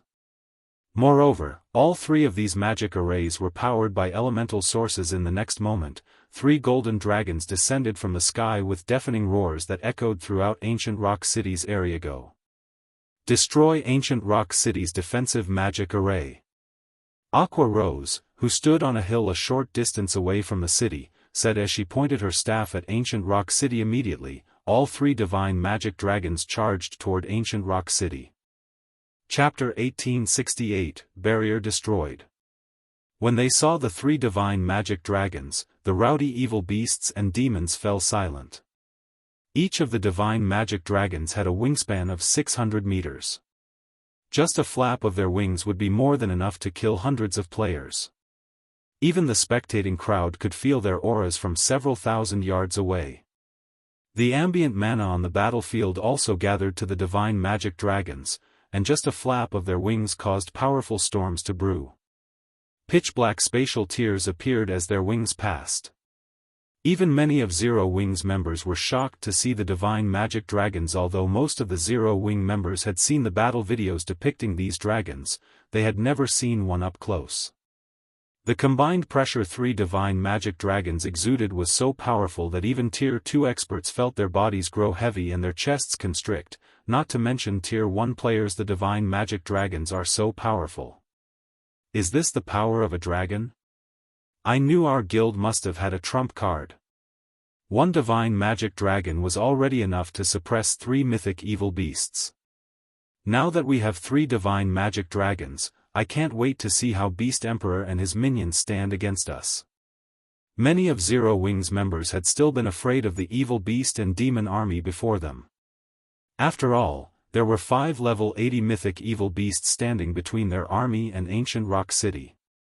Even if they had 200 miniature ballistas on their side, they would still pay a horrific price to get through these monsters. However, now that they had 3 divine magic dragons on their side, the battle had turned in their favor. While everyone struggled with their shock, under Aqua Rose's command, the 3 divine magic dragons flapped their wings and flew toward Ancient Rock City. Although the 5 evil earth dragons tried to stop the divine magic dragons, the divine magic dragons were too fast. Under Shadow Sword, Flying Shadow, and Minor Wind's control, the 3 divine magic dragons easily avoided the mythic evil beast's attacks and sent their glowing, dark purple claws smashing into Ancient Rock City's defensive magic array. Boom. Boom. Boom. The 3 divine magic dragons' claws struck the defensive magic array simultaneously, the force behind their powerful attacks instantly creating 3 intense storms that spread around them. Meanwhile, the magic barrier protecting Ancient Rock City shook violently, dimming considerably. Seeing this, Beast Emperor's expression darkened. The various major powers' upper echelons, who watched via magic mirrors, were astonished. What a powerful attack! When the various superpowers had assaulted Ancient Rock City, that barrier hadn't even faltered under a Tier 4 attack, yet it's trembling after those divine magic dragons struck it. It seems the dragon's damage exceeds the barrier's threshold. At this rate, it will take no time at all to deplete the magic array's energy reserves. 3 divine magic dragons? I hadn't thought that Zero Wing still had such a trump card. It's no wonder why it dares provoke Beast Emperor. It seems Zero Wing really is confident of striking down Ancient Rock City. The various upper echelons were similarly shocked by the 3 divine magic dragons' power. However, while they were shocked, they weren't particularly afraid. After all, tools that could summon such powerful monsters certainly weren't indefinite. It simply wasn't a permanent source of strength. Damn it. Just one attack from those dragons depleted nearly 6% of the magic array's energy reserves. We can't let those dragons continue to attack the barrier. Activate the Evil God's Temple's offensive magic array and annihilate these dragons. Beast Emperor hurriedly commanded when he saw the defensive magic array's energy reserves. Boss, it'll cost us 3,000 CPs to activate the offensive magic array once. Are you sure you want to use it? Wind Hunter hesitantly asked. Evil God's Temple contribution points were extremely difficult to acquire. These points could not be acquired just by completing quests. They also needed to trade a large amount of resources for these points. Although they had acquired a lot of resources from Blackwater, to capture the Crimson Flame Fortress, they had expended a considerable amount. Now, they had less than 8,000 CPs available. Do it. I don't want to see the defensive magic array destroyed. Beast Emperor growled as the divine magic dragons launched their second wave of attacks. If the defensive magic array fell, anybody could enter Ancient Rock City. If the divine magic dragons entered the city, they would wreak unimaginable destruction. As Beast Emperor finished speaking, the defensive magic array lost another 6% of its energy. Seeing this, Wind Hunter bit his tongue. Hurriedly, he activated the Evil God's Temple's offensive magic array. Suddenly, a gigantic, dark gray magic array formed above the Evil God's branch temple, located in the center of ancient Rock City. The magic array enveloped the city lord's mansion. Even Zero Wing's members, who stood several thousand yards away, noticed this sudden development. Due to the appearance of this magic array, the mana inside and around ancient Rock City was obliterated. Now, there was not a single trace of mana in the area. After activating the offensive magic array, Wind Hunter aimed and fired at the 3 divine magic dragons. He instantly lost 3,000 Evil God's Temple contribution points. Meanwhile, several hundred dark gray longswords shot out of the dark gray magic array, reaching the divine magic dragons in the blink of an eye. However, to Flying Shadow and the others, who controlled the divine magic dragons, the attack wasn't fast enough to be unstoppable. Immediately, the trio controlled the divine magic dragons to swipe at the approaching swords. Boom! Boom! Boom! The instant the divine magic dragons' claws met the long swords, however, Flying Shadow and the others felt their arms numb. Several dozen longswords then sliced into them. Suddenly, one deafening explosion after another rang out above ancient Rock City, radiating shockwaves that even made the city's defensive magic array tremble, following which, the 3 divine magic dragons crashed to the ground, creating 3 deep craters where they fell. Some low-ranking evil beasts and evil demons even died as they were crushed. After a few moments, the 3 divine magic dragons stood back up. Now, however, wounds covered their bodies, and many of their tough dragon scales had been shattered. Their wings had also been destroyed, preventing flight. Even more frightening was the fact that these dragons couldn't regenerate the damage the dark gray swords had caused. Everyone gasped when they saw the horrific attack. What a powerful move! The various major powers were dazed for a long moment. They had witnessed the power of the divine magic dragons, so they knew just how powerful these summoned creatures were, yet Beast Emperor had injured them heavily with a single move. Beast Emperor's foundations clearly exceeded their estimations. After such a devastating blow, it was almost impossible for Zero Wing to capture ancient Rock City. The evil beast army had surrounded the divine magic dragons soon after they had fallen, and Zero Wing's summoned creatures were embroiled in a heated battle. They couldn't even reach ancient Rock City. With only the miniature ballistas and its players' attacks, Zero Wing would need hours of non-stop combat to destroy the city's barrier. Big Sis Aqua, I'm struggling to control my divine magic dragon. Even fighting the mythic evil beasts is taxing. I can't approach ancient Rock City's defensive magic array at all. What should we do? Flying Shadow, who currently controlled a divine magic dragon, reported. It felt as if he were trying to control a broken machine. Not only were the divine magic dragon's reactions delayed, but the dragon's strength had also fallen. Sure enough, trying to strike down ancient Rock City won't be easy. Aqua Rose could not help but sigh. Since that is the case, let's go all out. The 3 of you, use the divine magic dragon's final power. Understood. Flying Shadow, Shadow Sword, and Minor Wind nodded to Aqua Rose's command. In the next moment, the 3 divine magic dragons released furious roars, the resulting shockwaves shoving back the great lord-ranked evil beast. Suddenly, the divine magic dragons spread their jaws as a 3-fold magic array manifested before them. The 3 dragons then fired 3 black-white breath attacks at ancient Rock City's defensive magic array. This move was the strongest these divine magic dragons possessed. Tier 4 Curse, Shadowlight Breath. In the blink of an eye, all 3 breath attacks plowed into the barrier around ancient Rock City. After persisting for 2 seconds, the indestructible magic barrier shattered, transforming into countless particles of light before it disappeared. Chapter 1869, Dark Witch's Tower. As the magic barrier protecting ancient Rock City disappeared, the distant spectating players' mouths fell wide open. They simply could not bring themselves to believe that the 3 heavily injured divine magic dragons actually destroyed such a powerful defensive magic array. Damn it. How is this possible? Beast Emperor's complexion became incredibly gloomy when he saw the magic barrier disappearing. The magic barrier was the protective canopy of ancient Rock City. Without it, anybody could enter and leave the city freely, as well as rain destruction upon the city. Before Beast Emperor could react, Aqua Rose raised her staff and commanded, "Miniature ballistas, advance. Attack ancient Rock City with everything you've got." In the next moment, all 200 miniature ballistas started closing in on ancient Rock City. When Heaven's Burial took control of ancient Rock City, the guild had repaired and constructed defensive structures around the city. However, after the evil god's temple took over, as evil demons and evil beasts lacked the knowledge and ability to control these defensive structures, these things all became decorations. As a result, the miniature ballistas could approach ancient Rock City with impunity. Ancient Rock City soon entered the miniature ballistas' attack range. Shio. Immediately, 200 exploding arrows flew into the sky and pelted down on the buildings inside ancient Rock City. Following which, a series of blasts reverberated throughout the city. Just one volley of arrows already flattened many buildings in the city's outer area. They dare? Beast Emperor felt his heart bleed when he saw many of the accommodations for evil demons getting razed. He angrily commanded all of his evil beasts and evil demons, "Go! Destroy every one of those ballistas."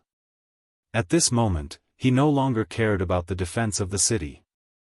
All he cared about was the destruction of Zero Wing's miniature ballistas. Meanwhile, due to the miniature ballistas' attacks, the evil beasts and evil demons controlled by NPCs belonging to the evil god's temple also took action. These powerful monsters joined the evil beasts and evil demons under Beast Emperor's control and charging towards Zero Wing's army. Suddenly, a swarm of monsters could be seen rushing towards Zero Wing's army. This scene made the Zero Wing members handling the miniature ballistas shudder involuntarily. However, Aqua Rose remained utterly unfazed by this situation, immediately ordering the activation of the movement-type defensive magic array. A moment later, a magic barrier enveloped the entire army. Miniature ballistas, focus on those monsters. Everyone else, coordinate your attacks with the ballistas. Flying Shadow, your group will deal with those mythic monsters. Everyone in Zero Wing's army responded quickly and started executing Aqua Rose's commands. Although the monsters were numerous and high-leveled, their side also possessed a defensive magic array. As long as the defensive magic array held, these evil demons and evil beasts could not hurt them. Not to mention, their side also had the firepower of 200 miniature ballistas. For a time, the miniature ballistas could be seen continuously firing exploding arrows at the approaching evil demons and evil beasts, the resulting blasts even sending the Great Lord stumbling backward. The lords that got struck were immediately placed in a heavily injured state. As for the chieftains, they got killed with just a few shots. In the meantime, Zero Wing's members were also launching attacks in a frenzy from inside the defensive magic array. However, despite Zero Wing's fierce offensive, the evil demon and evil beast army showed no signs of stopping. They assaulted Zero Wing's defensive magic array relentlessly, depleting its energy reserves. As the evil beasts and evil demons died one after another, the energy reserves of Zero Wing's defensive magic array also declined rapidly. This forced Aqua Rose to replenish its energy repeatedly using magic crystals. For a time, the sounds of roars, slaughter, and explosions became the main theme of this hilly land. In this battlefield, an individual's strength was extremely insignificant. Only the magical class players capable of using large-scale spells were slightly more useful than the average player. The magnificent battle stupefied the spectating players. The dark players, who had been planning to ambush Zero Wing's army, simply stood still right now, none of them daring to join the fray. After all, the level of this battle exceeded their understanding of battles between players. In this conflict, individual techniques were absolutely meaningless. If they dared charge into the battlefield, let alone reaching Zero Wing's army, just crossing the miniature ballista's field of fire was already plenty difficult. With the defensive magic array up, they wouldn't even get to touch Zero Wing's members. They would only become live targets for Zero Wing's members if they entered the fray now.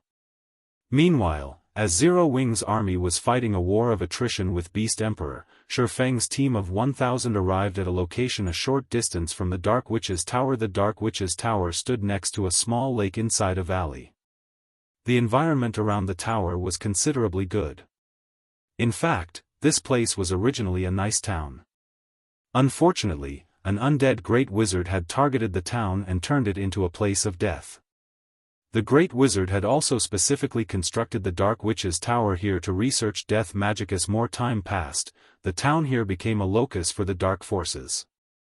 At this point, it was already a resting place for dark players in the Or Empire. When Shifeng's team moved within 3,000 yards of the Dark Witch's Tower, sirens in the town suddenly rang, putting every player inside the town on high alert. Someone actually dares approach the gathering place of us dark players? It should be a team that lost their way. With so many of us dark players here, who would possibly dare approach this place willingly? Lost their way? Whatever. This is a good opportunity. I haven't completed my kill quest for today. It's not a bad idea to use these players as a sacrifice. The dark players inside the Dark Witch's Tower all started laughing and chatting merrily, convinced that this team of players was a bunch of fools to have actually stumbled upon the Dark Witch's Tower. After all, these players had not investigated which places normal players should avoid in the Or Empire, as the dark forces were relatively weak on the continent of God's domain. The dark forces gathering spots in neutral maps would all have alarms set up to help the gathering spots residents to take precautions to protect themselves.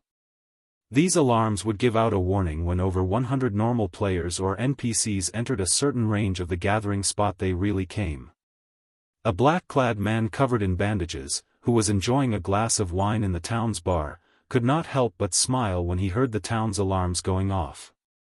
He then turned to look at the beautiful woman dressed in dark blue robes sitting beside him and asked, "Will Commander Spirit take action first, or shall I do the honors?" Although I very much wish to repay Zero Wing for what it did to my adventurer team, I am more curious about how capable the treasured apostle nurtured by Beast Emperor is, Veiled Spirit replied, smiling as she looked at the bandaged man beside her. Nowadays, Beast Emperor was extremely famous among dark players. After all, he controlled an army of evil beasts and evil demons, a force that nobody could afford to underestimate. Meanwhile, although Dust Edge himself did not possess much fame, Beast Emperor had praised him highly and even agreed to cooperate with Dark Souls so long as the Alliance provided Dust Edge with as many resources as possible. Seeing as Beast Emperor was willing to invest so many resources in a single person, it was obvious just how much Beast Emperor valued Dust Edge's potential. Beast Emperor and Dark Soul had been acquainted with each other for quite some time already, yet Dark Soul had yet to dig up any information on Dust Edge even now. Zero Wing's arrival presented Veiled Spirit with a good opportunity to witness Dust Edge's abilities. She naturally wouldn't let it go to waste. Fine, then let's treat this as the beginning of the mutual trust between our two sides, Dust Edge said, nodding. He then raised his wine glass and added, "They should be very close to reaching the town walls now. Let us head out, as well." After saying so, Dust Edge stood up and left the bar. Veiled Spirit and the dozen or so subordinates that came with her followed after him. Chapter 1870, Hell Tank's Might. A large number of dark players had gathered in the Dark Witch's Tower's watchtower, gazing down at Zero Wing's members as they fell into formation in the distance. What? They actually plan to attack the Dark Witch's Tower? They're insane. Hundreds of NPCs guard the town, not to mention the defense turrets and arrow towers. Repelling a 1,000-man team isn't even a warm-up. The dark players could not help but laugh, ridiculing Zero Wing as they watched Shifeng and his companions prepare for the assault. Although the Dark Witch's Tower was a very small town, it had robust defenses. Not only did the town have defensive structures, but it also had a defensive magic array. Furthermore, thousands of dark players occupied the town. Even an army of tens of thousands of elite players would fall swiftly if it tried to attack the town, let alone a 1,000-man force. Even a superpower would have to pay a hefty price to destroy the Dark Witch's Tower. This was why most superpowers simply ignored this dark player hub. Look at their guild emblems. They seem to be Zero Wing's members, a Tier 2 ranger stated, surprised, after using eagle eyes. Isn't Zero Wing attacking Ancient Rock City? Why has it come all the way here to attack the Dark Witch's Tower? They must have gotten the wrong memo from their superiors, a level 56 assassin said, laughing. But since they're here, we can have some fun. Blackwater has offered a generous bounty for Zero Wings heads. Normally, Zero Wings members are very challenging prey, but this is a golden opportunity. We have over 3,000 players in the Dark Witch's Tower. Wiping out this 1,000-man team will be a piece of cake. We can't let the town's NPCs get to them first. The various Dark players present in the Dark Witch's Tower didn't take these Zero Wing members seriously in the least. Rather, all they saw as they looked at their enemies were walking sacks of cash. Meanwhile, Dust Edge and Veiled Spirits group had left the Dark Witch's Tower's walls and quietly observed Zero Wing's team, astonishment flashing in their eyes. All of these Zero Wing members were merely elites. Aside from the 100 or so players that wore black cloaks, every member of the force was a Tier 1 player. Moreover, they could tell that the 100-plus cloaked players weren't actually combatants, so they were even weaker than Zero Wing's elite members. Big Sis Spirit, is Zero Wing attempting suicide? It's actually attacking the Dark Witch's Tower with such a team? With such standards, we won't even need to get involved. The town's usual players are more than enough to eliminate this force, a level 57, Tier 2 Berserker said, clicking his tongue as he observed Zero Wing's team. They had come all the way to the Dark Witch's Tower precisely because they had heard that Zero Wing might attack the town, but this 1,000-man team was simply disappointing. It would have a painful time just trying to reach the town's gates, let alone destroying the Dark Witch's Tower. Veiled Spirit pondered the situation in silence. She couldn't figure out what Zero Wing was trying to do. This is indeed disappointing. I had wanted to give Zero Wing a taste of an evil god's apostle's might, but this team isn't worth the effort. Just let the Dark players handle them, Dust Edge said, shaking his head. Since that is the case, there's no longer a need for us to stay. The battle in Ancient Rock City is growing increasingly intense. If we hurry, we should be able to claim some scraps. Veiled Spirit agreed with Dust Edge's estimation. They couldn't afford to casually reveal either Shadow Claw or Dust Edge's trump cards. Using them against a 1,000-man expert team from Zero Wing might be worth it, but it would be a waste to use them on a 1,000-man elite team. As Veiled Spirit and the others prepared to leave, the town's Dark players were about to make their move. Over 2,000 Dark players charged out of the town, not even bothering to organize themselves into any formation as they rushed toward Zero Wing's members. Dark players like them had already participated and grown familiar with large-scale combat. They might have taken the battle seriously if this Zero Wing force had quite a few experts, but all of these players were elites or weaker. Players of such standards weren't worth a serious effort. As the 2,000-plus Dark players approached, Zero Wing's elite members began to grow nervous. Guild leader, they're less than 1,000 yards away, a level 55, Tier 1 Ranger anxiously reported to Shifeng. The Dark players charging toward them were veterans of outdoor PvP, and every one of these Dark players radiated a dense bloodlust. Over 40 Tier 2 experts ran among these Dark players. On the other hand, they rarely participated in PvP, usually focusing on raiding team dungeons. Defeating elite players like them would be a piece of cake for these Dark players. Good. Engineering team, begin the assembly, Shifeng ordered, nodding. In a moment, the engineering team will be responsible for the offensive. The rest of you just need to focus on defending our position.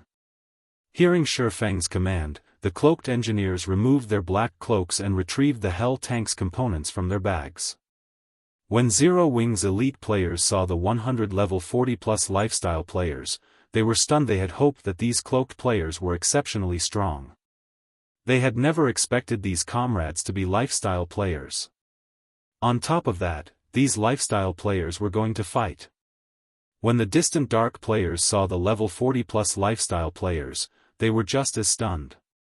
However, their expressions quickly soured, becoming serious. The 100 engineers swiftly assembled 6 colossal tanks, and despite the 1,000 yards separating them, the Dark players could hear the engine's roar as the tank's immense power swept over them. Good. 800 yards ahead. Fire at will. Shifeng issued the command once the 6 Hell tanks were ready for battle under Shifeng's command. The engineers' eyes glowed with excitement as they operated their Hell tanks. They then aimed the Hell cannons at the dark players and fired suddenly. A crimson, twofold magic array appeared before each Hell tank's gun barrel boom. Immediately, the 6 Hell cannons released balls of crimson light. These crimson light balls reached the dark players almost instantly. By the time the dark players reacted, the light balls had descended on the disorderly crowd. Boom. Boom. Boom. The moment the crimson light balls struck, 6 towering pillars of fire rose up amidst the dark player army, each encompassing a radius of 35 yards. The towering flame pillars were clearly visible from several thousand yards away. As the flame pillars faded, they revealed 6 lava pits on the battlefield, glowing with a red light. Every player that had been caught in the AoEs had transformed into streaks of white light before disappearing with a single round of attacks. Over 600 dark players had been removed from the battlefield. Chapter 1871, Nightmare on the Battlefield. When over 600 PvP experts were suddenly vaporized, the dark players charging toward Zero Wing's team slid to a halt and stared at the empty lava pits before them. Damn it. What are those things? After losing nearly half of their allies, the other dark players panicked. They had seen war weapons in action before, but the Hell tank's speed and power were beyond their understanding of such weapons. The Tier 2 experts on this battlefield even had a high chance of avoiding defense turrets' attacks from over 500 yards away, especially the speed-type classes. Yet, despite the nearly 800 yards between them and their quarry, the Hell tank's balls of light had rained down on their heads by the time they had realized that they were under attack. The power of the Hell cannon's attacks was simply horrific, easily rivaling the power of Tier 3 large-scale destruction spells. Even a Tier 2 metric tons would have to activate a life-saving skill to survive such an attack. These dark players felt as if they stood within 6 magic towers' attack range. The dark players that had chosen to remain in the Dark Witch's tower to watch the battle had lost the laughter in their eyes. Now, their gazes only contained fear as they watched the 6 Hell tanks. Veiled Spirit, who stood in the watchtower, couldn't help but frown at the scene. The speed and power of the Hell tanks' attacks were horrific. Expert players were no more than ants before the monstrous vehicles. Those war weapons were basically mobile magic towers. How does Zero Wing have such powerful war weapons? We're doomed. We don't have any war weapons. How are we supposed to deal with those things? What's there to be afraid of? We may not have war weapons, but the Dark Witch's tower does. Moreover, the town has a defensive magic array. If Zero Wing's war weapons get near the town's NPCs will bombard them with the defense turrets. Besides, with how powerful those attacks were, those war weapons definitely have long cooldowns. Once our people get close to the weapons, not only will we kill Zero Wing's members, but we'll also use the war weapons for target practice. Although the might of the Hell tank's cannons had shocked many people, some more experienced experts retained their cool and analyzed the vehicle's weaknesses, developing a plan to combat the war weapons very quickly. The other dark players also came to realize the Hell tank's weaknesses. Instead of retreating, they resumed their charge in an attempt to reach the Hell tanks. Although they had never used a war weapon themselves, they knew that all war weapons shared a single flaw: they were vulnerable at short range. Like the miniature ballistas bombarding ancient Rock City, once hostile players drew near, the war weapons could be destroyed with a few attacks, regardless of how much destructive power they possessed. The remaining 1,000+ dark players dashed towards the Hell tanks in a frenzy, intent on destroying the war weapons before the Hell tanks' cooldowns ended. Guild leader, they've resumed their charge. Should we form a defensive line? Seeing the dark players draw closer, Zero Wing's elite members grew restless again. The Hell tank's power gave them some hope of victory, and as long as they protected these massive weapons, they could defeat these dark players. But despite the dark players closing the distance to 200 yards, Shifeng hadn't given the command to defend the war weapons. If they allowed these dark players to engage the Hell tanks in melee combat, they'd be doomed. No. Let them come. Shifeng waved a hand, signaling for his companions to hold their positions. Following their guild leader's orders, Zero Wing's elite members had no choice but to stand their ground, watching as the dark players approached 200 yards. 150 yards. 100 yards. Brothers, we're almost at the war weapons. Once we destroy them, victory will be ours. Ranged players, attack with everything you've got once you're in range. The dark players couldn't help their excitement as they reduced the distance between them and the hell tanks to 50 yards at this time. Shifeng raised his longsword into the air. He then pointed it at the approaching dark players and shouted, "All hell tanks, move out. Leave none of them alive." The engineers, itching for action, eagerly stepped on the tank's accelerator. The engines roared to life once more, and the 6 hell tanks jerked forward, speeding towards the dark players in a V formation. What are they trying to do? The advancing dark players were stunned as the hell tanks raced towards them. However, before the dark players could react, each hell tank released 14 flame spears. Meanwhile, each flame spear carried power at the peak of Tier 2. A total of 84 flame spears flew at the dark players simultaneously, as if 84 miniature ballistas had launched their payload at the same time, but unlike the ballista's exploding arrows, the flame spears weren't Aoyesho. Shio. When the flame spears made contact, light flashed among the dark player army.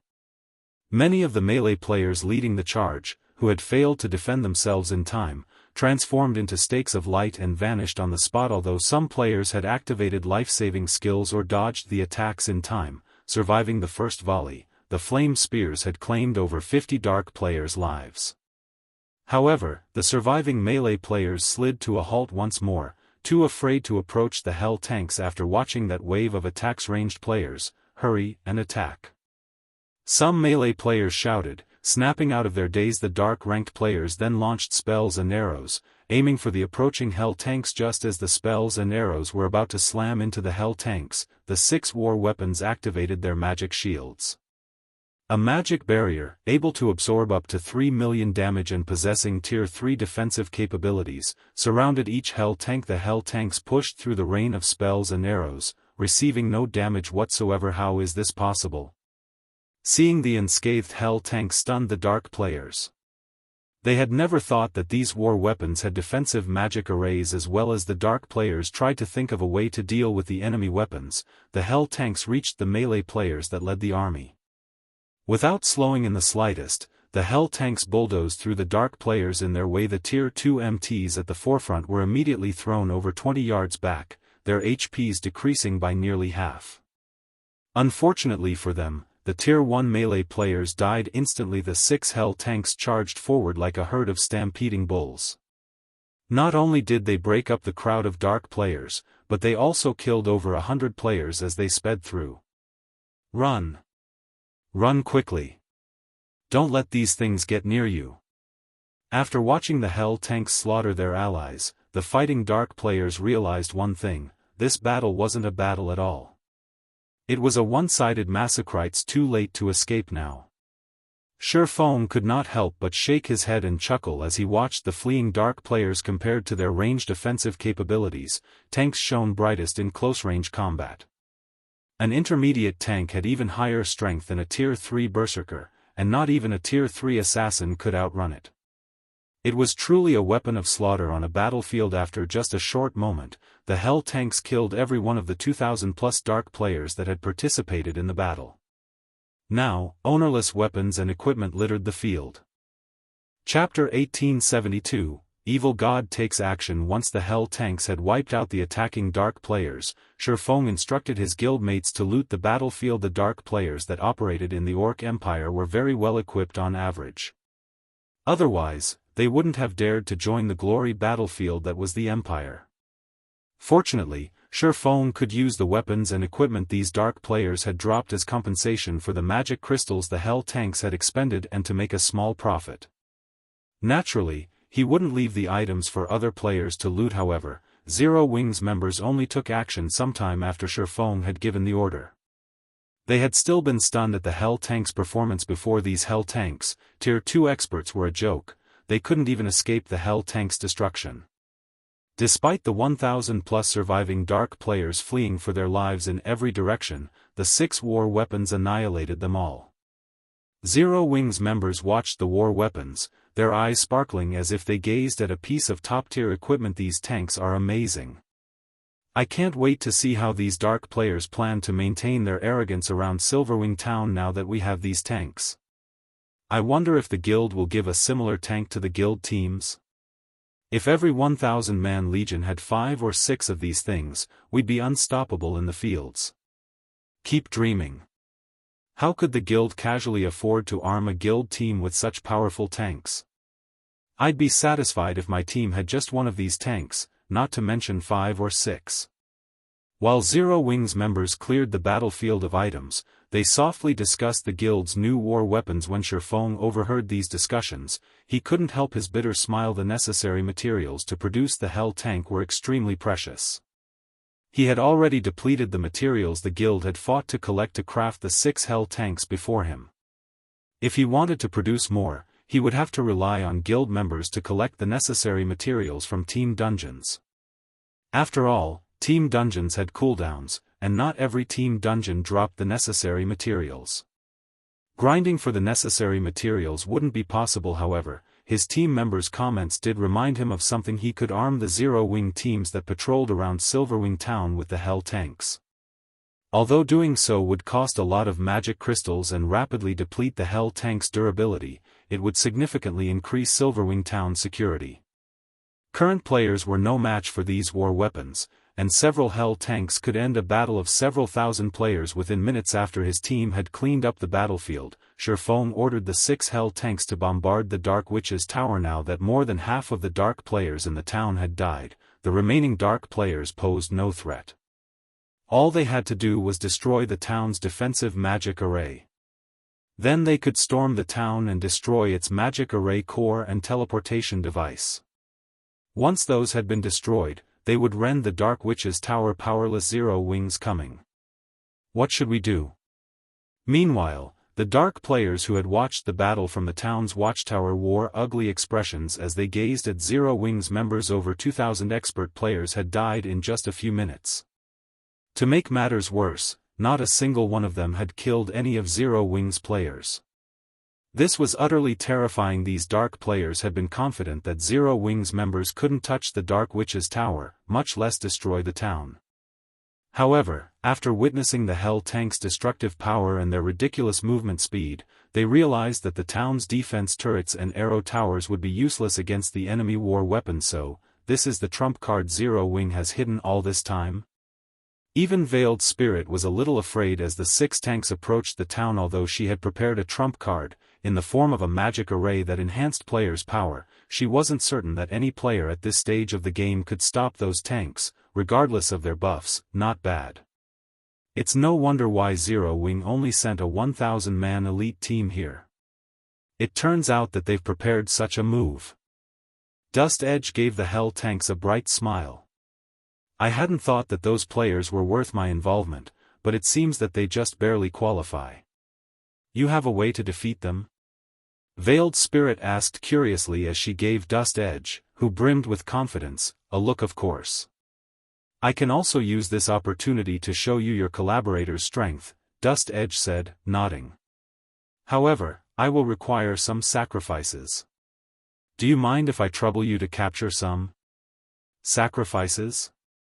Veiled Spirit repeated, confused. Him talking about players. I need a large number of players. The more, the better. Since this is a hub for the dark forces, these NPCs won't mind if players slaughter each other. And the remaining players in the Dark Witch's tower aren't particularly valuable anymore, anyway, right? Dust Edge asked, chuckling as he eyed the dark players as they tried to flee from the town. I'll also need to borrow 2 of your peak experts. My subordinates? Veiled Spirit frowned, turning to Dust Edge with a frosty expression. Although she did not know why he needed sacrifices, it definitely wasn't for something good. She refused to allow her subordinates to become this madman's sacrifices. Relax. I won't sacrifice your subordinates. Rather, I want to grant them peerless strength. Dust Edge explained when he realized that Veiled Spirit had misunderstood his intention. That won't be a problem. Veiled Spirit agreed. She then instructed her subordinates to gather the feeling players in the Dark Witch's Tower. This time, she had brought 300 experts with her, each of which was incredibly powerful. They were far stronger than the dark players who idled in the town under Veiled Spirit's command. Shadowclaw's 300 experts took action. Using the tools Dust Edge had granted them, they captured the players that tried to escape the town. What are you trying to do? Why are you capturing us? Shadowclaw's prisoners soon found themselves bound by magical chains, their fear clear on their faces as they looked at Dust Edge and his companions. Oh, it's nothing. I'm just going to make you contribute to the Dark Witch's Tower's defense, Dust Edge said, laughing when he saw over 300 bound players. You should feel so lucky to become a part of my new power. Hurry it up. Zero Wing's team is starting its attack. The town's defensive magic array won't last long, Veiled Spirit snapped anxiously as she watched the 6 hell tanks fire upon the Dark Witch's Tower. Although the Dark Witch's Tower had a defensive magic array to protect it, it was much weaker than the one around Ancient Rock City. If Tier 3 large-scale destruction spells bombarded it, it wouldn't last long. Relax. My preparations are complete. Now, we just need 2 of your subordinates to stand in the center of the magic array, Dust Edge responded as he finished writing over 30 lines of crimson divine runes in the air. He then merged the divine runes with the crimson magic array before him, excitedly proclaiming, "Soon, you'll get to witness the power of the almighty evil god." At Dust Edge's words, the 2 experts Veiled Spirit had chosen began to panic as they stared at the magic array.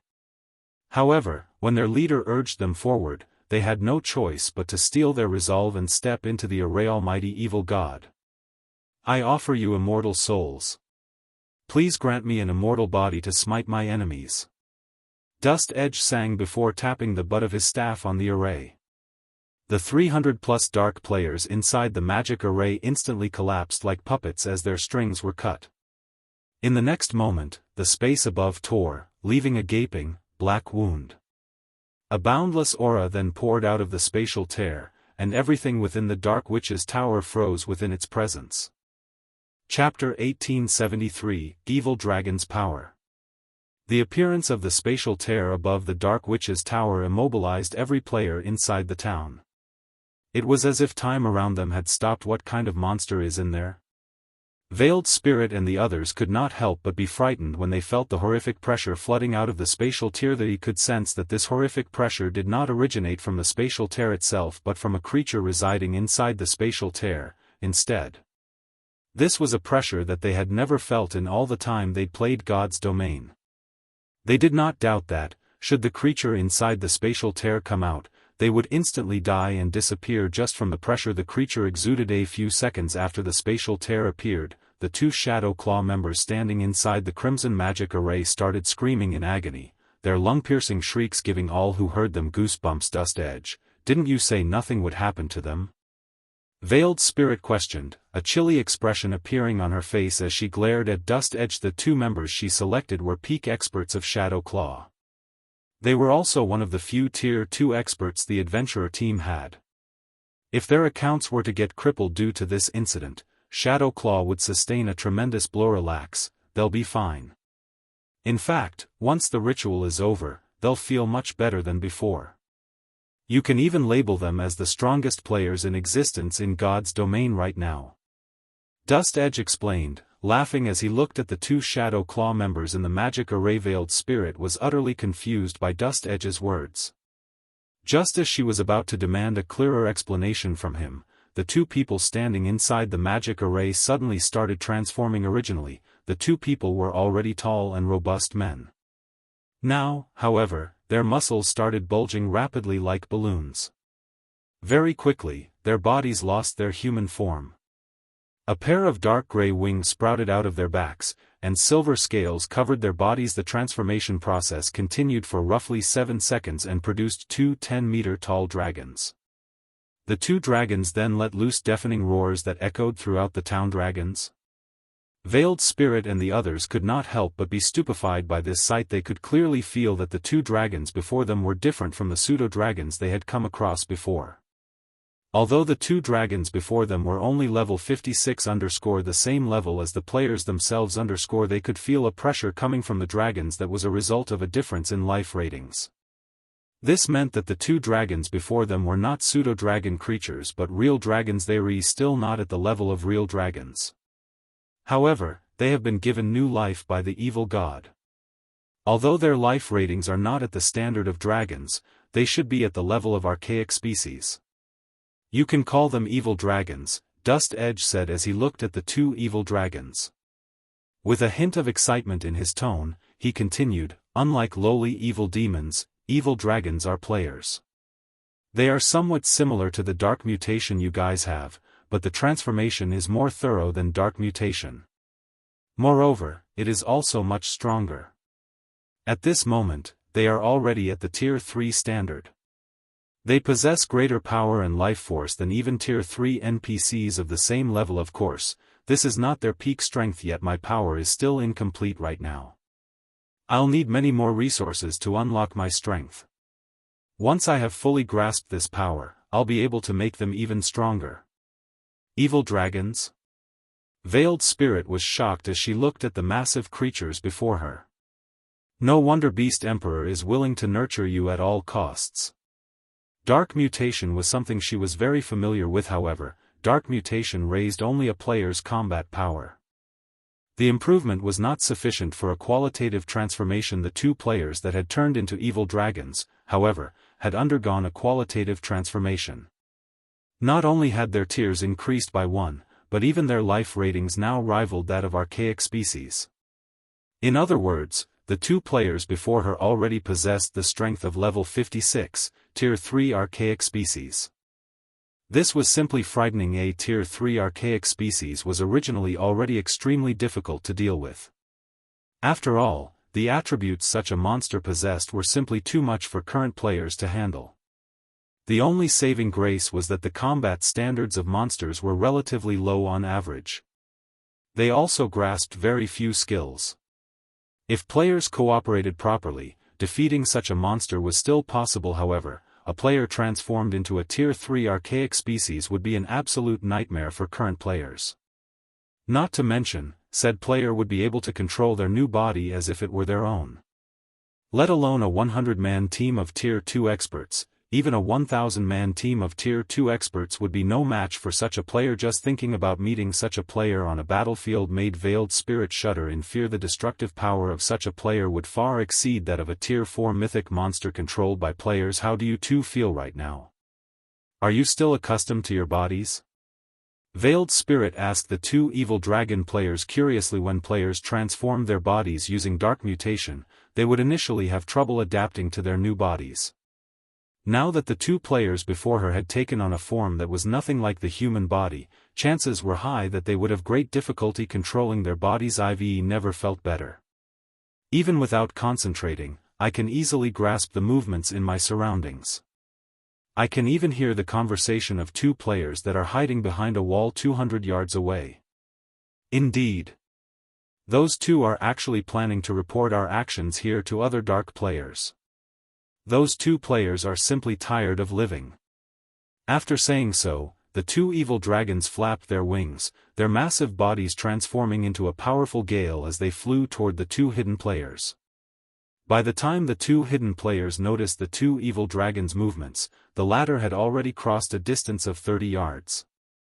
Before the two expert players could move 30 yards away from their original hiding spot, the two massive evil dragons had already appeared before them and swiped their claws at them. In the next moment, Dust Edge and Veiled Spirit's group heard a loud bang coming from the evil dragon's direction. The ground the two level 55, Tier 2 experts stood on shattered instantly. As for the two experts themselves, they had died on the spot. What power! Veiled Spirit gasped involuntarily. Too strong. Too fast. Two Tier 2 experts were actually killed just like that. Even level 56 mythic monsters weren't capable of executing such a clean and swift attack. Meanwhile, the other Tier 2 experts of Shadow Claw also shrank back reflexively. Their reaction was because they'd imagined themselves in the place of those two Tier 2 experts and realized that they wouldn't fare all that much better than those two players either. They would almost certainly suffer the same fate as that unfortunate duo. Good. Very good. After witnessing the two evil dragon players killing two Tier 2 experts instantly, Dust Edge turned to look at Veiled Spirit and said proudly, "This is the evil god's temple's true power. What do you think? As long as you all have this power, let alone the Ore Empire, even taking control of human empires won't be a problem." Indeed. Veiled Spirit nodded in agreement with Dust Edge's words. She, too, felt that the partnership between Dark Soul and Beast Emperor held great promise as long as Dark Soul had a large number of evil dragons under its command. Removing Crimson Emperor and Unyielding Soul from the Dark Knight Empire would be a piece of cake. Alright, now that you two have warmed up, it's about time we go greet our guests, Dust Edge said, smiling as he turned to look at Zero Wing's members, who were close to destroying the Dark Witch's Tower's defensive magic array already at Dust Edge's words. The two evil dragon players promptly turned to look at the approaching hell tanks, sneers appearing on their faces. Previously, they had still felt somewhat fearful of the hell tanks. Now, however, it was a different story, following which, the two evil dragon players flapped their wings and swiftly flew out of the town's magic barrier and straight toward the hell tanks. Chapter 1874, Evil Dragon vs. Tank. As the two dark gray evil dragons ascended, leaving the Dark Witch's Tower, their massive frames, powerful roaring, and the intense pressure they radiated due to their upgraded life ratings quickly attracted Zero Wing's attention. Are those dragons? How does the Dark Witch's Tower have two dragons? How is this possible? They're actually Great Lord-ranked archaic species. Zero Wing's members, who stood some distance behind the hell tanks, watched the two massive beasts fly away from the town with astonished expressions. They could not understand why dragons would be in the Dark Witch's Tower. Tier 3 archaic species were an absolute nightmare for current players, and although the two evil dragons were only level 56, they wouldn't be easy opponents. Guild leader, what should we do? The dragons are too fast, slightly faster than the hell tanks, the engineers controlling the team's war weapons asked worriedly. As engineers, they were familiar with the hell tanks' flaws. Although the hell tanks were extremely powerful against players, they were fairly useless against monsters. Monsters had much higher HP and defense, and if they pitted a hell tank against a great lord of the same level, it would take a considerable amount of time to defeat the monster with the hell cannon and flame spears. Furthermore, a great lord was considered a tier 3 monster, so it would be more than capable of causing substantial damage to the hell tank, depleting its durability. If the two level 56 evil dragons were allowed to fight the hell tanks would definitely lose. Evil dragons. Feng watched the approaching dragons with a strange look. He could feel that these two were not actual dragons, but pseudo-dragon creatures. If they were actual dragons, his heavenly dragon's breath would have given him a massive basic attribute boost. Since the fragmented legendary ring hadn't reacted, he knew that these evil dragons were something else. Moreover, he could sense the evil dragon's human-like emotions. When he looked in their eyes, it was as if the two evil dragons were children that had just found a new toy and were eager to play with it. That wasn't an emotion monsters should experience. Zero Wing, die. The two evil dragons bellowed. The two evil dragons widened their jaws and spat a tornado-like breath attack. Space Tor was the attacks flew towards two of the 6 hell tanks. Since the attacks had been launched from a close distance, the hell tanks couldn't dodge in time. Boom. As the two tornadoes dissipated, they revealed the massive craters the attacks had torn in the ground, each encompassing a 50-yard radius with a 5-meter depth. Both of the hell tanks' magic shields had shattered instantly, and the power of the breath attacks left Zero Wing's members flabbergasted. Impossible. The dragons actually spoke. Are players controlling them? That can't be right. Even if they are controlled by players, they shouldn't be able to speak. Their destructive power is insane. They actually broke the magic shields that not even hundreds of Tier 1 and Tier 2 players could destroy. Everyone was shocked as they watched the hell tank's magic shields shatter, and the battlefield's new craters. The evil dragon's breath attack was clearly stronger than the hell tank's hell cannons, but the watching players were more confused by the dragon's ability to speak. Moreover, the dragon's words had been meant for Zero Wing. NPCs and monsters definitely weren't capable of such a thing, so this is the power of the evil dragons?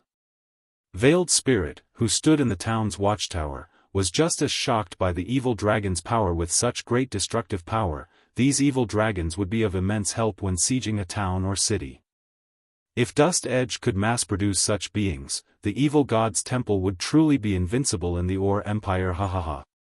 Wonderful. Destroy Zero Wing's tanks and teach those players how foolish they really are. Dust Edge's eyes glowed with excitement as he watched the evil dragons. The two evil dragons were still incomplete, yet they had displayed such frightening prowess. Once he collected the remaining materials and perfected the magic array, he could create even stronger evil dragons. A measly guild like Zero Wing would pose no threat to the evil god's temple, and the temple would claim the Ore Empire for its own. The two evil dragons nodded in response to Dust Edge's command, elation filling their hearts. The Hell Tanks, which had slaughtered thousands of dark players like helpless sheep, were now at their mercy. This newfound power was intoxicating. The two evil dragons flew toward the two Hell Tanks, which had lost their magic shields, and assaulted the war weapons with claw swipes. Crap. They're coming. The engineers controlling the Hell Tanks panicked and tried to move out of the dragon's way, but the creatures were too fast. Before the Hell Tanks could adjust their trajectory, the evil dragons had reached them, reaching towards the vehicles with their massive claws. Boom.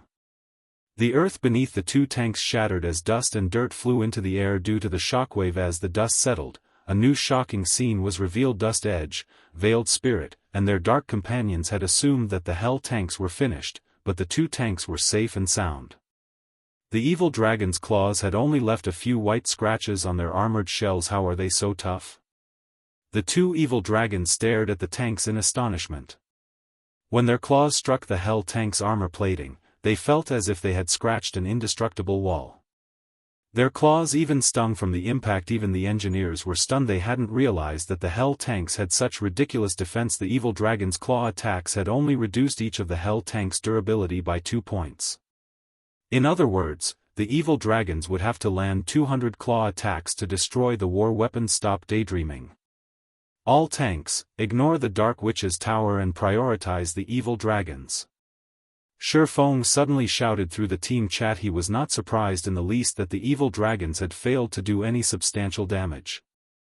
After all, the Hell Tank's outer shell had been made with Titan Oregon. Normally, it was a material used to craft epic weapons and equipment. It wouldn't be easily destroyed by a Tier 3 archaic species. However, Shifeng was relieved that he had upgraded the Hell Tank's engines, increasing the vehicle's defensive capabilities.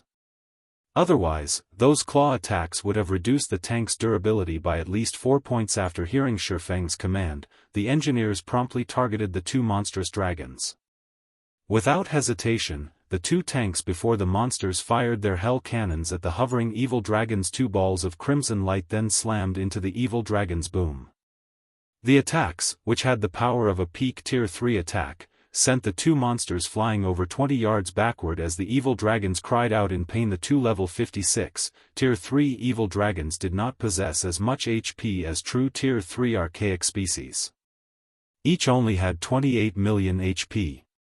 A single hit from the hell cannons had devoured over 3 million HP. While the evil dragons flew back, the two tanks' engineers followed up with their flame spears. 14 flame spears bit into the two evil dragons simultaneously, each dealing over -60,000 damage. After taking all 14 spears, the two monsters had lost nearly 1 million HP. The other 4 hell tanks had reoriented themselves by this time, launching their own attacks. With how fast the hell cannons' projectiles were, the evil dragons had no time to dodge the attack. They were only able to block and dodge the flame spears from the other 4 tanks. In the end, the two evil dragons had lost more than 1/3 of their total HPs after suffering a round of attacks from all 6 hell cannons. To make matters worse, they were now injured, slightly affecting their combat powers. How is this possible? Dust Edge's eyes nearly fell from their sockets when he saw the massive dent in his dragon's HPs and the unscathed hell tanks. Chapter 1875, Zero Wing's Guild Leader. Everyone was stunned as they watched the considerably injured evil dragons. Amazing. These hell tanks are so powerful. Now that the evil dragons are injured, we have a chance of winning. If the guild makes the hell tank available for exchange, I'll purchase one even if I have to go bankrupt. That thing is insane. Even a dragon is helpless against it. If I can use this hell tank when grinding and questing in the fields, I won't have to fear other players at all. Zero Wing's members cheered as they looked at the two collapsed evil dragons. When they had first seen the evil dragon's prowess, they had thought they were doomed, but they had learned that not only did the hell tanks have the strength to overwhelm players, but the weapons could even contend with the horrific evil dragons normally. Even a 100-man expert team would have to take the long way around a Tier 3 archaic species. Yet these hell tanks had allowed a small number of players to fight two such monsters. They would definitely be invincible in the fields if they had the assistance of a hell tank. They were excited just thinking about it. Meanwhile, Veiled Spirit and the others, who watched from inside the Dark Witch's tower, wore gloomy expressions after the evil dragons had been beaten down. They had witnessed the strength of the evil dragon's strength personally. With those monsters' speed and destructive power, dealing with war weapons should be child's play, yet. Just how did Zero Wing get its hands on those tanks? Their defense is ridiculous. Envy and confusion swam in Veiled Spirit's gaze as she looked at the war weapons. She had never heard of such a war weapon in the game before. In her memory, war weapons had high destructive power but paper-thin defense, yet these tanks' defense was heaven-defying. The hell tanks were godly weapons on a battlefield. Meanwhile, Zero Wing commanded such incredible weapons. You two, hurry and distance yourselves from those tanks. Their movement speed and reaction speed is no match for yours. As long as you fight from a distance, those tanks will be useless. Once Dust Edge recovered from his momentary shock, he commanded his two evil dragons to take advantage of the hell tanks' weaknesses. At the end of the day, the hell tanks were simply machines that players drove. Players couldn't control the weapons as smoothly as their own bodies. However, the evil dragons were a different story. These players had full and nimble control of the beasts' bodies. In addition, the evil dragons could fly. Had higher movement speed than the hell tanks. With the evil dragons' capabilities, it was definitely possible to whittle down and destroy the hell tanks without taking any damage. At most, doing so would take some time. The two evil dragon players were peak experts. They had merely failed to react to the hell tanks' attacks in time since the war weapons' defense had taken them by surprise. Now that they had snapped out of their daze, they did as Dust Edge had instructed and put some distance between them and their targets. Although the strongest weapons of the evil dragons possessed were their breath and claw attacks, their ability to control wind and attack from a distance wasn't to be underestimated. When they flapped their wings, they could create storm blades that carried the power of Tier 3 attacks. Against the hell tanks that were incapable of flight and had delayed reactions, these storm blades would be an overwhelming advantage. They responded so quickly. Sherfone clicked his tongue as the evil dragons moved to attack from a distance. It's a pity that the hell cannon's power is only at the peak of Tier 3 and can't inflict severe injuries to these evil dragons. Otherwise, that round of attacks would have ended the battle. Guild leader, what should we do now? One of the engineers, who drove the hell tank Sherfone occupied, asked. At this rate, those monsters will whittle us down until we die. Since the evil dragons had put some distance between them and the hell tanks, they could now dodge and block the tanks' flame spears easily. The evil dragons could also strike with their storm blades. By the time the drivers noticed the attacks, it would be too late to evade. Now that storm blades bombarded the hell tanks, they steadily lost durability. It was only a matter of time before the hell tanks ran out. It seems that we can't rely on the hell tanks to defeat these two monsters. After giving the matter some thought, Sherfone said, all tanks, group up and take up a defensive formation. Once your hell cannon's cooldown has ended, wait for my command to fire. We'll launch a concentrated assault on the evil dragons. The 6 hell tanks then circled, using their flame spears to prevent the evil dragon players from landing casual attacks. For a moment, the tanks' decreasing durability slowed. However, as the seconds passed by, the vehicle's durability rapidly depleted under the dragon's frenzied assault. 386. 357. 324. I'm pretty surprised with Zero Wing. I didn't think it actually had such a trump card. It's no wonder why it dares to raid the Dark Witch's tower with such a small team. Unfortunately, Zero Wing's luck will end here. I want to see how long those tanks can last against my evil dragons, Dust Edge said, chuckling as he watched the evil dragon suppress the Hell tanks. Meanwhile, the Zero Wing members watching from a distance were extremely nervous. Although they wanted to help, they were powerless in this situation. The engineers who drove the Hell tanks sweated with anxiety. 15 seconds had never felt like such a long time. Just as the Hell cannon's cooldown was about to end, Shifeng leaped out of the Hell tank, attracting the attention of everyone present. Guild leader? Zero Wing's members were stupefied as Shifeng suddenly emerged from his Hell tank. The Hell tanks were under heavy fire by the evil dragons, and the shockwave from the creature's attacks was more than enough to kill players, yet Shifeng had left the relative safety of his Hell tank, exposing himself to the evil dragon's attacks. Are they trying to surrender now that they know they can't win? Dust Edge joked when he saw someone exit one of the tanks. The Shadow Claw members were similarly surprised. They could not understand why someone would leave the safety of the tank and put themselves in death's path. The evil dragons could even instant kill a tier 2 player. As everyone chatted about this reckless player quietly, Veiled Spirit watched with a somber expression. Commander, has something happened? A female cleric asked curiously when she noticed the ugly expression on Veiled Spirit's face. Crap. That is Black Flame.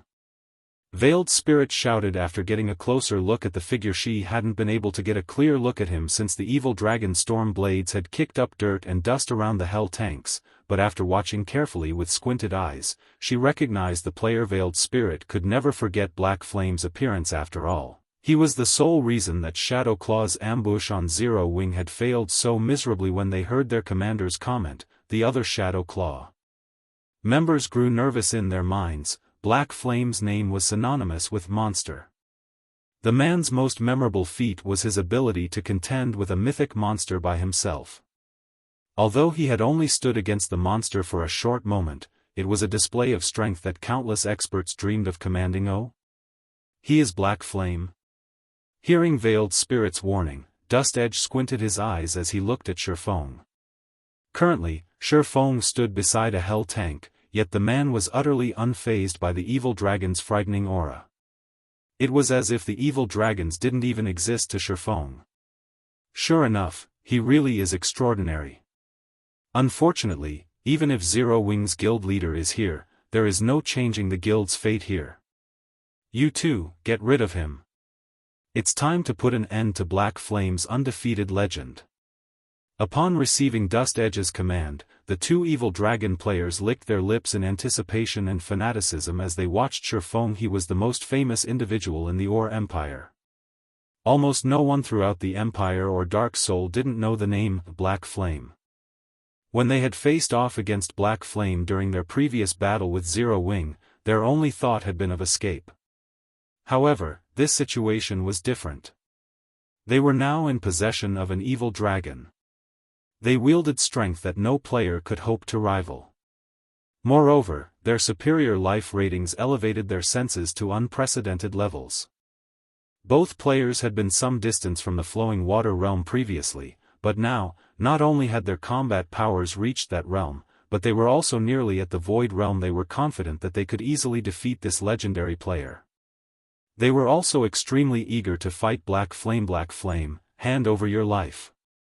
The two evil dragon players flapped their wings and flew toward Shifeng, madness filling their eyes. Chapter 1876, Slaying Dragons in One Hit. Upon seeing the two evil dragon players flying toward Shifeng, the engineers controlling the Hell tanks grew anxious. Protect the guild leader. Immediately, all 6 Hell tanks fired their flame spears to hinder the movements of the two evil dragons. The 84 flame spears shot at the two evil dragons simultaneously. Normally, a tier 2 player would have no choice but to wait for their death when faced with such an attack. However, dodging these attacks was no problem at all for the two Shadow Claw experts who possessed the physique of an evil dragon.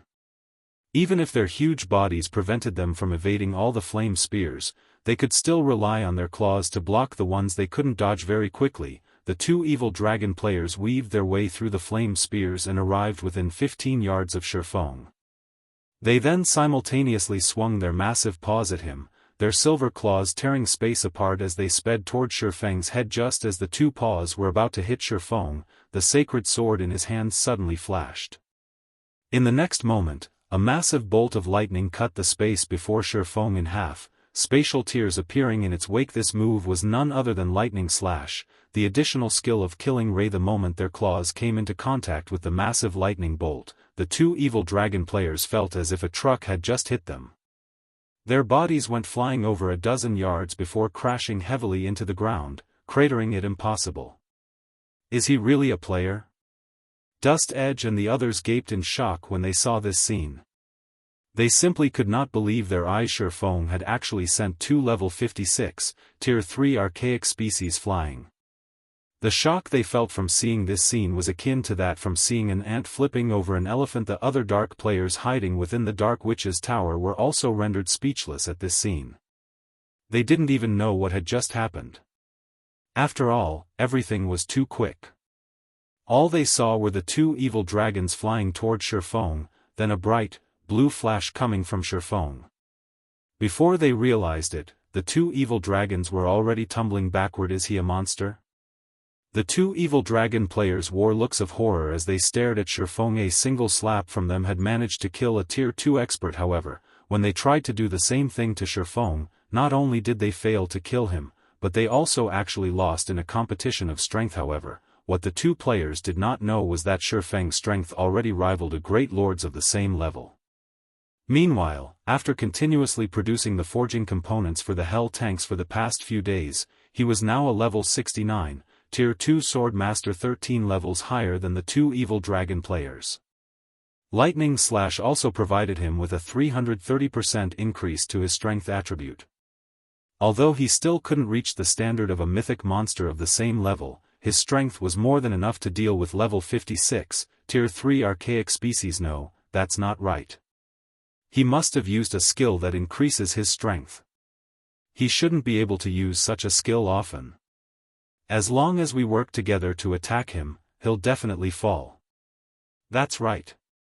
How could a player possibly possess that much strength? He must have used a powerful skill.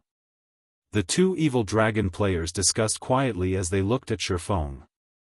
Then, they promptly split up and started circling to Shifeng's sides. A lot of powerful skills in God's domain provided a significant boost in attributes. Among these types of skills, berserk skills were the most common. However, there were also certain skills that exceeded one's imagination, such as taboo skills. Such skills were generally kept as a trump card and could not be used frequently. Since that was the case, all they needed to do was continue attacking Shifeng until he exhausted all of his skills. In any case, both of them had a maximum HP of 28 million. They were not afraid of fighting a battle of attrition against players at all. As for the attacks of the Hell tanks, they only needed to be wary of the Hell cannons. The flame spears posed no problems for them whatsoever. As the two evil dragon players closed in on Shifeng's sides and were about to launch another attack, Shifeng took out a magic scroll from his bag and activated it. Immediately, a golden-haired woman dressed in luxurious purple robes appeared before him. This woman was none other than Anna, Shifeng's personal guard. At this point, she was already a level 85 Yin Yang saint. As soon as Anna appeared, she lightly tapped the butt of her staff on the ground. Suddenly, a Yin Yang barrier spread out with her as the center boom. The moment the two evil dragons collided with the Yin Yang barrier, they felt a power rivaling Shifeng's Lightning Slash smash into their bodies. The two evil dragons went flying once again. Everyone, fire at will. Shifeng commanded when he saw the evil dragons tumbling backward after snapping out of their daze. The engineers simultaneously activated their respective Hell tanks, Hell cannon and flame spears. 6 crimson light balls and 84 flame spears flew at the fallen evil dragons right there and then. Boom. Boom. Boom. A series of explosions shook the battlefield. The HPs of the two evil dragons plummeted, falling below the 25% threshold. Feeling death approaching, the two evil dragon players automatically flapped their wings in an attempt to escape. Shifeng's and Anna's attacks might not pose a massive threat to them, but the attacks of the 6 Hell tanks were simply too fierce. If the Hell tanks landed another barrage on them, their lives would definitely be forfeit. You wish to run? Do you think you can so easily? Shifeng chuckled when he saw the two evil dragons trying to fly away. Right then, Anna finished chanting an incantation and now pointed her staff at the sky. In the next moment, pitch-black magic arrays appeared around the two evil dragons and shot out pitch-black spears. In the blink of an eye, the pitch-black spears stabbed into the bodies of the evil dragons, sealing their movements and sapping their strength. This move was none other than the new overtier spell Anna had learned, Dark Lock. Due to Dark Lock, the two evil dragons were unable to move whatsoever. Their attributes had also decreased by 30%, which further reduced their already low HPs. On the verge of ordering the Hell tanks to fire the killing blow on these two evil dragons, Shifeng suddenly felt a pulse coming from his bag. What's going on? Just as Shifeng was about to inspect his bag to check which item was producing the humming noise he was hearing right now, a broken sword suddenly flew out of his bag. This broken sword was none other than the evil god's inheritance, the weapon that Shifeng dreaded using. System, faint traces of the evil god's power detected. Do you wish to use the evil god's inheritance to absorb this power? Does this sword want me to use it to kill these evil dragons? As Shifeng looked at the broken sword, he could tell that the evil god's inheritance was riveted by the dying evil dragons. He then clicked to use the weapon in order to see what would happen if he killed the evil dragons with the evil god's inheritance. After Shifeng made his selection, the abyssal blade suddenly vanished from his hand, and taking its place was the evil god's inheritance. At this moment, despite Shifeng not having sacrificed any of his attributes, he was actually able to utilize the full power of the evil god's inheritance, the weapon causing his basic attributes to skyrocket. Although the entire process seemed to take a lot of time, in reality, only 3 seconds had passed since the evil god's inheritance started humming until now. Tightening his grip on the evil god's inheritance, Shifeng activated Instant Strike and appeared above the heads of the two evil dragons. He then sent a slash at them. Godslayer. Suddenly, 5 pitch-black sword lights devoured the two evil dragon players. Seen from afar, it looked as if a gigantic, pitch-black mouth had swallowed the two evil dragons whole. As the pitch-black sword lights faded away, the two evil dragon players' HPs instantly fell to 0. Their bodies petrified into 2 stone sculptures, which then disintegrated into dust particles that scattered on the wind. A short while later, all traces of the two evil dragons had thoroughly disappeared from the battlefield. Chapter 1877, Second Evil God's Mark. As the 5 pitch-black sword lights disappeared, the two evil dragons disintegrated into dust and scattered with the wind. The players spectating from the distant watchtower only reacted after the two evil dragons had vanished. He died. Is Black Flame really a player? Everyone had gasped when they saw Shifeng's sudden attack. Although they understood that the two evil dragons had very little HP left, each had held on to over 1,000,000 HP, yet Shifeng had slain both with a single attack. The man's damage was horrific. When the dark players in hiding saw this, they abandoned any thought of killing Shifeng.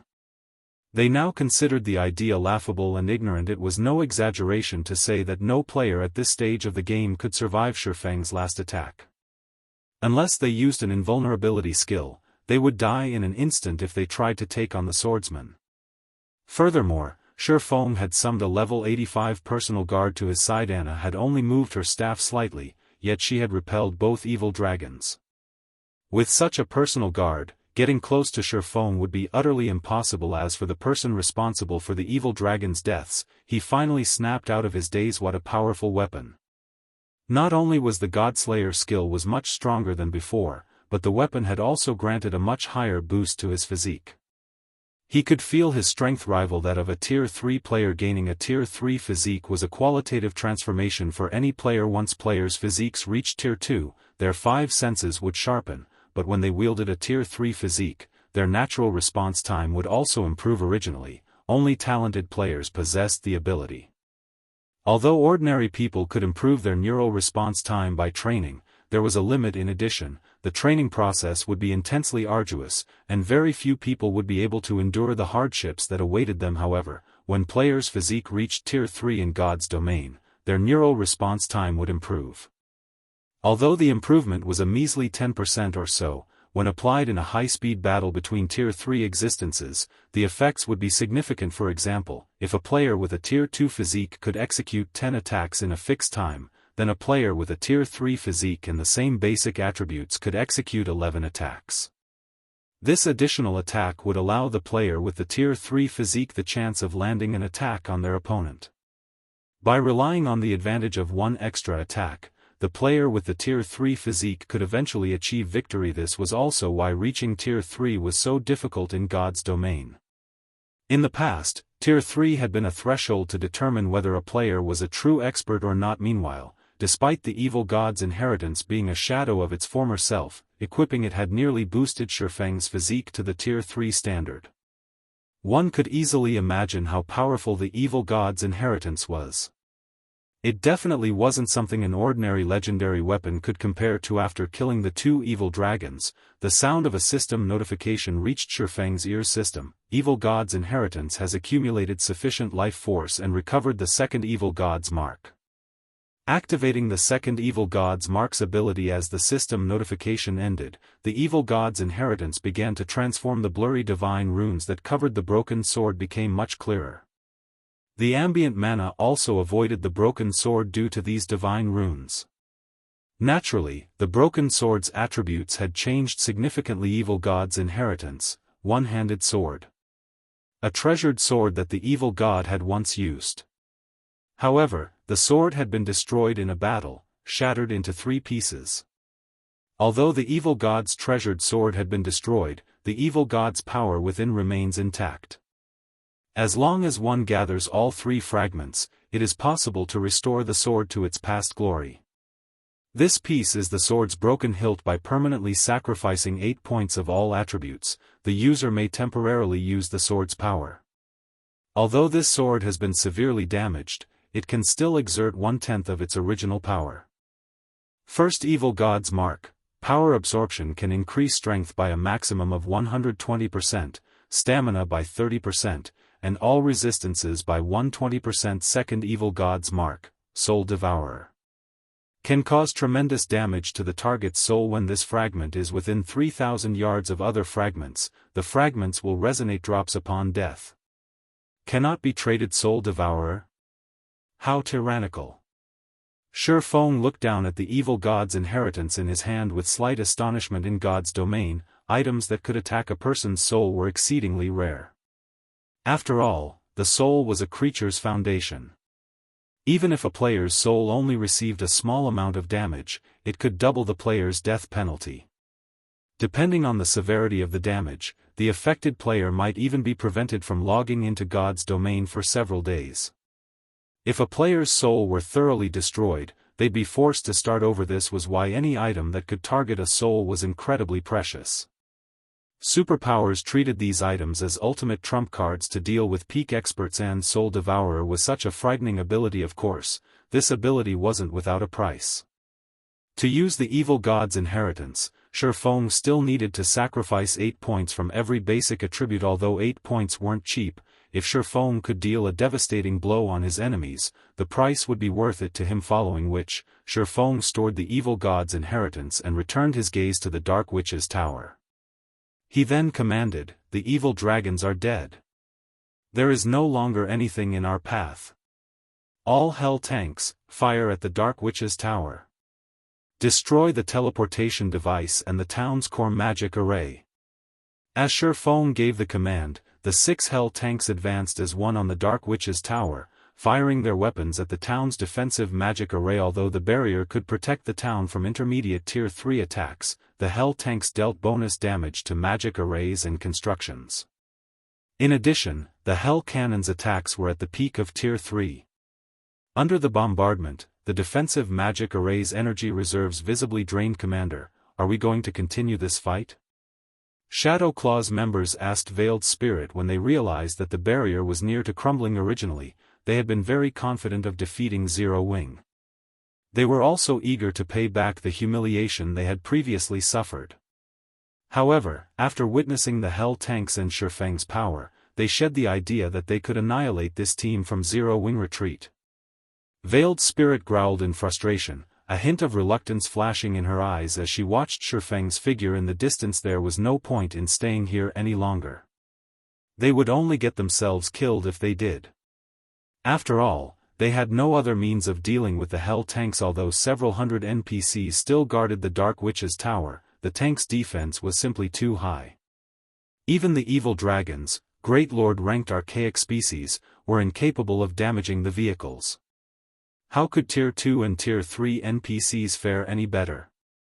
By the time Tier 3 NPCs destroyed the Hell tanks, the latter would have long since destroyed the Dark Witch's tower's teleportation device and core magic array. When they heard Veiled Spirit's decision, Shadow Claw's members breathed a sigh of relief. They immediately retrieved return scrolls from their bags in an attempt to leave this dangerous place as soon as possible. If they tarried, they might get caught in the crossfire and lose their lives. Zero Wing. You may enjoy this victory, but the next time we meet, you'll be doomed. Dust Edge said, sneering as he tightened his grip on the two shattered, gray crystal balls in his hands. He had lost this time, but the legacy he had acquired was still incomplete. He still lacked a lot of resources.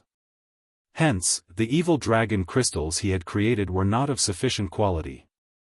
However, now that the evil god's temple had partnered with Blackwater and Dark Soul, he was confident that he could create even stronger evil dragons in the future. At that time, his evil dragons would fall as easily as they had today. Dust Edge then took out his own return scroll and teleported away from the Dark Witch's tower. When the remaining Dark players realized that the situation had taken a turn for the worst, they promptly fled the town. This allowed the Hell tanks to enter the town unhindered after they destroyed the defensive magic array. Meanwhile, only the town's Tier 3 NPCs posed any threat to the Hell tanks. However, with how few Tier 3 NPCs the town had, the Hell tanks endured the attacks as they destroyed the town's teleportation device and core magic array, which, in turn, destroyed the Dark Witch's tower. Once the Dark Witch's tower's core magic array had been obliterated, every player in the Or Empire received a system notification. Or Empire Region System Announcement. Congratulations to Zero Wing for destroying the Dark Witch's tower. Rewarding 20,000 guild popularity and one basic teleportation device. The system announcement repeated 3 times, its content echoing in the minds of every player in the Or Empire. Chapter 1878, Dark Witch's Tower Destroyed. Or Empire, Ancient Rock City. A large number of evil beasts and evil demons was currently battering Zero Wing's defensive magic array. Meanwhile, Zero Wing's members were doing their best to wipe out the monsters attacking them. The 200 miniature ballistas were practically firing non-stop. All kinds of explosions constantly echoed throughout the battlefield outside Ancient Rock City. As for the 5 mythic evil beasts, they were fighting a heated battle with the 3 heavily injured divine magic dragons. The battle between these 8 monstrosities had destroyed the terrain around them. No other monsters or players could get within 300 yards of these 8 mythic monsters. Meanwhile, the players spectating from a distance felt their blood boil as they watched the spectacular battle before them. Amazing! This war is simply amazing. Ancient Rock City really does have a lot of evil beasts and evil demons. With the battle having lasted this long, more than 50,000 monsters must have died already, yet the number of monsters on the battlefield doesn't seem to have decreased in the slightest. It really makes you wonder what gave Zero Wing the courage to attack Ancient Rock City. Hey, Zero Wing is plenty amazing already. Can't you see how many monsters are attacking Zero Wing's army right now? If it were any other large guild in Zero Wing's place, they would have long since drowned in that sea of evil beasts and evil demons already. However, even until now, Zero Wing has yet to suffer a single casualty. Although Zero Wing hasn't suffered any casualties yet, the energy of its magic barrier should be close to depletion already. Once the barrier's energy runs out, Zero Wing's army will be doomed. After all, those evil beasts and evil demons are all level 60 and above, with plenty of level 70+ great lords among them. Zero Wing's 100,000 players simply aren't enough to defeat all those monsters. Right now, the only thing I'm wondering is which will zero out first, Zero Wing's magic barrier or Ancient Rock City's monsters? Many of the spectating players had not expected the battle to escalate to such a point. The evil demons and evil beasts under Beast Emperor's command weren't existences that current players could go up against. However, by relying on its movement-type defensive magic array and miniature ballistas, Zero Wing had actually managed to fight Beast Emperor's forces to a standstill and even shattered Ancient Rock City's defensive magic array. These were feats that were beyond most superpowers. The dark players that were originally planning on ambushing Zero Wing's army, in particular, were now standing at the sides and quietly observing the battle, not daring to set foot onto the battlefield. After all, the fusillade of 200 miniature ballistas was simply too powerful. Each volley of arrows could easily kill several hundred evil beasts and evil demons, let alone players. However, while the independent players were surprised by Zero Wing's performance and had their opinions toward the guild changed drastically, the spectating upper echelons of the various superpowers remained very calm.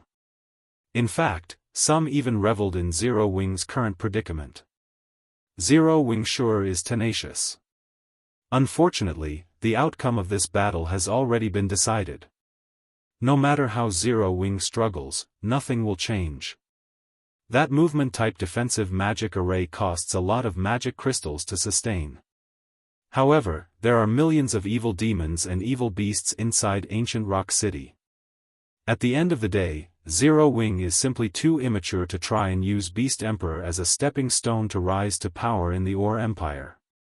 With this, Zero Wing should also understand its limitations.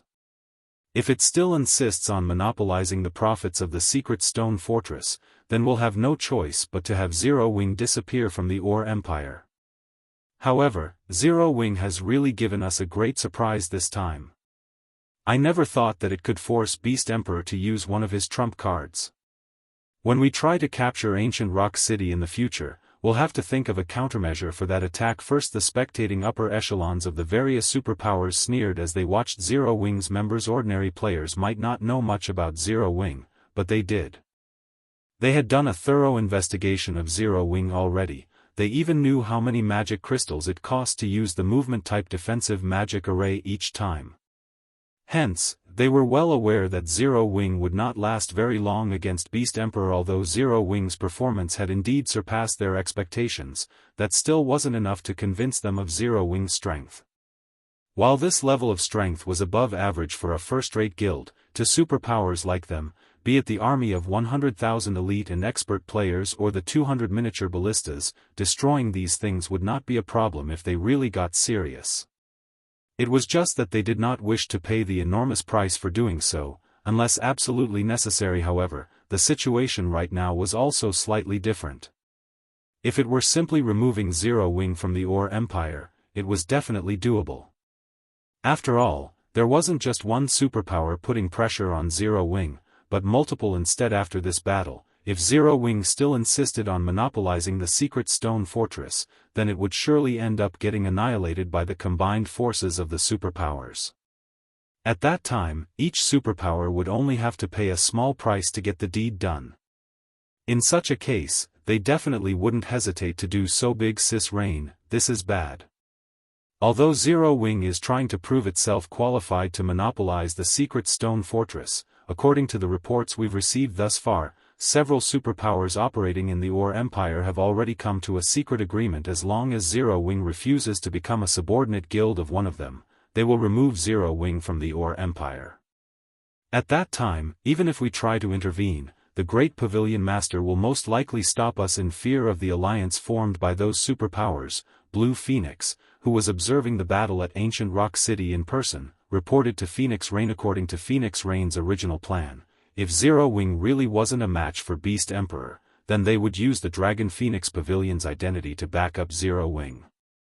If they did that, the various superpowers might decide not to take action against Zero Wing. After all, individually, these superpowers couldn't take down the Dragon Phoenix Pavilion easily.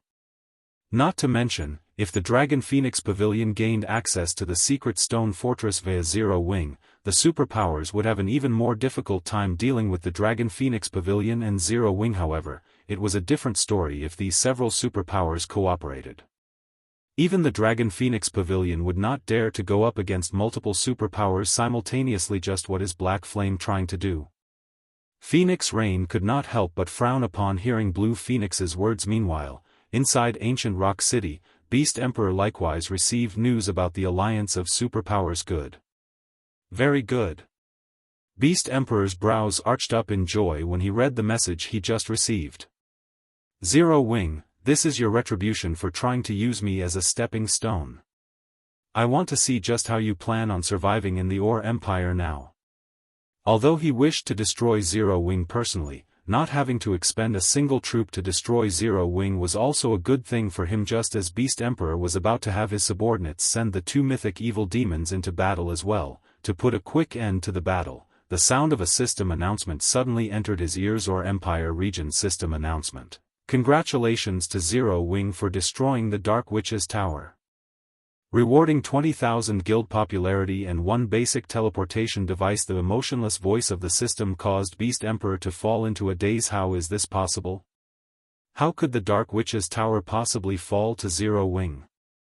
Beast Emperor instinctively refused to believe the system announcement. Although the Dark Witch's Tower wasn't an impenetrable fortress, it had several hundred NPC soldiers protecting it, including level 100, Tier 3 NPCs. The town was also well equipped with defensive structures. Most importantly, several thousand dark players resided there. Let alone a 1,000-man team, even an army of 50,000 players wouldn't be able to take down the Dark Witch's Tower. Moreover, he had even dispatched Dust Edge to defend the town. With the evil dragons that Dust Edge created using expert players, he could easily repel even a 1,000-man team of Tier 2 players. Meanwhile, Zero Wing didn't even have that many Tier 2 experts at this moment. Beast Emperor wasn't the only person surprised by this outcome. Every player in the vicinity of Ancient Rock City was stunned by this announcement. Sent Zero Wing attacking Ancient Rock City? How did the Dark Witch's Tower become the one captured instead? Did the system make a mistake? Isn't the Dark Witch's Tower a gathering point for dark players? I recall that there should be several hundred dark NPCs guarding it. How could it possibly be destroyed? What did Zero Wing do to the Dark Witch's Tower? The upper echelons of the various superpowers were filled with confusion when they received the system announcement. However, after snapping out of their daze, they promptly had their subordinates investigate into the matter. The Dark Witch's Tower might not be as sturdy as Ancient Rock City, but it was still a location that the superpowers were helpless against. Hence, they found it incredible that Zero Wing had managed to destroy the Dark Witch's Tower. After all, Zero Wing's main army was clearly attacking Ancient Rock City right now. How could Zero Wing have any extra forces to spare to attack the Dark Witch's Tower? Moreover, Zero Wing had even destroyed it. Chapter 1879, Qualifications to Establish a Foothold. The sudden news of the Dark Witch's Tower's destruction stupefied the dark players at Ancient Rock City. The Dark Witch's Tower is gone? What's going on? Pathless frowned when he received the system announcement. Shouldn't Shadow Claw be over there? The Dark Witch's Tower was an important stronghold for dark players like him. It was also the only teleportation point in the Ore Empire's southeastern region, serving as an important foundation for dark players to take control of this region. Losing the Dark Witch's Tower meant that dark players would have much more difficulty operating in the Empire's southeastern region in the future. After all, with how large the Ore Empire was, traveling around the Empire without teleportation points was very inconvenient. Hence, Dark Soul and the other dark powers normally stationed some experts to guard the Dark Witch's Tower. After hearing that Zero Wing had sent a 1,000-man team toward the town, Pathless had even made a point to instruct Veiled Spirit to bring some of Shadow Claw's experts over. Despite that, he was actually being told that the Dark Witch's Tower was no more at this moment. Pathless felt as if the system was playing a joke on him. Veiled Spirit had brought 300 experts with her to the Dark Witch's Tower. Even if she didn't receive any help from the other dark players there, with the town's defensive structures and NPCs, she could easily fend off a team of 1,000 players. Pathless immediately contacted Veiled Spirit to find out what exactly had happened at the Dark Witch's Tower. With the loss of the Dark Witch's Tower, Dark Soul would have a much more difficult time dealing with Zero Wing's Silverwing town. This unexpected development might even severely affect the Alliance's plans. The various superpowers also launched their own investigations into this matter, some even offering to purchase the relevant information at high prices. They were very curious to find out just how Zero Wing had destroyed the gathering point that they had been helpless to do anything against. All this time the lucrative offers very quickly attracted the attention of the dark players that had fled the Dark Witch's tower. They promptly sold the battle videos they recorded to the superpowers. After watching the battle at the Dark Witch's tower, the superpowers were thoroughly rendered speechless. Although the battle at the Dark Witch's tower was not as stirring as the one at Ancient Rock City, it displayed Zero Wing's frightening combat power and potential. 6 Hell tanks had actually managed to slaughter 2,000 dark players without taking any damage. The destructive power the Hell tanks possessed could practically rival that of the Magic Tower. Meanwhile, the battle against the evil dragons afterward was even more jaw-dropping. Despite being Tier 3 archaic species, the 2 evil dragons had actually failed to inflict any noticeable damage on the Hell tanks. Even for the various superpowers, this was the first time they had heard of or seen such a frightening war weapon. The Hell tank boasted both heaven-defying destructive power and defensive capabilities, which would make it an absolute nightmare on a battlefield. Of course, dealing with the Hell tanks wasn't exactly impossible, only the cost would be exorbitant. For example, Tier 4 large-scale destruction magic scrolls. Attacks at the Tier 4 standard would definitely be effective against the Hell tanks. However, the question was, how effective would they be? How many of such magic scrolls would be needed to destroy a Hell tank? Even superpowers like themselves had great difficulty getting their hands on Tier 4 magic scrolls, not to mention Tier 4 large-scale destruction magic scrolls. These things were treated as their guild's foundations. They were tools that should not be used casually. Moreover, the most frightening aspect about the Hell tank was that, aside from being useful in siege battles, it would also be effective in guerrilla warfare. 6 Hell tanks could effortlessly slaughter over 2,000 expert players. In the future, when Zero Wing came across ambushes involving hundreds or thousands of players, it could deploy just 1 Hell tank to fend off these ambushes. With this, trying to whittle down Zero Wing's strength by ambushing its members would become much more difficult. As for conducting ambushes on the scale of parties or small teams, such attacks would simply be a waste of time and resources, as they would not cause Zero Wing any substantial damage. So, this is the trump card Black Flame has kept hidden? Truly amazing. Blue Phoenix was filled with envy after she finished watching the video of the battle at the Dark Witch's tower. The 6 Hell tanks were akin to 6 mobile magic towers.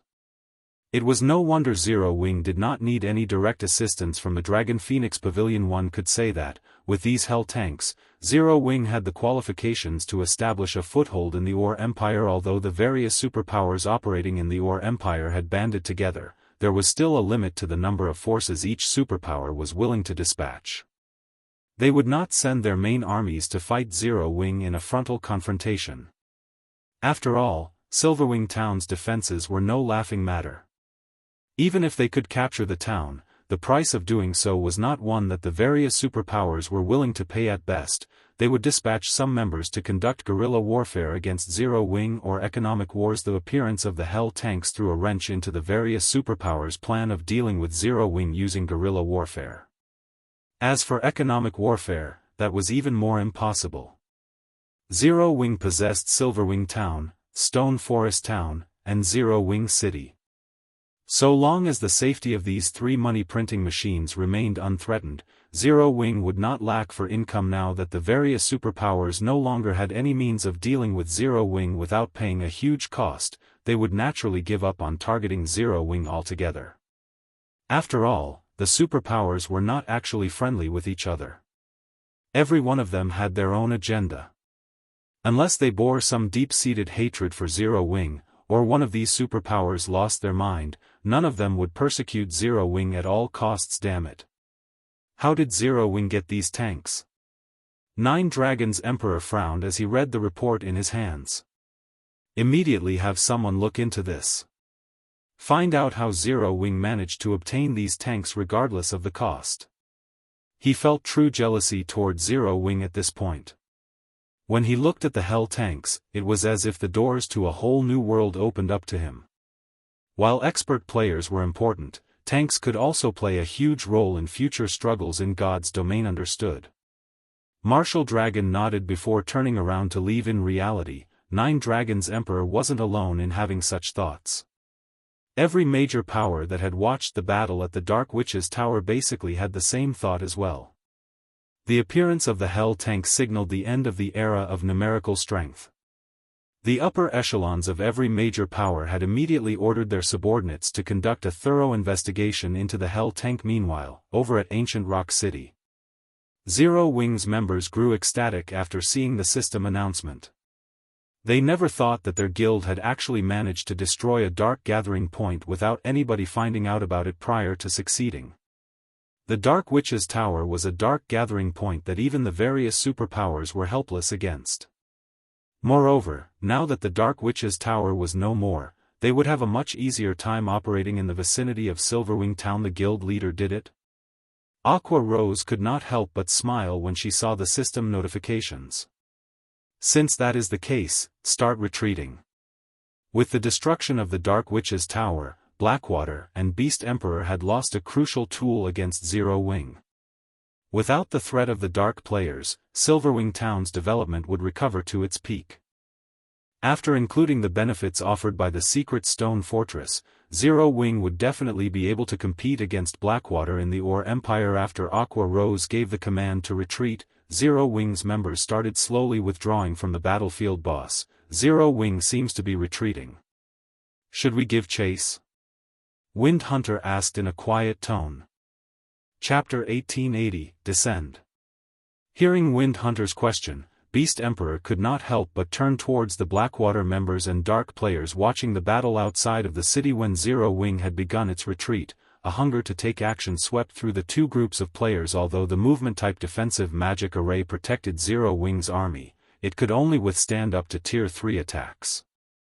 Tier 4 attacks would exceed the magic array's tolerance and shatter the array. Although the 3 divine magic dragons had the 5 mythic evil beasts tied up right now, he still had 2 mythic evil demons on reserve. Following which, Beast Emperor gazed at the many destroyed buildings behind him with a cold glint flashing in his eyes. He felt his heart ache as he looked at the destroyed buildings. Although the buildings had only been basic constructions, they were still important for nurturing evil beasts and evil demons. It would cost him a lot of evil gods' temple contribution points to repair them all. Meanwhile, Zero Wing, the cause of this destruction, wanted to get away from the battle without suffering a single casualty. Zero Wing. First, you used me as a diversion to attack the Dark Witch's Tower, and now, you want to disengage safely? Do you think you own this place? Beast Emperor sneered at Aqua Rose and the others' retreating figures. Mobilize all mythic and Grand Lord ranked evil demons. Send in Elder Whales. I want to teach Black Flame how foolish his decision was to send an army up against Ancient Rock City. If he allowed Zero Wing City to leave Ancient Rock City unscathed after this incident, both he and the evil god's temple would become a laughingstock throughout the Ore Empire. He could not allow that to happen. Not only did he intend to display the might of the evil god's temple before Zero Wing, but before every major power watching this battle as well. Are we really going to mobilize Elder Whales? Wind Hunter gasped when he heard Beast Emperor's command. He hadn't thought that Beast Emperor would involve Der Whales, the branch temple's Tier 4 NPC in Ancient Rock City. Elder Whales was the strongest trump card Ancient Rock City had at the moment. They had also gone through great lengths to secure a single opportunity to request the NPC's assistance. Initially, they had planned to save the opportunity for their assault on Silverwing Town. He had never expected Beast Emperor to use it here, of course. I want a Black Flame to learn how foolish it was to send a measly army of 100,000 players to attack my city. If we destroy Zero Wing's army here, the guild's hold over the Secret Stone Fortress will crumble, Beast Emperor said, a hint of madness in his eyes. Although mobilizing Elder Whales now would ruin his original plans, destroying 100,000 of Zero Wing's elite and expert players would land a heavy blow to the enemy guild. This defeat might even be enough to encourage the various superpowers to strike against Zero Wing. Understood. Wind Hunter said, clearly eager. He couldn't wait to see the enemy's expressions when they were dragged to the pits of hell only moments after celebrating a victory. Meanwhile, Blackwater's members quietly observed the battle outside of Ancient Rock City from a safe distance. "Commander Scar, Zero Wing has begun its retreat. When are we going to make our move? Finally. This is our Heavenly Eagle Legion's chance to show the Vice Guild leader our worth. I don't think there's a need to wait until both sides are severely injured. We can simply charge in and slaughter Zero Wing's members. Isn't it just a defensive magic array? That Beast Emperor really is useless. He still hasn't destroyed it." The 20-plus players behind Snow Scar, a Tier 2 Berserker, were growing impatient after such a long wait. If Phoenix Rain were present, she would have been astonished to see these players. Not only were they all level 56+, Tier 2 players, but they were also famous experts in the Iron Empire. Originally, they had either been known independent players or top-ranked experts from first-rate guilds. Some were even dark players overall. Everyone in the Iron Empire was familiar with these players. They all wielded a level of power that even first-rate guilds were helpless against. Some of them even had special means that could cause the various superpowers headaches. Yet, these 20-plus players had gathered here. Moreover, they had joined Blackwater. Why wouldn't this be shocking? Let's wait for a bit. Ancient Rock City should make its move soon. If the situation hasn't changed in the next few minutes, it won't be too late for us to attack, Snow Scar said, smiling at the restless group of players around him. Honestly, even he felt somewhat powerless against this group. These people usually acted like lawless criminals in the Iron Empire since so few players weren't capable of challenging them. A few of these players even had the strength to rival him. If they decided to rampage, he wasn't confident that he could stop them. Only Xuanwu Qisha was capable of truly controlling these madmen. However, she was also the reason that this bunch had joined the Heavenly Eagle Legion. After hearing Snow Scar's decision, the other Heavenly Eagle Legion members fell silent, returning their attention to Zero Wing's army. As Zero Wing's army organized its retreat from the battlefield, over a dozen figures flew out of Ancient Rock City. Upon seeing these figures, the watching crowd, all of whom had assumed that the battle had reached its end, were stupefied. What's going on? Why is a Tier 4 NPC here? There's not just the Tier 4 NPC. 2 mythic evil demons have joined the battle as well.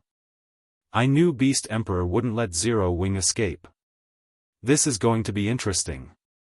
Beast Emperor is too ruthless. Zero Wing will suffer a massive loss this time. Beast Emperor still had so much power hidden. The spectating crowd was stunned as they watched the dozen or so figures rapidly approach Zero Wing's force. Even the spectating superpowers were astonished. Although there were only a dozen or so new arrivals, the group had enough combat power to capture a guild town. After a moment of silence, Wales, a level 80, Tier 4 NPC, appeared above Zero Wing's army. He then pointed his staff at the sky above him. Offenders of the evil god, the punishment for your crimes is death. Suddenly, countless small magic arrays appeared in the sky before silvery gray arrows descended like a storm. Tier 4 large-scale destruction spell, Death's Twilight. As the silver arrows rained down, the defensive magic array's energy reserves rapidly depleted. After a short moment, the defensive magic array's energy reserves were empty. Aqua Rose hadn't even had time to replenish the reserves before the magic array shattered. Taking advantage of this opportunity, the 2 level 80 mythic evil demons and the dozen or so Grand Lord ranked evil demons flew towards Zero Wing's army. Beast Emperor is quite ruthless. We merely destroyed Ancient Rock City's defensive magic array. Does he really need to send a Tier 4 NPC after us? Blackie felt an intense pressure weigh down on him as he looked up at Wales. The man's aura was even stronger than that of a Tier 4 monster, and despite standing so far away from the NPC, Blackie felt stifled. Sure enough, guild leader's guess had been correct. Beast Emperor won't let us get away so easily. Aqua Rose looked at Wales with a bitter smile. She had to admit that Beast Emperor was a formidable foe. There was a reason that the various superpowers had been powerless against Ancient Rock City. Aside from the large number of evil beasts and evil demons under his command, Beast Emperor also had so many powerful trump cards. Elder Wales. Please punish these offenders and transform them into nutrients for our evil demon army. Wind Hunter said, laughing as he pointed at Zero Wing's army 100,000 elite and expert players. The corpses of these players would elevate the evil god's temple's evil demon army to a whole new level. They'd be able to create far more mythic evil demons in the future. As soon as Wind Hunter finished speaking, whales began to chant an incantation. Meanwhile, the mythic and Grand Lord ranked evil demons charged for the movement-type defensive magic array in an attempt to destroy the barrier around Zero Wing's army, preventing it from erecting another. It seems that there's no other way. Since he won't let us leave, we'll drag him to hell with us. Aqua Rose sighed. She then pulled an ancient magic scroll and a beautiful crystal from her bag. This magic scroll was none other than the Tier 4 continuous use magic scroll, Vulcan's Sigh. As for the beautiful crystal, it was an elemental source Melancholic Smile had acquired with great difficulty after scouring through the various kingdoms and empires. Source of blazing fire. Vulcan's kin, descend. Chapter 1881, Disaster Incarnate. When Aqua Rose activated Vulcan's Sigh, which was powered by the source of blazing fire, darkness suddenly flooded the sky above the battlefield. Following which, a gigantic spatial tear opened up in the sky. Meanwhile, at this moment, the players and the monsters on the battlefield had frozen in their tracks, gazing at the black hole in the sky in fear. What did she do? Wind Hunter, who currently stood on ancient Rock City's city wall, shuddered in fear when he saw the hill-sized eyeball inside the black hole. Right now, he could clearly feel death looming over him. Let alone Wind Hunter. Even the Tier 4 NPC whales turned pale when he sensed the dreadful aura coming from the gigantic eyeball. He couldn't even move his body right now. As the aura intensified, the black hole spat out flaming meteors in the blink of an eye. The flaming meteors illuminated the sky brightly. Before anyone could react, the flaming meteors descended on the evil beast and evil demon army, the impact causing countless explosions and screams of agony to resound in the battlefield. At this moment, it was as if Armageddon had arrived as the entire battlefield shook among the evil beasts and evil demons caught within the range of the flaming meteors. Those at the Lord rank and below were killed instantly. Meanwhile, the meteor shower covered a 700-yard radius at the very minimum. By the time the meteor shower ended, the terrain of the battlefield had undergone an earth-shattering transformation. Aside from the monsters at the Great Lord rank and above, everything else caught within the AoE of Vulcan's Sigh was now ashes. Even the two mythic evil demons, which were unfortunate enough to be in the attack's AoE, had fallen into a heavily injured state, their combat power plummeting in just one attack. More than 5,000 evil beasts and evil demons were killed. The destructive power of Vulcan's Sigh stupefied everyone on the battlefield. The dark players that were originally planning on charging into battle all gulped audibly, their backs growing cold as they watched this scene play out before them. That was close. Fortunately, we didn't charge into battle too quickly. I never thought that Zero Wing would actually have such a trump card hidden as well. Had we charged into battle, we probably would have died to this large-scale destruction spell. However, Zero Wing is already at the end of its tether. The number of evil beasts and evil demons killed is nothing to Beast Emperor. How does Zero Wing plan on repelling Beast Emperor's remaining forces? I refuse to believe that Zero Wing still has another magic scroll like that. I guess you're right. Once Zero Wing's members get scattered by the evil beasts, it'll be our turn to make a move. Zero Wing's members are all walking sacks of money. We'll be able to make a fortune if we manage to kill a few of them. Although everyone was shocked by the might of Vulcan's Sigh, none of them was an ordinary player. They understood that such a powerful large-scale destruction spell could be used only once. This was merely Zero Wing's last gasp before it got annihilated. It wouldn't stop Beast Emperor's forces from giving chase at this moment. Snow Scar, who was watching the battle from a short distance away, unsheathed the two sabers he carried in his bag and commanded, "Prepare to move out."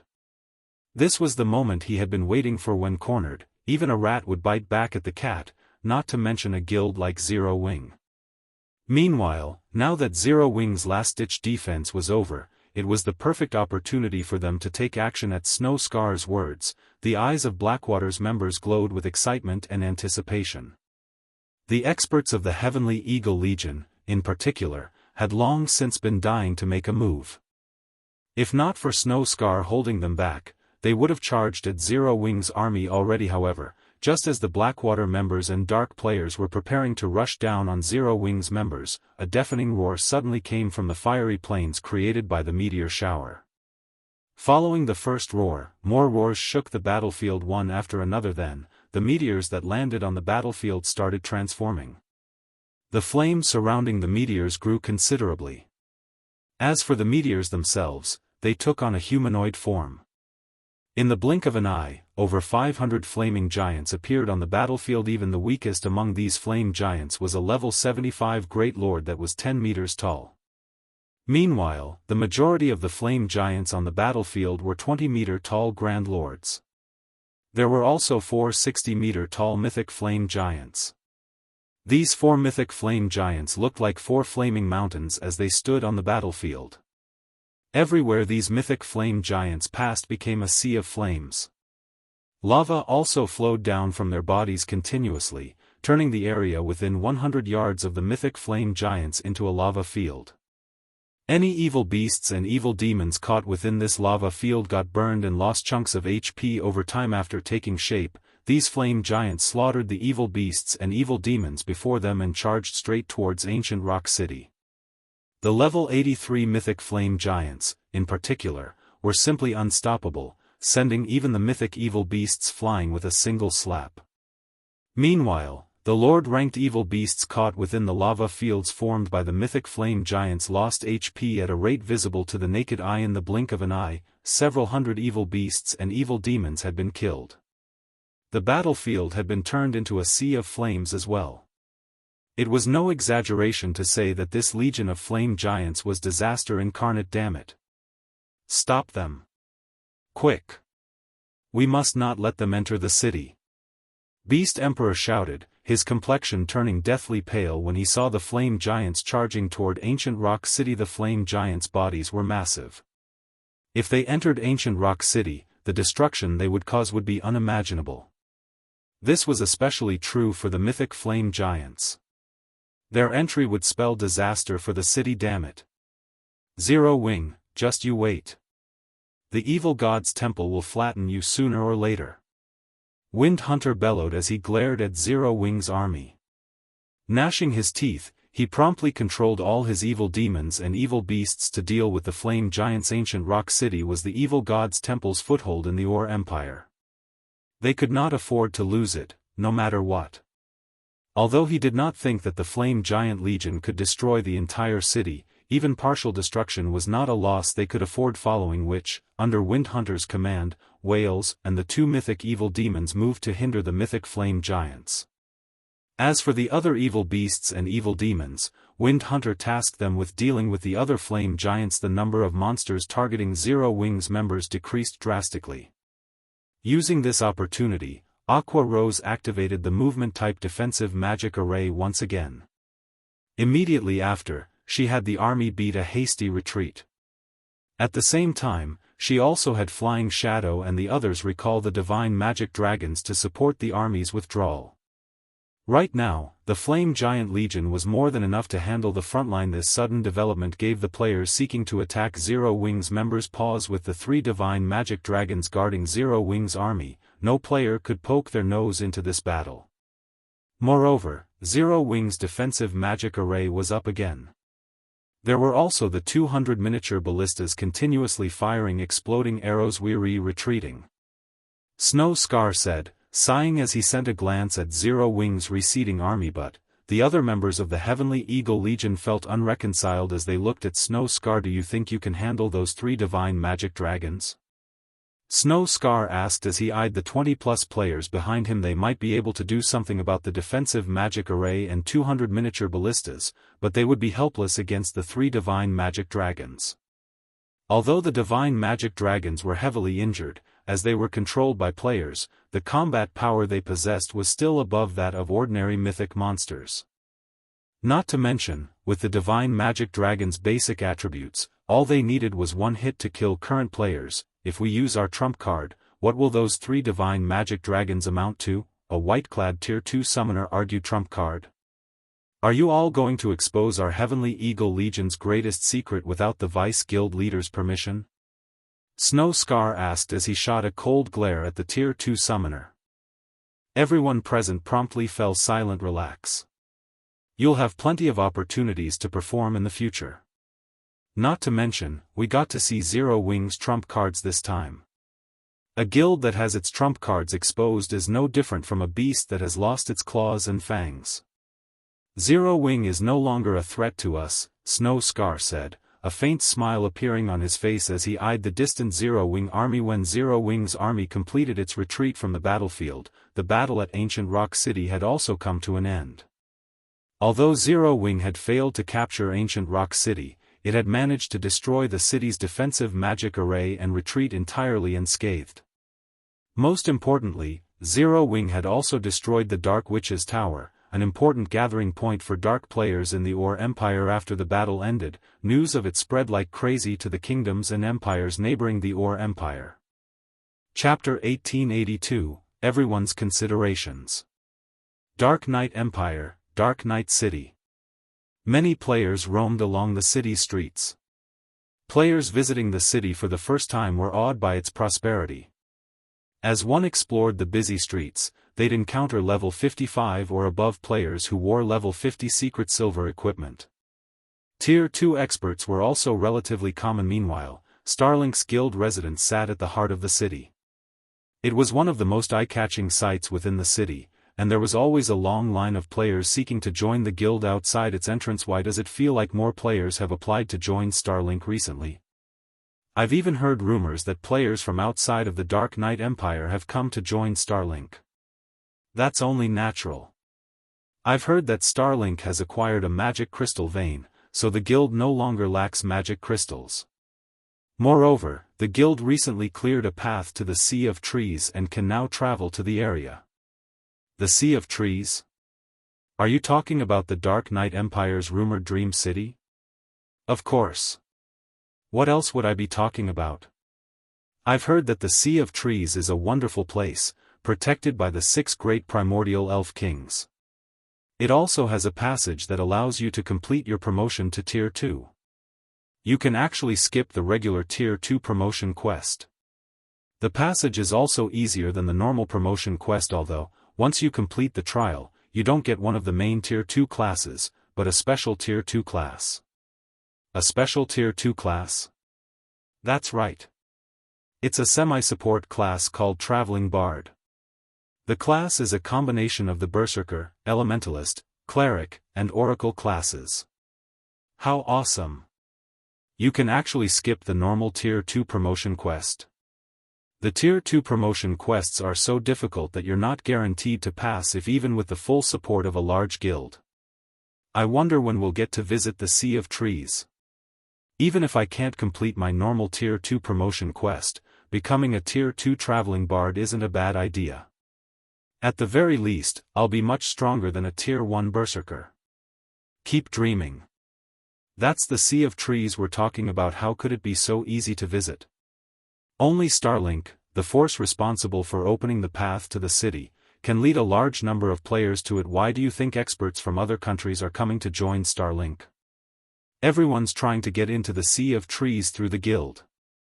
The independent players who loitered in the central district chatted as they watched the long line of players outside of Starlink's residence. Although they, too, wished to join the guild, Starlink was a large enough guild that it could even contend with the various super first-rate guilds.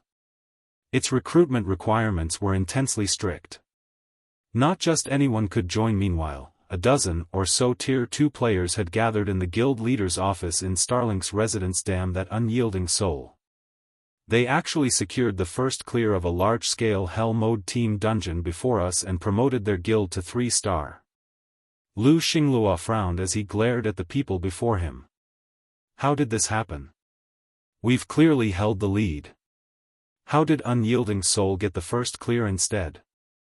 Guild leader, based on our investigations, Unyielding Soul has acquired a large number of powerful weapons and tools to increase their raid team's combat power significantly.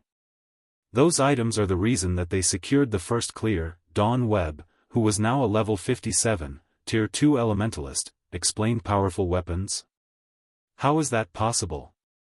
The situation left Lu Xinglua confused. Despite its current, dire straits, Unyielding Soul was still a super first-rate guild.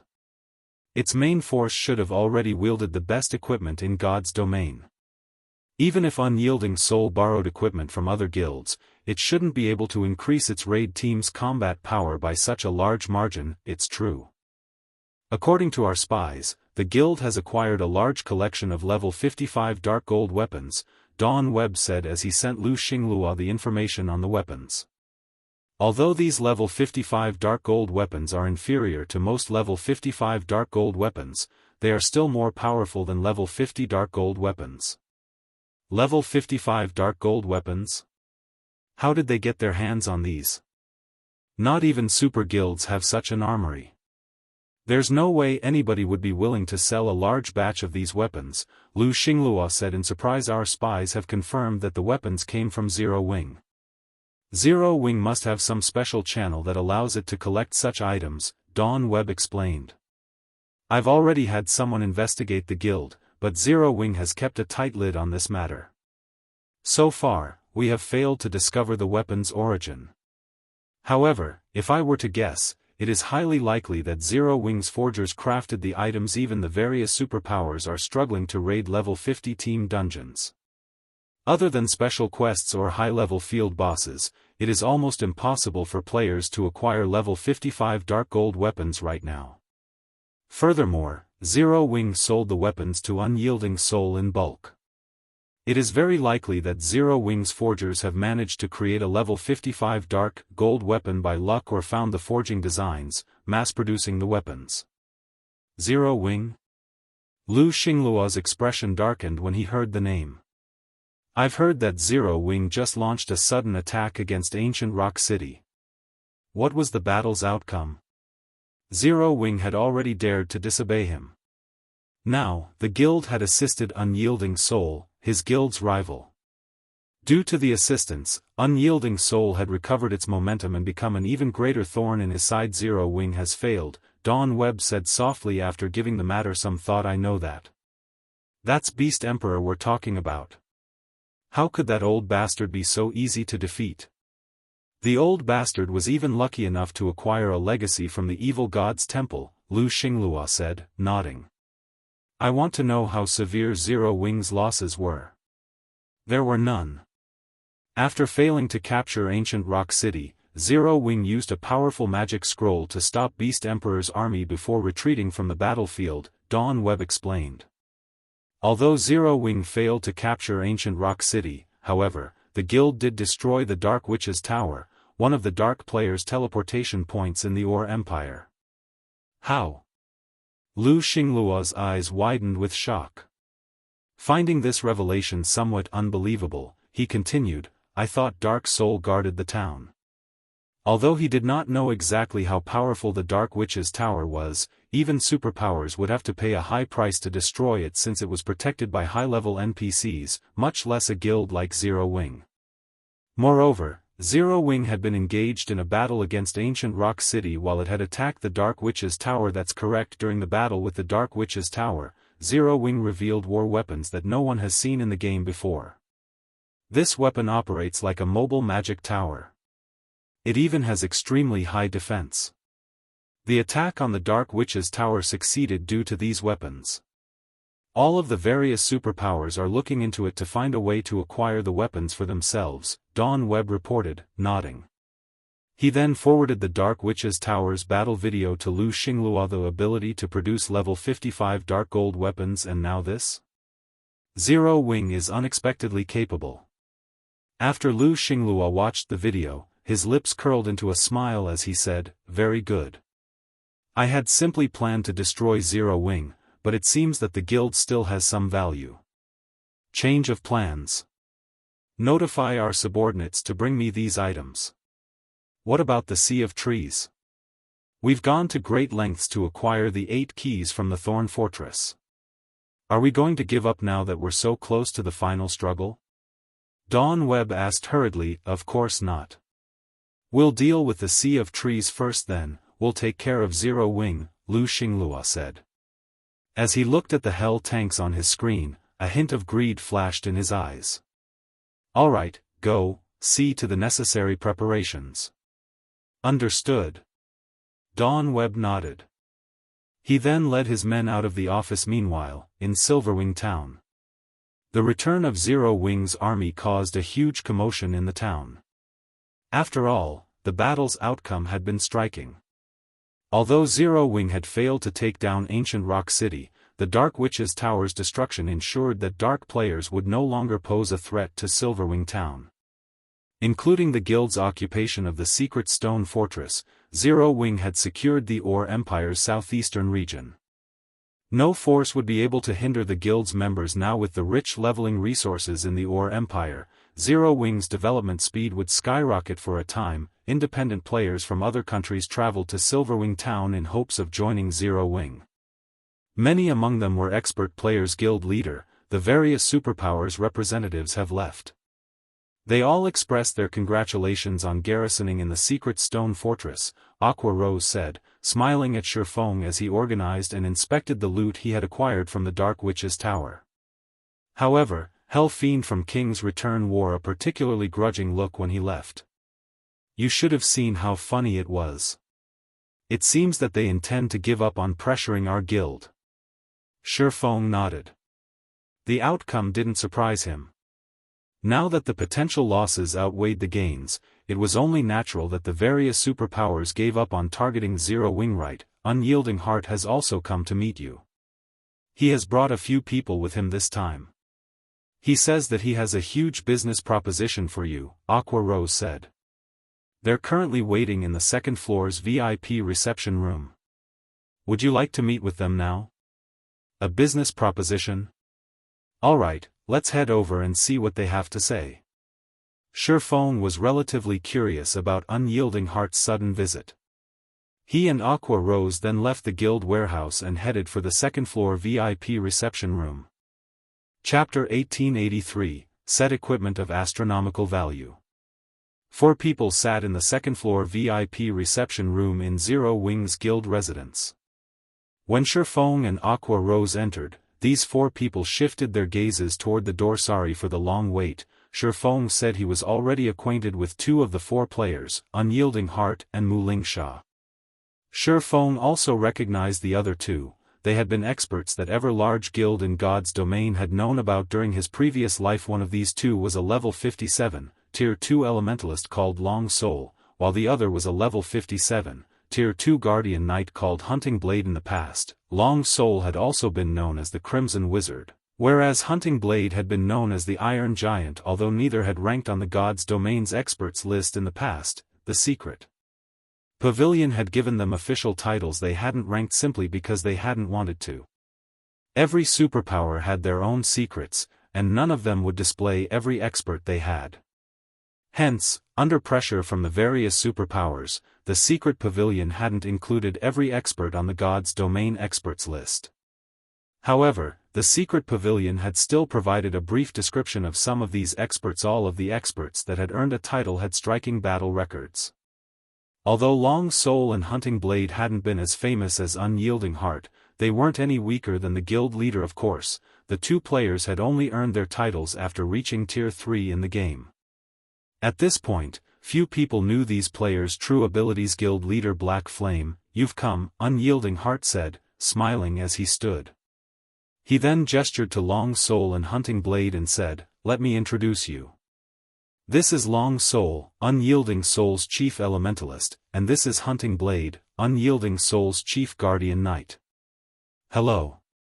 Both Long Soul and Hunting Blade nodded at Shifeng as they carefully observed the swordsman's every action, attempting to determine Shifeng's capability. Shifeng was a large part of the reason for Zero Wing's current success. The guild had even secured a foothold in the Ore Empire and forcibly dissuaded the various superpowers from targeting Zero Wing. Some time ago, Zero Wing had even sold Unyielding Soul a large number of level 55 dark gold weapons, which allowed Unyielding Soul to earn the first clear in a level 50, large-scale team dungeon and become the first guild in the Dark Knight Empire to reach 3-star status. It was because of these achievements that Unyielding Soul now had more capital to contend with Starlink in its home empire. Once everyone had been introduced, Unyielding Heart removed a list from his bag and handed it to Shifeng. A quick glance at the list left Shifeng confused. Guild Leader Black Flame, I suspect that you might be interested in the items listed, am I correct? Unyielding Heart asked, smiling. You are. Zero Wing is very interested in acquiring these items, Shifeng said, nodding. Every item on the list was a material that Zero Wing was currently trying to purchase in bulk. There were even materials for crafting the Hell Tank. Among them, certain materials the Hell Tank required couldn't be acquired from team dungeons. Only a few special maps produced these materials. Unfortunately, the various large guilds valued these materials and usually didn't sell them. Hence, Melancholic Smile could only try her best to purchase these materials from other countries' independent players. Since he had no real reason to hide the fact, Shifeng acknowledged his need for these materials. Any large guild could easily deduce that Zero Wing was attempting to collect materials, after all. Only, these guilds did not know what Zero Wing wanted the materials for. Unyielding Soul is willing to sell these materials to Zero Wing in bulk and at market price, Unyielding Heart said. Yuri willing to sell Zero Wing? Shifeng smiled. That would be wonderful, but I doubt that's why you're here. If Unyielding Soul only wanted to sell Zero Wing these rare materials, Unyielding Heart wouldn't have personally visited the guild. He could have simply sent a subordinate to initiate the transaction. Moreover, Unyielding Heart had gone so far as to bring the Crimson Wizard and Iron Giant with him. Of course, that's not the only reason I've come. I would like to trade these rare materials for the Dark Corrosion set and Sundial set earlier than planned. I believe the price I have to offer will be to your satisfaction, Unyielding Heart said, nodding as he revealed his true motive. You want to conduct the transaction in advance? Glancing at Long Soul and Hunting Blade, Shifeng realized why Unyielding Heart had brought these two with him today. Unfortunately, I've already informed you and the Phoenix Pavilion Master of the auction date for the two sets. If I trade with you now, I'm afraid that it won't be fair to the Dragon Phoenix Pavilion. The Dark Corrosion set and Sundial set were both level 55 to level 60 Dark Gold set equipment. If Long Soul and Hunting Blade could use these sets now, they could be of great help to their guild. It was no wonder why Unyielding Heart wished to conduct the transaction ahead of time. I understand. That is why Unyielding Soul is willing to offer you 70,000 golds worth of rare materials or magic crystals for the two sets. I don't believe that even the Dragon Phoenix Pavilion is capable of making such an offer. If you're uncertain, we can also contact the Dragon Phoenix Pavilion and conduct an impromptu auction right now. I believe the Dragon Phoenix Pavilion won't object to the arrangement, Unyielding Heart said. When Long Soul and Hunting Blade heard Unyielding Soul's statement, their expressions changed. They both wondered if their guild leader had lost his mind. This wasn't the price they had agreed on earlier. Not only had Unyielding Heart asked to purchase the two sets for 70,000 gold, but he even offered to settle the bill with extremely rare materials. For that price, they could purchase quite a few sets of individual level 60 Dark Gold equipment. 70,000 gold in rare materials? Shifeng was astonished when he heard the proposal. Shifeng had to admit that the offer was tempting. He had intended to set the starting bid for the Dark Corrosion set at 24,000 gold, and that price was only so high because the set was meant for MTs.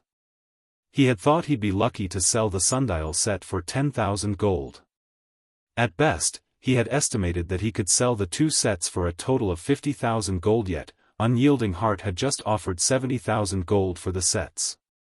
Moreover, he was willing to pay with the rare materials Shifeng needed to produce the Hell Tank. As Unyielding Heart had stated, Phoenix Rain couldn't match such an astronomical price. The Dark Corrosion set and Sundial sets were only level 60 Dark Gold set equipment at best, not epic equipment, which could be used until level 100 or beyond. Aqua Rose, who stood quietly to the side, flashed Unyielding a surprised expression. She hadn't expected the other guild leader to be so mad now that Zero Wing had garrisoned in the secret stone fortress and transferred a large number of guild members to it. The guild urgently needed a large number of coins and resources. If Zero Wing could secure the resources Unyielding Heart had just offered, this transaction could accelerate Zero Wing's occupation of the Ore Empire's southeastern region. When Unyielding Heart saw Shifeng and Aqua Rose's satisfied expressions, his smile brightened. Although he had offered to purchase the sets at a much higher price than he had initially planned, he had done so to avoid a scene. If he had competed with Phoenix Rain in an auction, the risk of leaked information would increase remorsefully. Shifeng shook his head. 70,000 gold is indeed tempting, but please, allow me to refuse, Shifeng said as he returned the list to Unyielding Heart, firm determination in his eyes. Are you not satisfied with my offer? Unyielding Heart was stunned. Long Soul and Hunting Blade stared at Shifeng, as well. They both thought that Shifeng had lost his mind. No one else would offer such a generous price, yet Shifeng had rejected it. No, I find it quite satisfying, Shifeng answered truthfully. Then, why?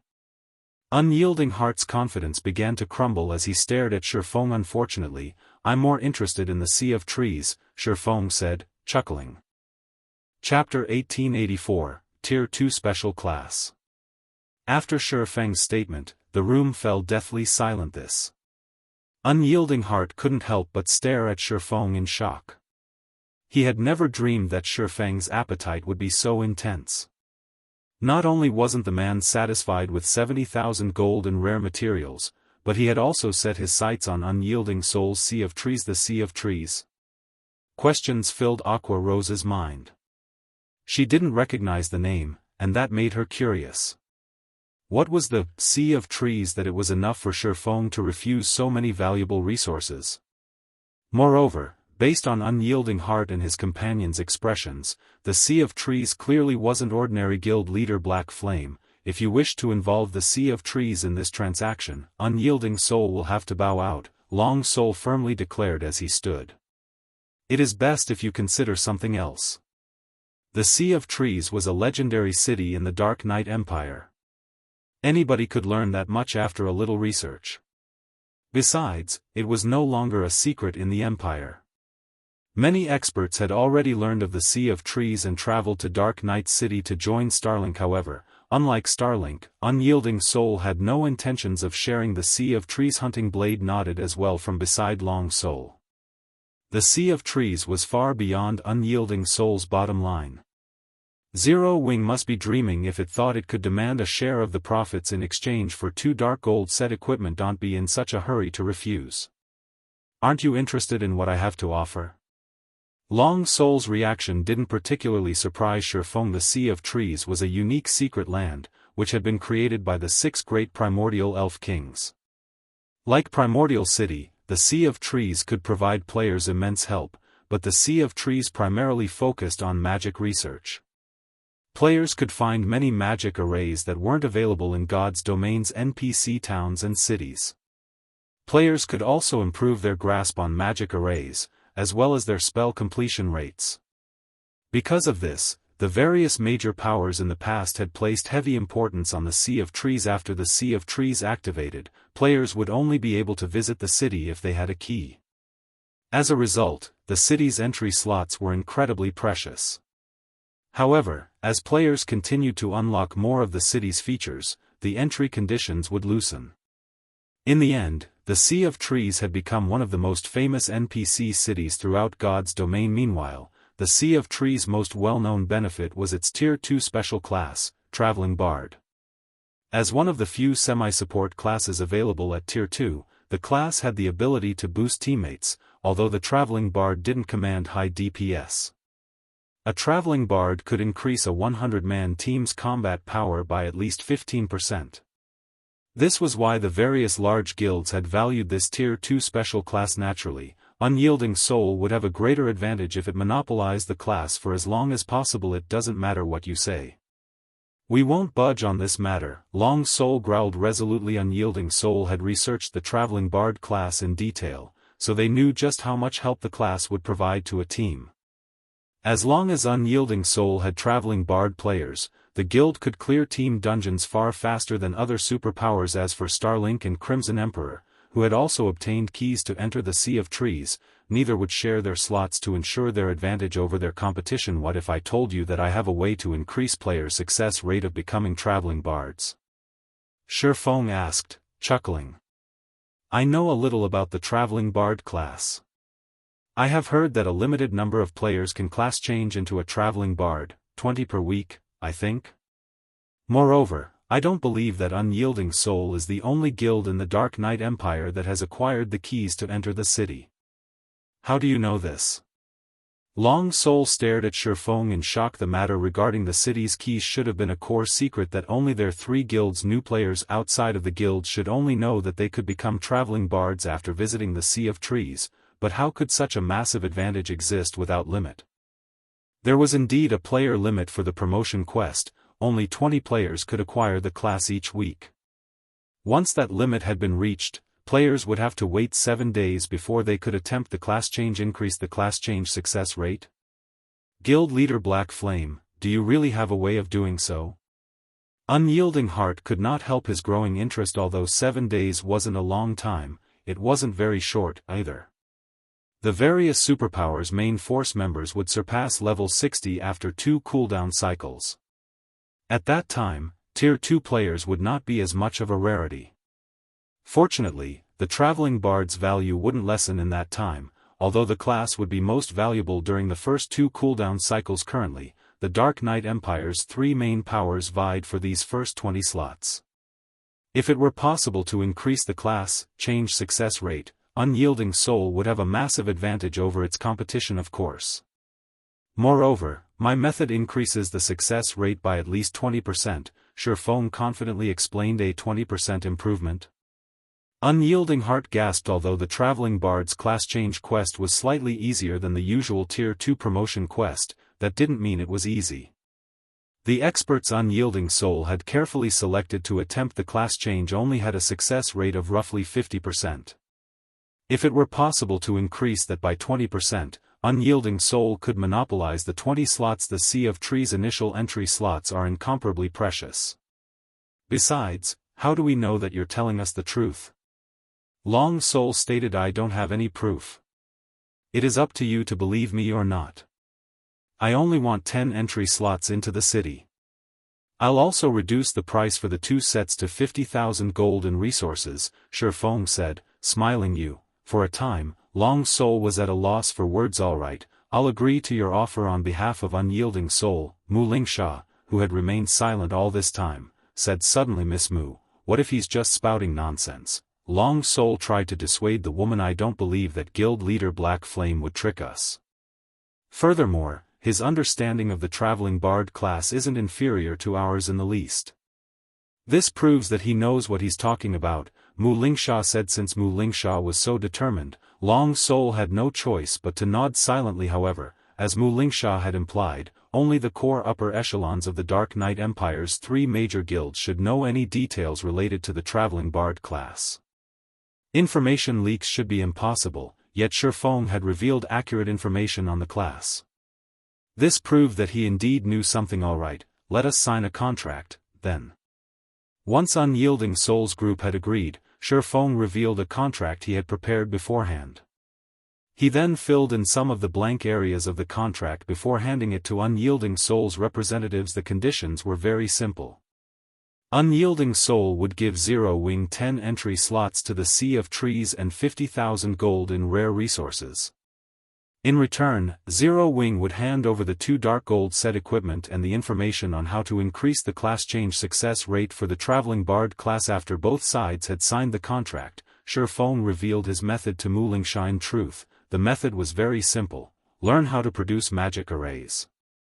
As long as one could manufacture intermediate magic arrays, players would have a far easier time when attempting the traveling bard class change quest. Although the method was simple, nurturing players to the intermediate magician standard wouldn't be.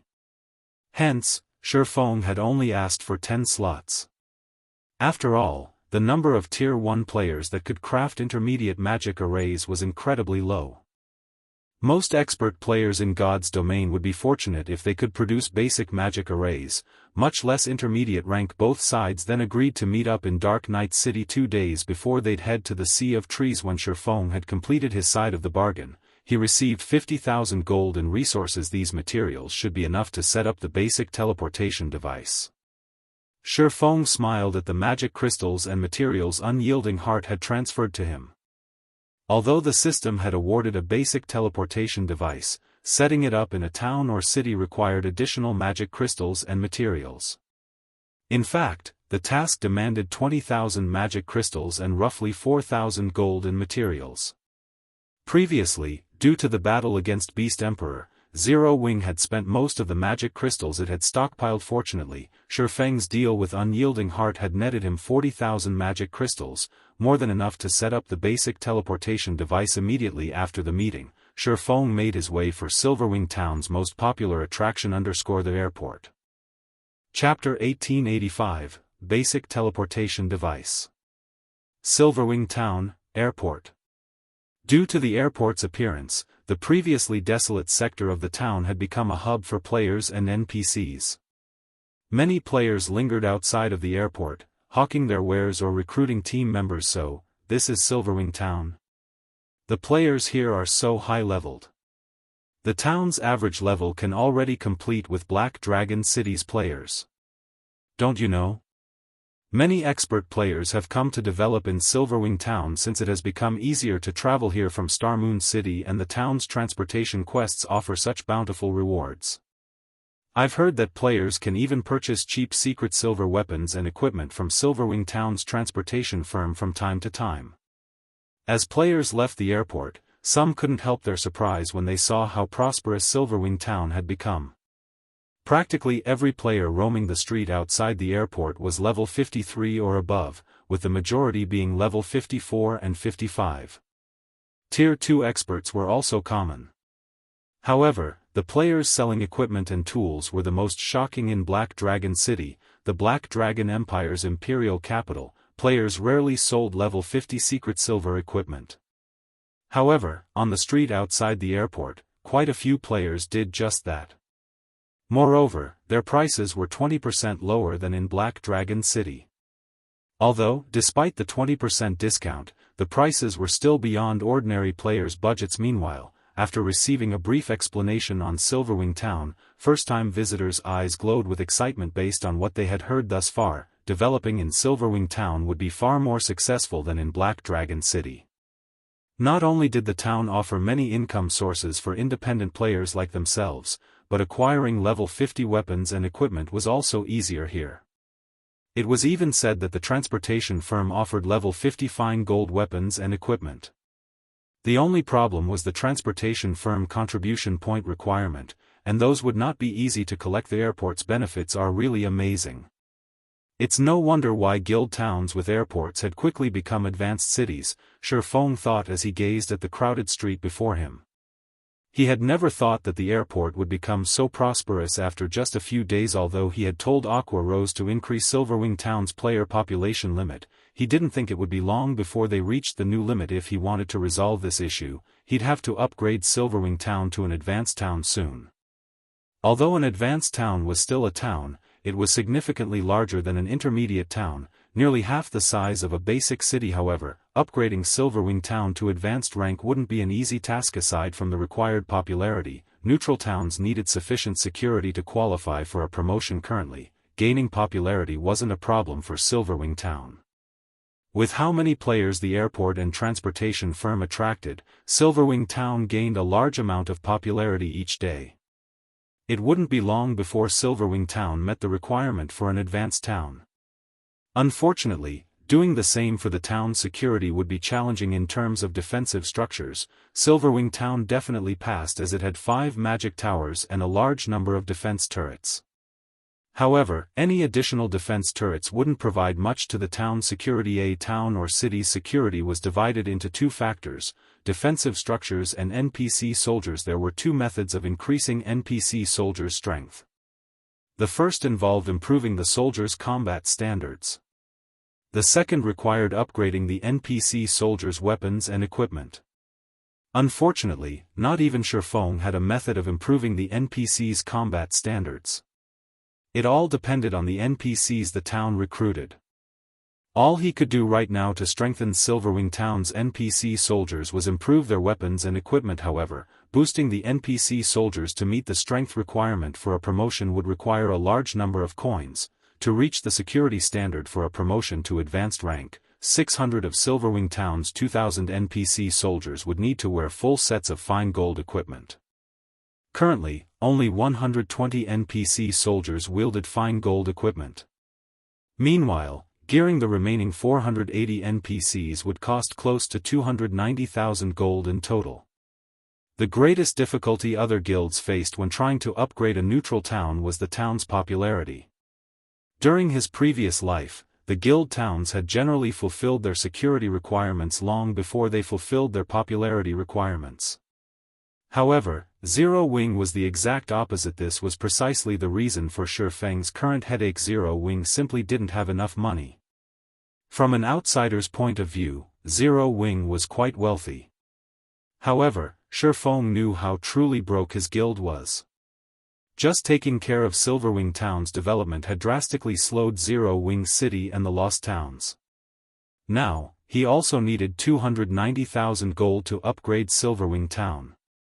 This predicament was the reason he had set his sights on the Sea of Trees. In Unyielding Soul's opinion, he just wanted the Traveling Bard class to strengthen Zero Wing's team so that the guild could secure better weapons and equipment.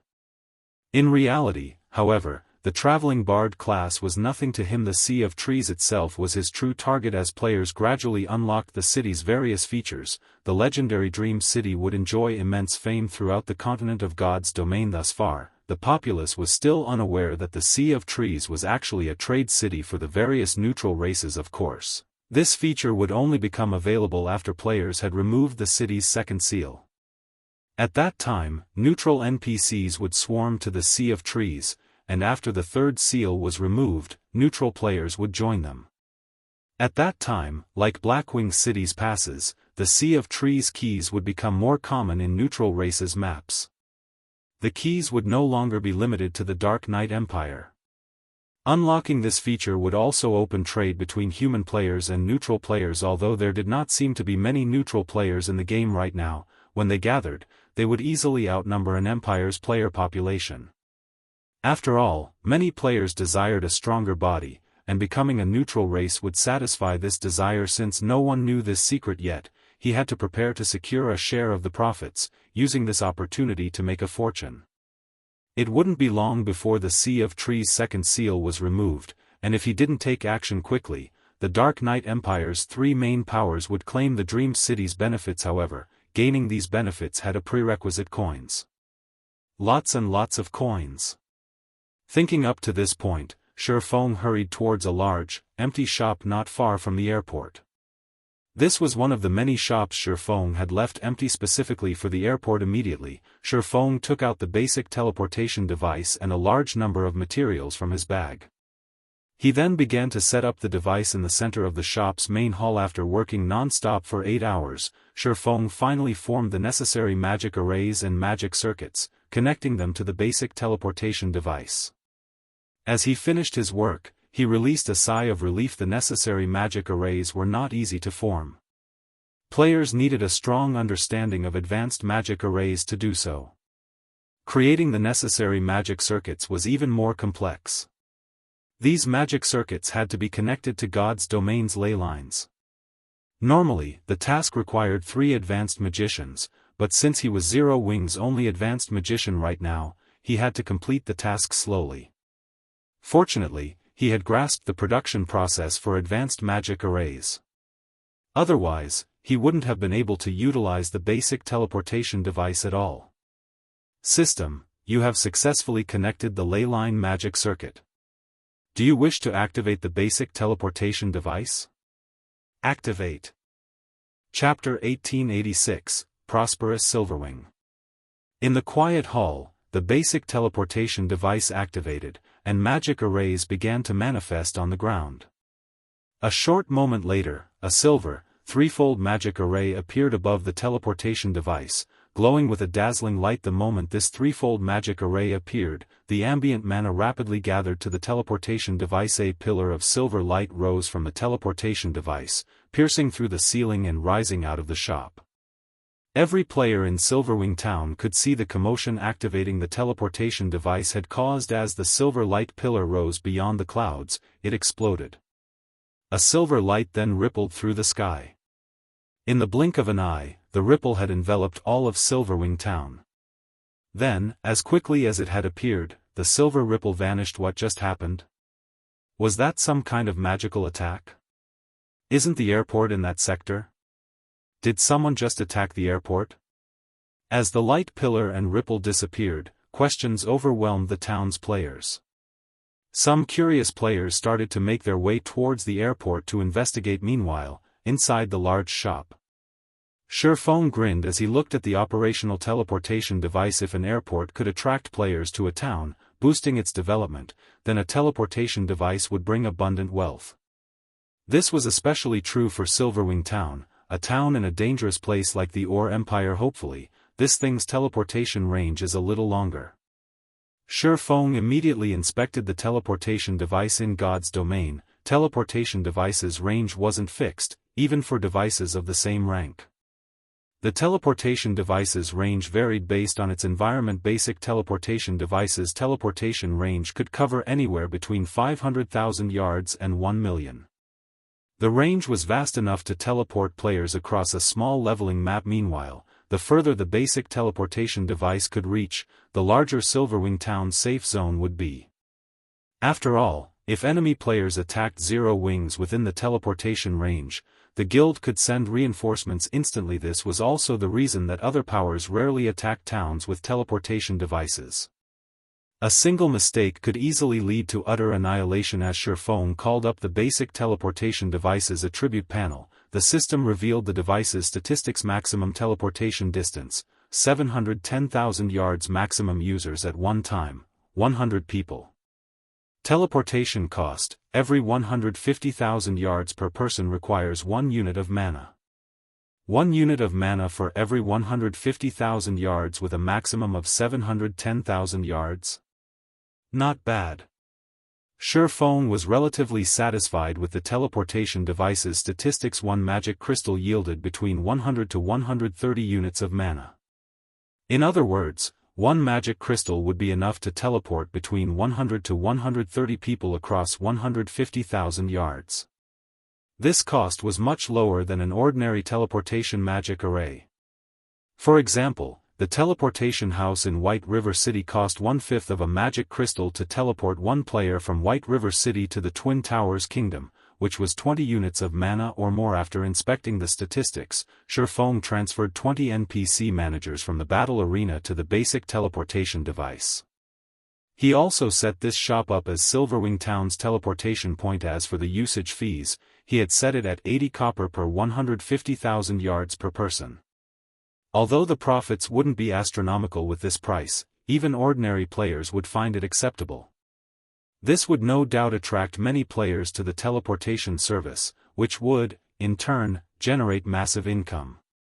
At the very least, Silverwing Town's teleportation device would earn him more than the Secret Stone Fortress's teleportation service.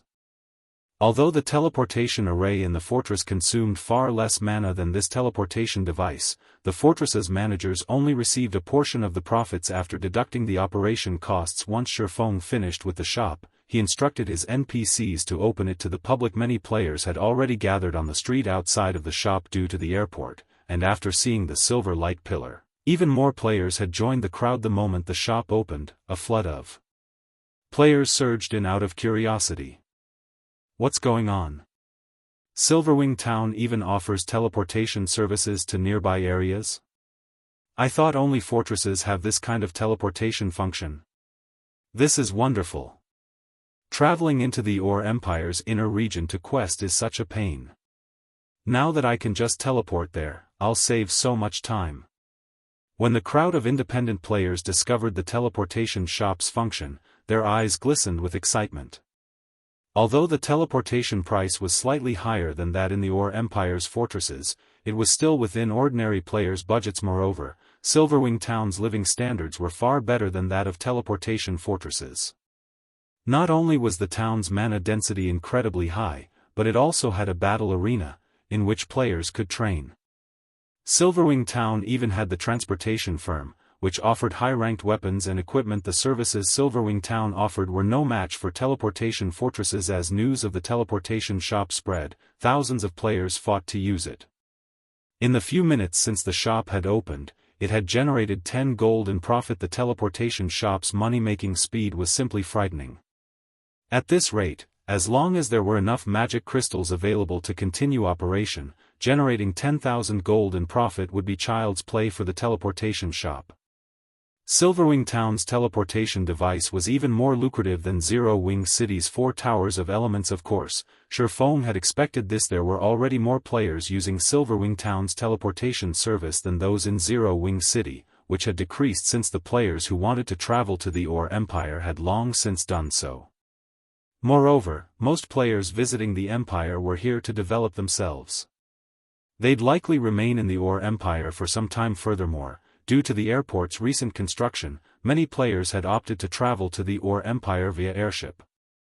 This further reduced the number of players who used Zero Wing City's teleportation services. In addition, Silverwing Town's teleportation service allowed players to teleport directly to the Secret Stone Fortress. Players could then use the Secret Stone Fortress's teleportation service to travel to the Ore Empire's inner region. Players who wanted to enjoy both Silverwing Town's benefits and grind in the Empire's inner region would frequently use the town's teleportation services. Including the players trying to enter the town each day, far more players would utilize the town's teleportation services than those in Zero Wing City. News of Silverwing Town's teleportation service quickly spread throughout the Ore Empire. It was enough motivation for players that quested and grinded in the Empire to shift their base of operations to Silverwing Town. Previously, not many players had settled down in Silverwing Town since it was so far from the Ore Empire's inner region, making travel to and from inconvenient, but since Sherfong had resolved this issue, these players would naturally set up their base in the town. Although the cost would be slightly higher, the town's benefits would make it worthwhile.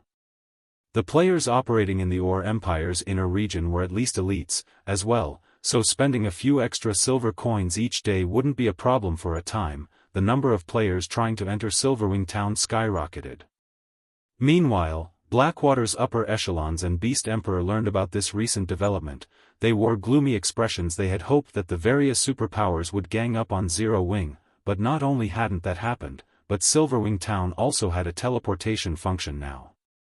With this, Zero Wing's control over the Ore Empire's southeastern region would grow even stronger. Dust, the item you've mentioned is incomparably precious. It will definitely be difficult to acquire.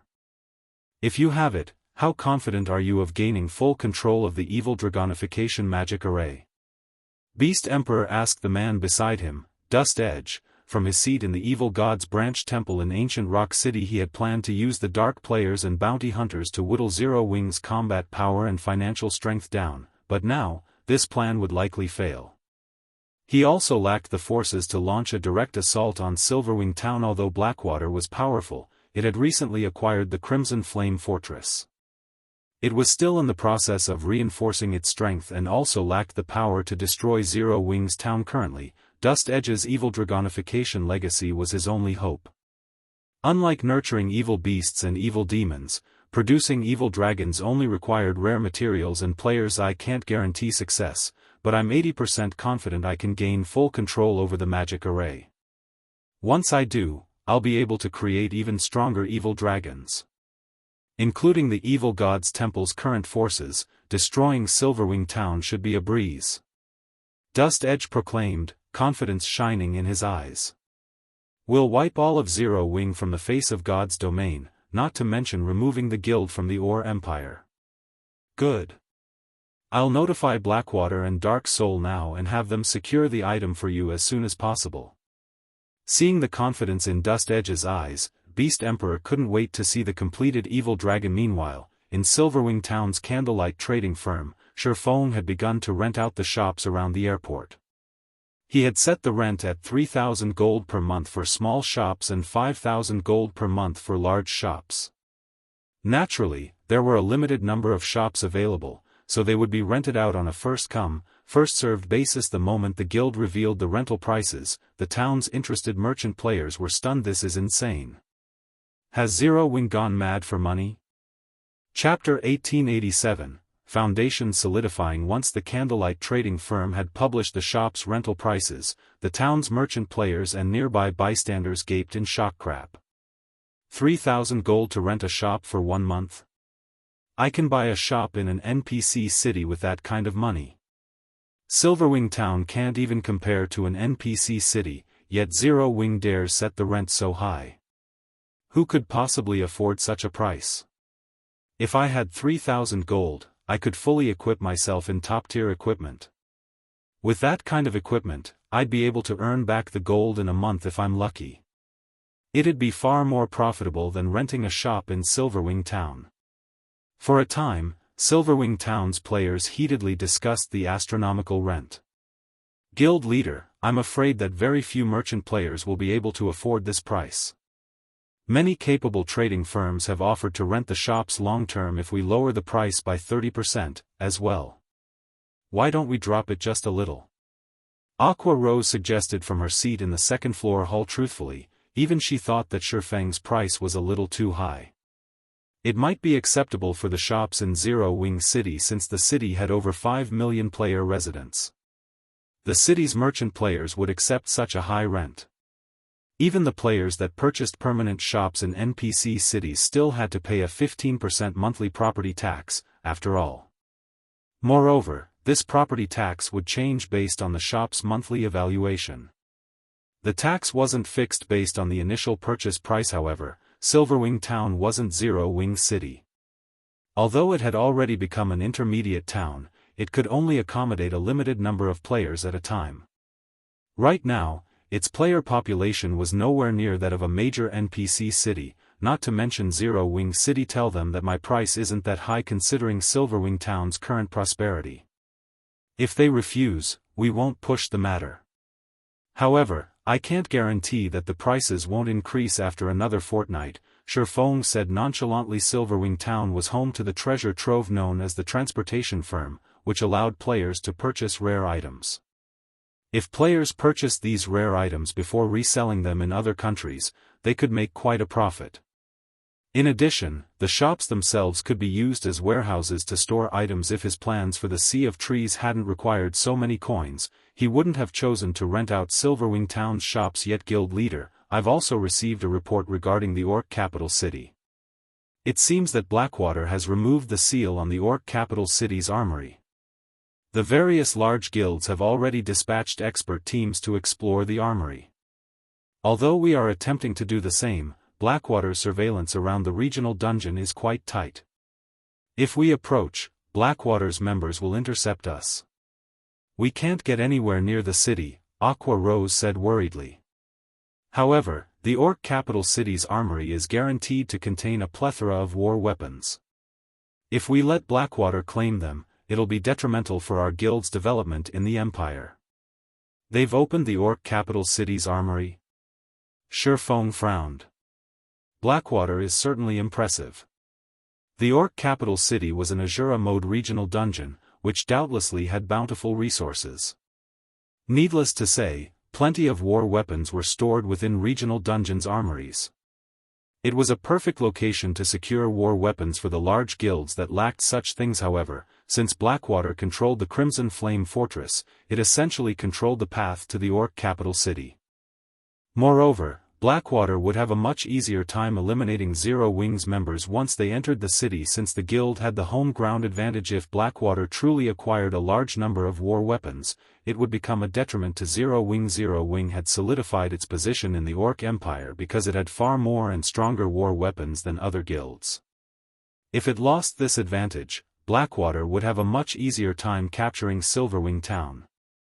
The various superpowers might even take advantage of the situation to strike at Zero Wing while it was down. Based on our reports, the various superpowers have begun to prepare for the armory's exploration. If we fall behind, Aqua Rose felt utterly helpless about the situation. While Zero Wing could sneak some of its experts into the Orc capital city, they could only send in so many before attracting Blackwater's attention.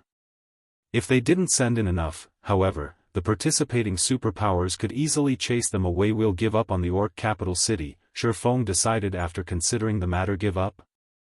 But, Shifeng's response surprised Aqua Rose. If they gave up on the Orc capital city, Zero Wing's situation would become quite awkward once the various superpowers had explored the armory and acquired a stock of war weapons. I am not done. Although we'll give up on the Orc capital city, we can still explore other locations. The Orc capital city isn't the only regional dungeon in God's domain, Shifeng said, chuckling. How many Tier 2 players do we currently have? Thanks to the primordial souls, our members have had an easier time with their Tier 2 promotions than other guilds members.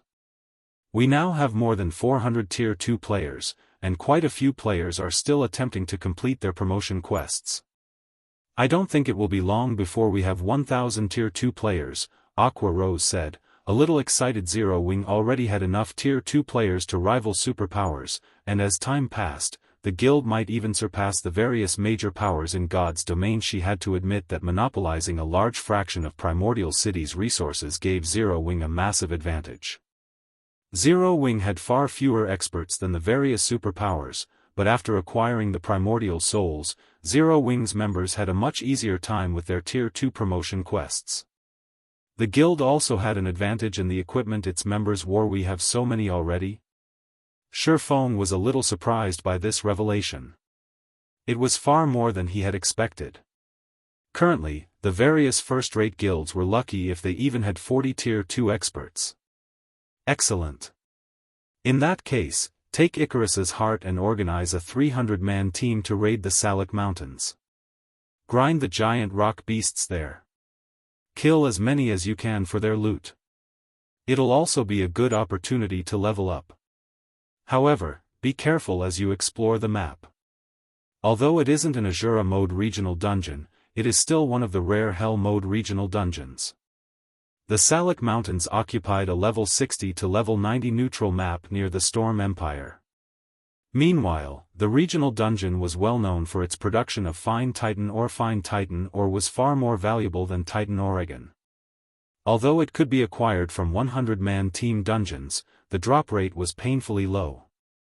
Although the fine Titan ore's drop rate in the Salic Mountains was also relatively low, less than 3% for Great Lord ranked giant rock beasts, the regional dungeon was home to plenty of these monsters. However, grinding in the regional dungeon had a condition: players had to reach Tier 2 first. Previously, Zero Wing had only nurtured several dozen Tier 2 players, not nearly enough to grind in the regional dungeon effectively.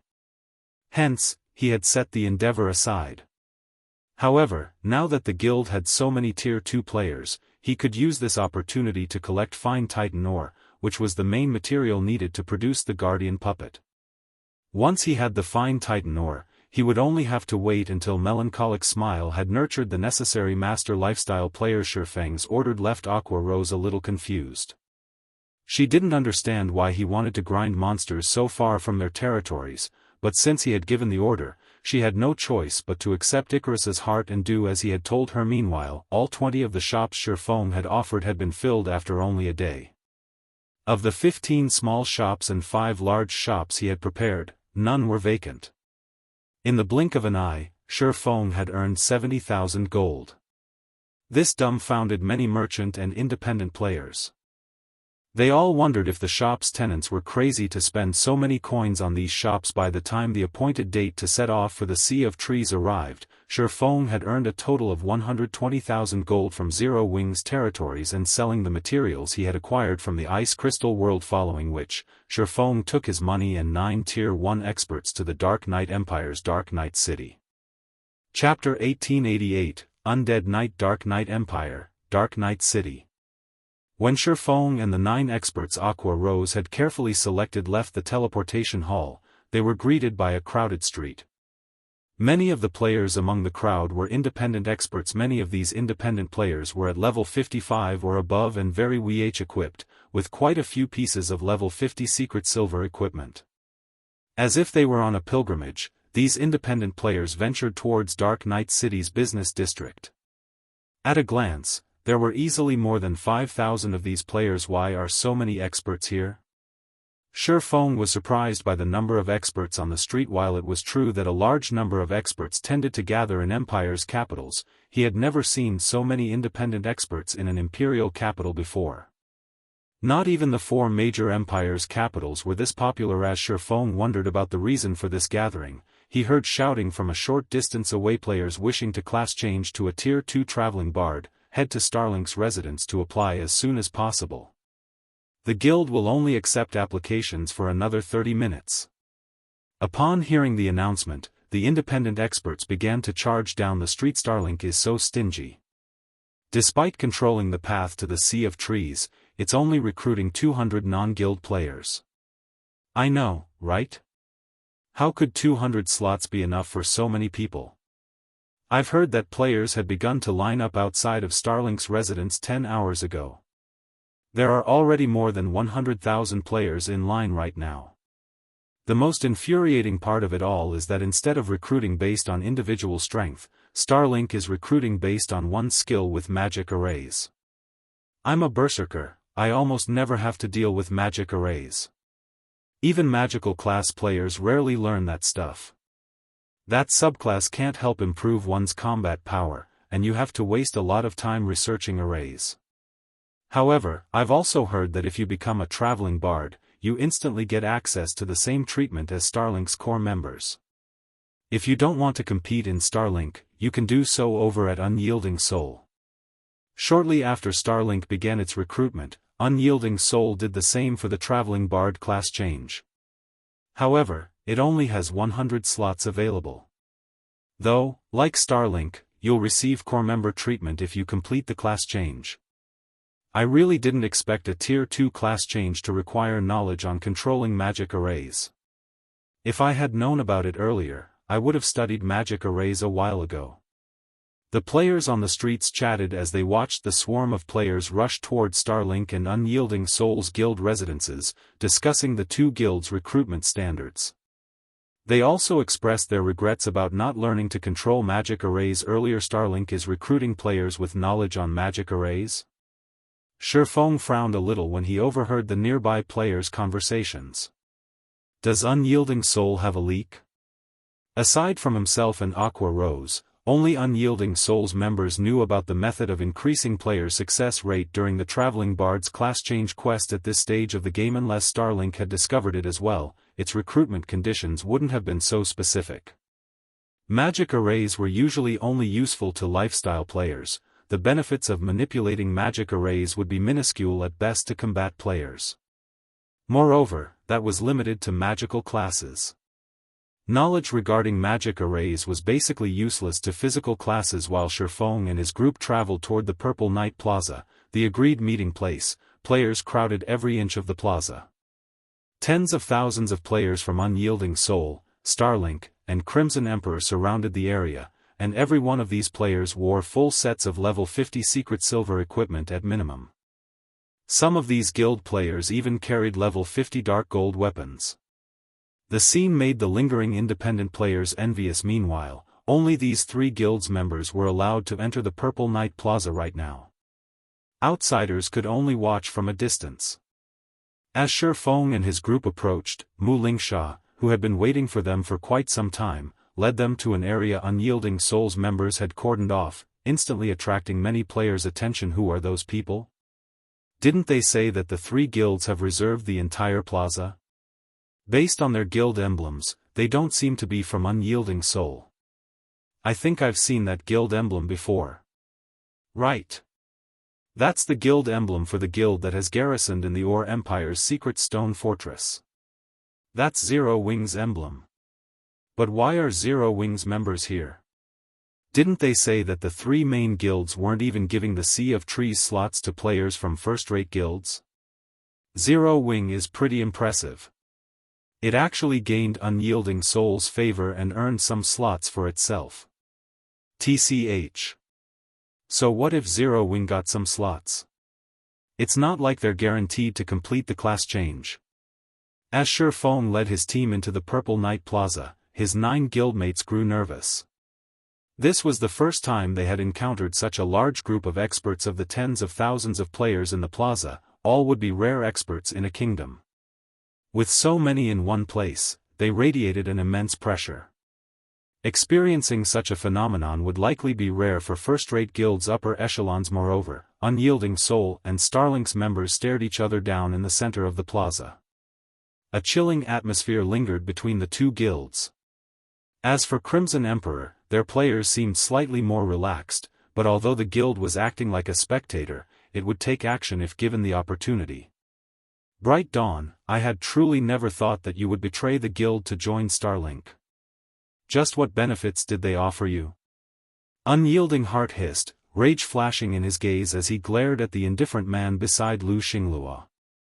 The indifferent man carried a bone greatsword across his back. When Shifeng saw the indifferent man, he was stunned. This man was none other than Bright Dawn, Unyielding Soul's third vice guild leader. Bright Dawn was also a Tier 2 undead knight, given the title Undead Swordsman by the Secret Pavilion. In terms of strength, Bright Dawn was on par with Unyielding Heart. He had been one of Unyielding Soul's three main pillars. As far as Shifeng knew, Bright Dawn hadn't betrayed Unyielding Soul in the past, yet he had done so now. This wasn't the history he remembered. In response to Unyielding Heart's question, the indifferent man revealed a calm smile and responded, "You should be fully aware of Unyielding Soul's situation. Rather than fall with the ailing Unyielding Soul, isn't it better to join the rising Starlink? Moreover, the Starlink Corporation has offered me far more than Unyielding Soul. Why don't you join me? With your fame and strength, the Starlink Corporation won't offer you any less than it has me. As for breaching your contract, the corporation will handle everything." Chapter 1889, Change in Trajectory. At Bright Dawn's invitation, Unyielding Soul's members gasped. They finally realized why a vice guild leader like Bright Dawn would dare to betray Unyielding Soul. Tight restrictions tied every upper echelon to their guild. If an upper echelon wished to withdraw from the guild and retain their game accounts, they only had two choices. The first required automatic expulsion from the guild, while the second option required the upper echelon to pay a high compensation fee for breaching their contract. For a vice guild leader that had spent more than a decade with Unyielding Soul, the required compensation wouldn't be trivial. It wouldn't have been odd if Bright Dawn had even gone bankrupt after paying the compensation fee. Yet, not only had Starlink Corporation foot the compensation fee, but it had even offered Bright Dawn a high salary. Including Starlink's limitless potential due to the Starlink Corporation's backing, it was only natural that the guild had lured over Bright Dawn. Of course, I'm sure that you have no interest in these factors. In that case, I'll tell you about something that will definitely catch your attention. A fantasy star. Unyielding Soul will never get its hands on something like it. Why don't you give the option some consideration? Bright Dawn smiled at Unyielding Heart, who had aged past his vibrant youth. Everyone's eyes glowed as they listened to Bright Dawn's offer. Fantasy stars were a special ore that humanity had discovered during the interstellar era, and they only had one purpose. When worn, these stars would recover and retain a human's youth for a long time. Although fantasy stars couldn't extend one's lifespan, if one consumed the Green God Company's products while wearing a fantasy star, they could extend their youthful glow for another decade or two even without physical training. In other words, a middle-aged individual, around 40 years old, that didn't maintain their physical fitness could look like an early 20-year-old with the fantasy star's help. The fantasy star was an absolute treasure to professional gamers who relied on their youth to make their living. Although one's physical body in the real world wouldn't affect the performance of their virtual body in God's domain, their mental performance would. People past their prime generally had slower reactions than younger individuals. Even if one trained diligently to maintain their physical form, their age would, more or less, affect their mind. Needless to say, improving one's mental fortitude past one's prime was a daunting challenge. However, the fantasy star couldn't just restore one's youth, it could also maintain mental function, allowing humans to operate at their peak. Hence, the fantasy stars were extremely valuable. Not even the wealthiest individuals could afford one. Moreover, fantasy stars were incredibly rare. To purchase one needed sufficient status as well as funds. Meanwhile, the Starlink Corporation just so happened to be one of the few fantasy star suppliers in the world, which meant that Bright Dawn had likely told the truth. A fantasy star. No wonder why he betrayed his old guild. After hearing about the fantasy star, Shifeng understood why Bright Dawn had turned traitor. Bright Dawn currently looked to be in his 40s, and vice guild leaders from super first-rate guilds had no need for money. However, everyone craved youth. Once he acquired a fantasy star, Bright Dawn could recover to his peak. With his abundance of combat experience and combat techniques, he could improve himself further with his recovered youth. When Mu Lingxia heard what Bright Dawn had been offered, she glanced at Unyielding Heart nervously. Not only was Unyielding Heart one of Unyielding Soul's 3 main pillars, but he was also the guild's first vice-guild leader. If Starlink poached him, it would deal a devastating blow to Unyielding Soul. So, you betrayed your brothers in arms for a stupid fantasy star? I was blind to think of you as a friend. From now on, I will have nothing to do with you. Unyielding Heart growled. He then glared at Lu Xinglua, who had maintained his smile, and said, "Just you wait. Sooner or later, Unyielding Soul will chase you out of the Dark Knight Empire and regain its former glory." Unyielding Heart's words restored his dispirited guild members with fighting spirit. They all cheered their first vice-guild leader while ridiculing Bright Dawn. Regain your former glory? Bright Dawn could not help but laugh at Unyielding Heart and the other members of Unyielding Soul. And how will Unyielding Soul do that, exactly? Will it rely on an old fellow like you, Heart? Or the ignorant Miss Mu? Or are you going to rely on Zero Wing, your pitiful partner? Open your eyes and take a good look. Unyielding Soul is finished.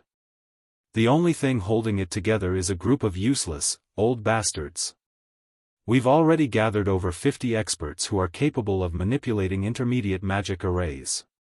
Unyielding Soul should give up the hope of nurturing a single traveling bard.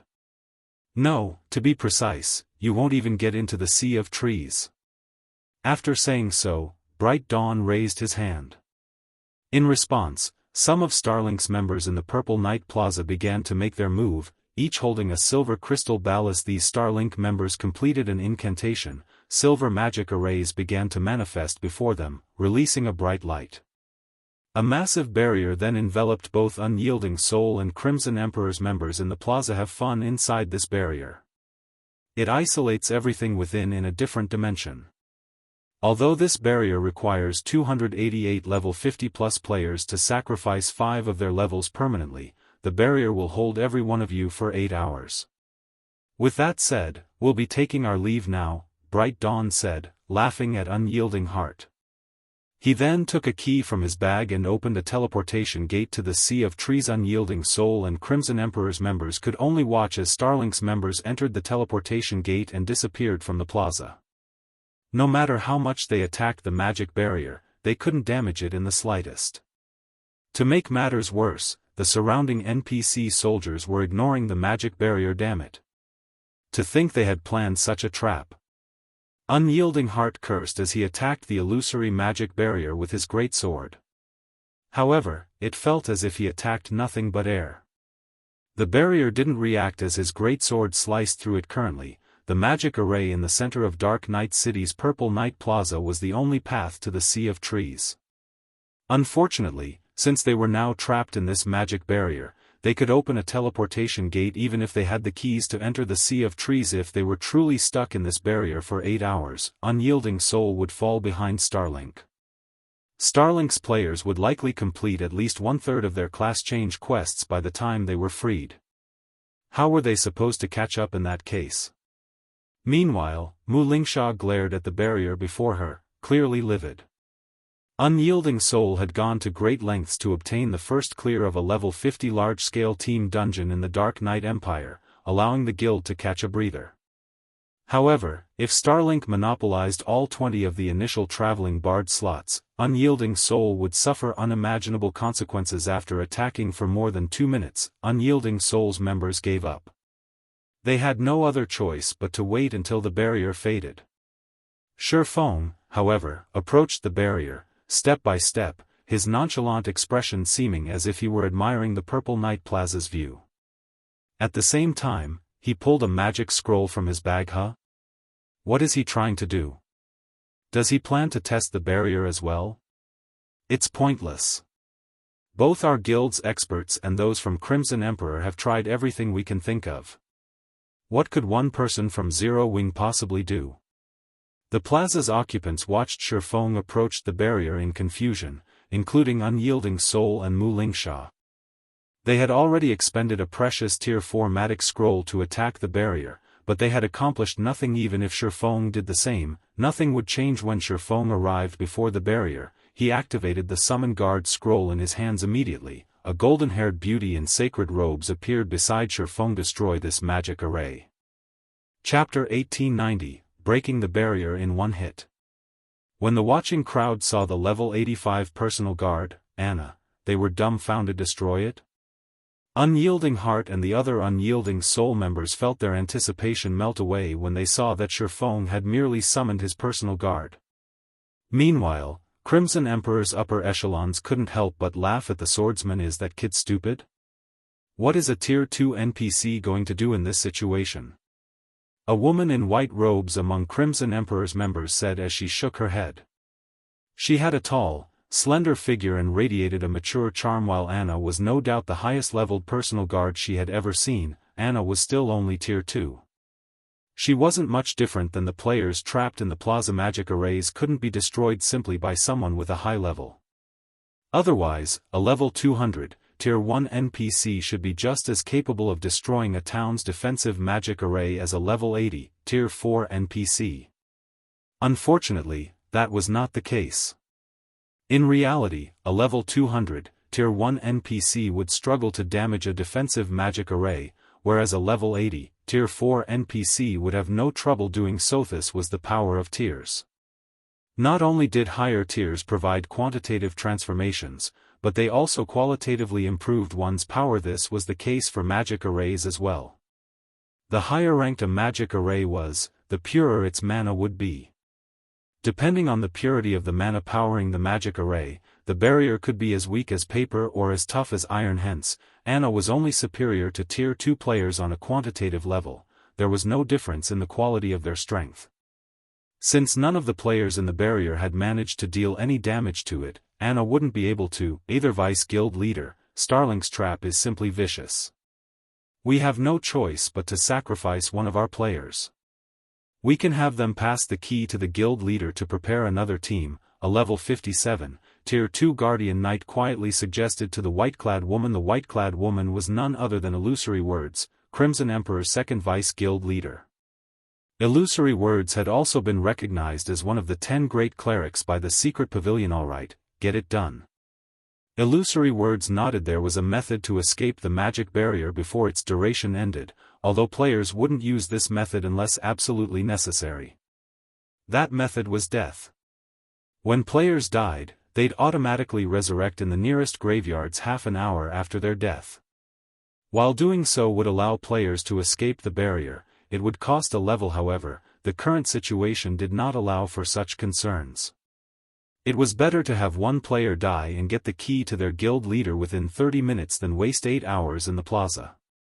Their guild leader could organize another team to enter the Sea of Trees while the player waited for resurrection. If they got lucky, they might claim 2 or 3 traveling bard spots. At the very least, it'd be better than nothing. At Allah's Crimson Emperor's members prepared to enact their plan, Anna finished chanting her incantation and writing the series of divine runes. Immediately, a golden magic array formed above the plaza, and a level 85 Valkyrie with pure white wings descended before the trapped players. The Tier 4 Valkyrie's aura was so intense that it felt stifling to the players in the plaza. A Tier 4 Valkyrie? When Illusory Words saw the white-winged Valkyrie hovering in the air, she could not help but turn to Shifeng's cloaked figure. Could he be Black Flame? A lot happened in God's domain each day, and a new power or rising expert practically emerged with each sunrise. Not even she, one of Crimson Emperor's Vice Guild leaders, could remember each of these powers and experts, but she had a clear impression of the Tier 4 Valkyrie. After all, the Tier 4 Valkyrie was a considerable threat to any superpower. With a slight flap of her wings, a storm brewed, and the Valkyrie vanished. By the time she reappeared, she hovered before the illusory barrier. The Valkyrie then thrust her sacred thunder spear at the semi-translucent wall. Boom! With a deafening explosion, countless arcs of lightning crashed into the magic barrier. The barrier began to tremble. Despite the assault of so many players earlier, the barrier hadn't reacted in the slightest, yet just one of the Valkyrie's attacks was enough to shake it. What power! Illusory words watched with slight surprise. The barrier hadn't even reacted when Unyielding Heart had attacked with a Tier 4 magic scroll, but now, the Valkyrie's attack had deformed the barrier. One could easily imagine how powerful the Valkyrie's attack was. However, as the lightning began to fade, the magic barrier stilled. A second later, the barrier recovered to its original state as if it hadn't been attacked at all. Even that wasn't enough?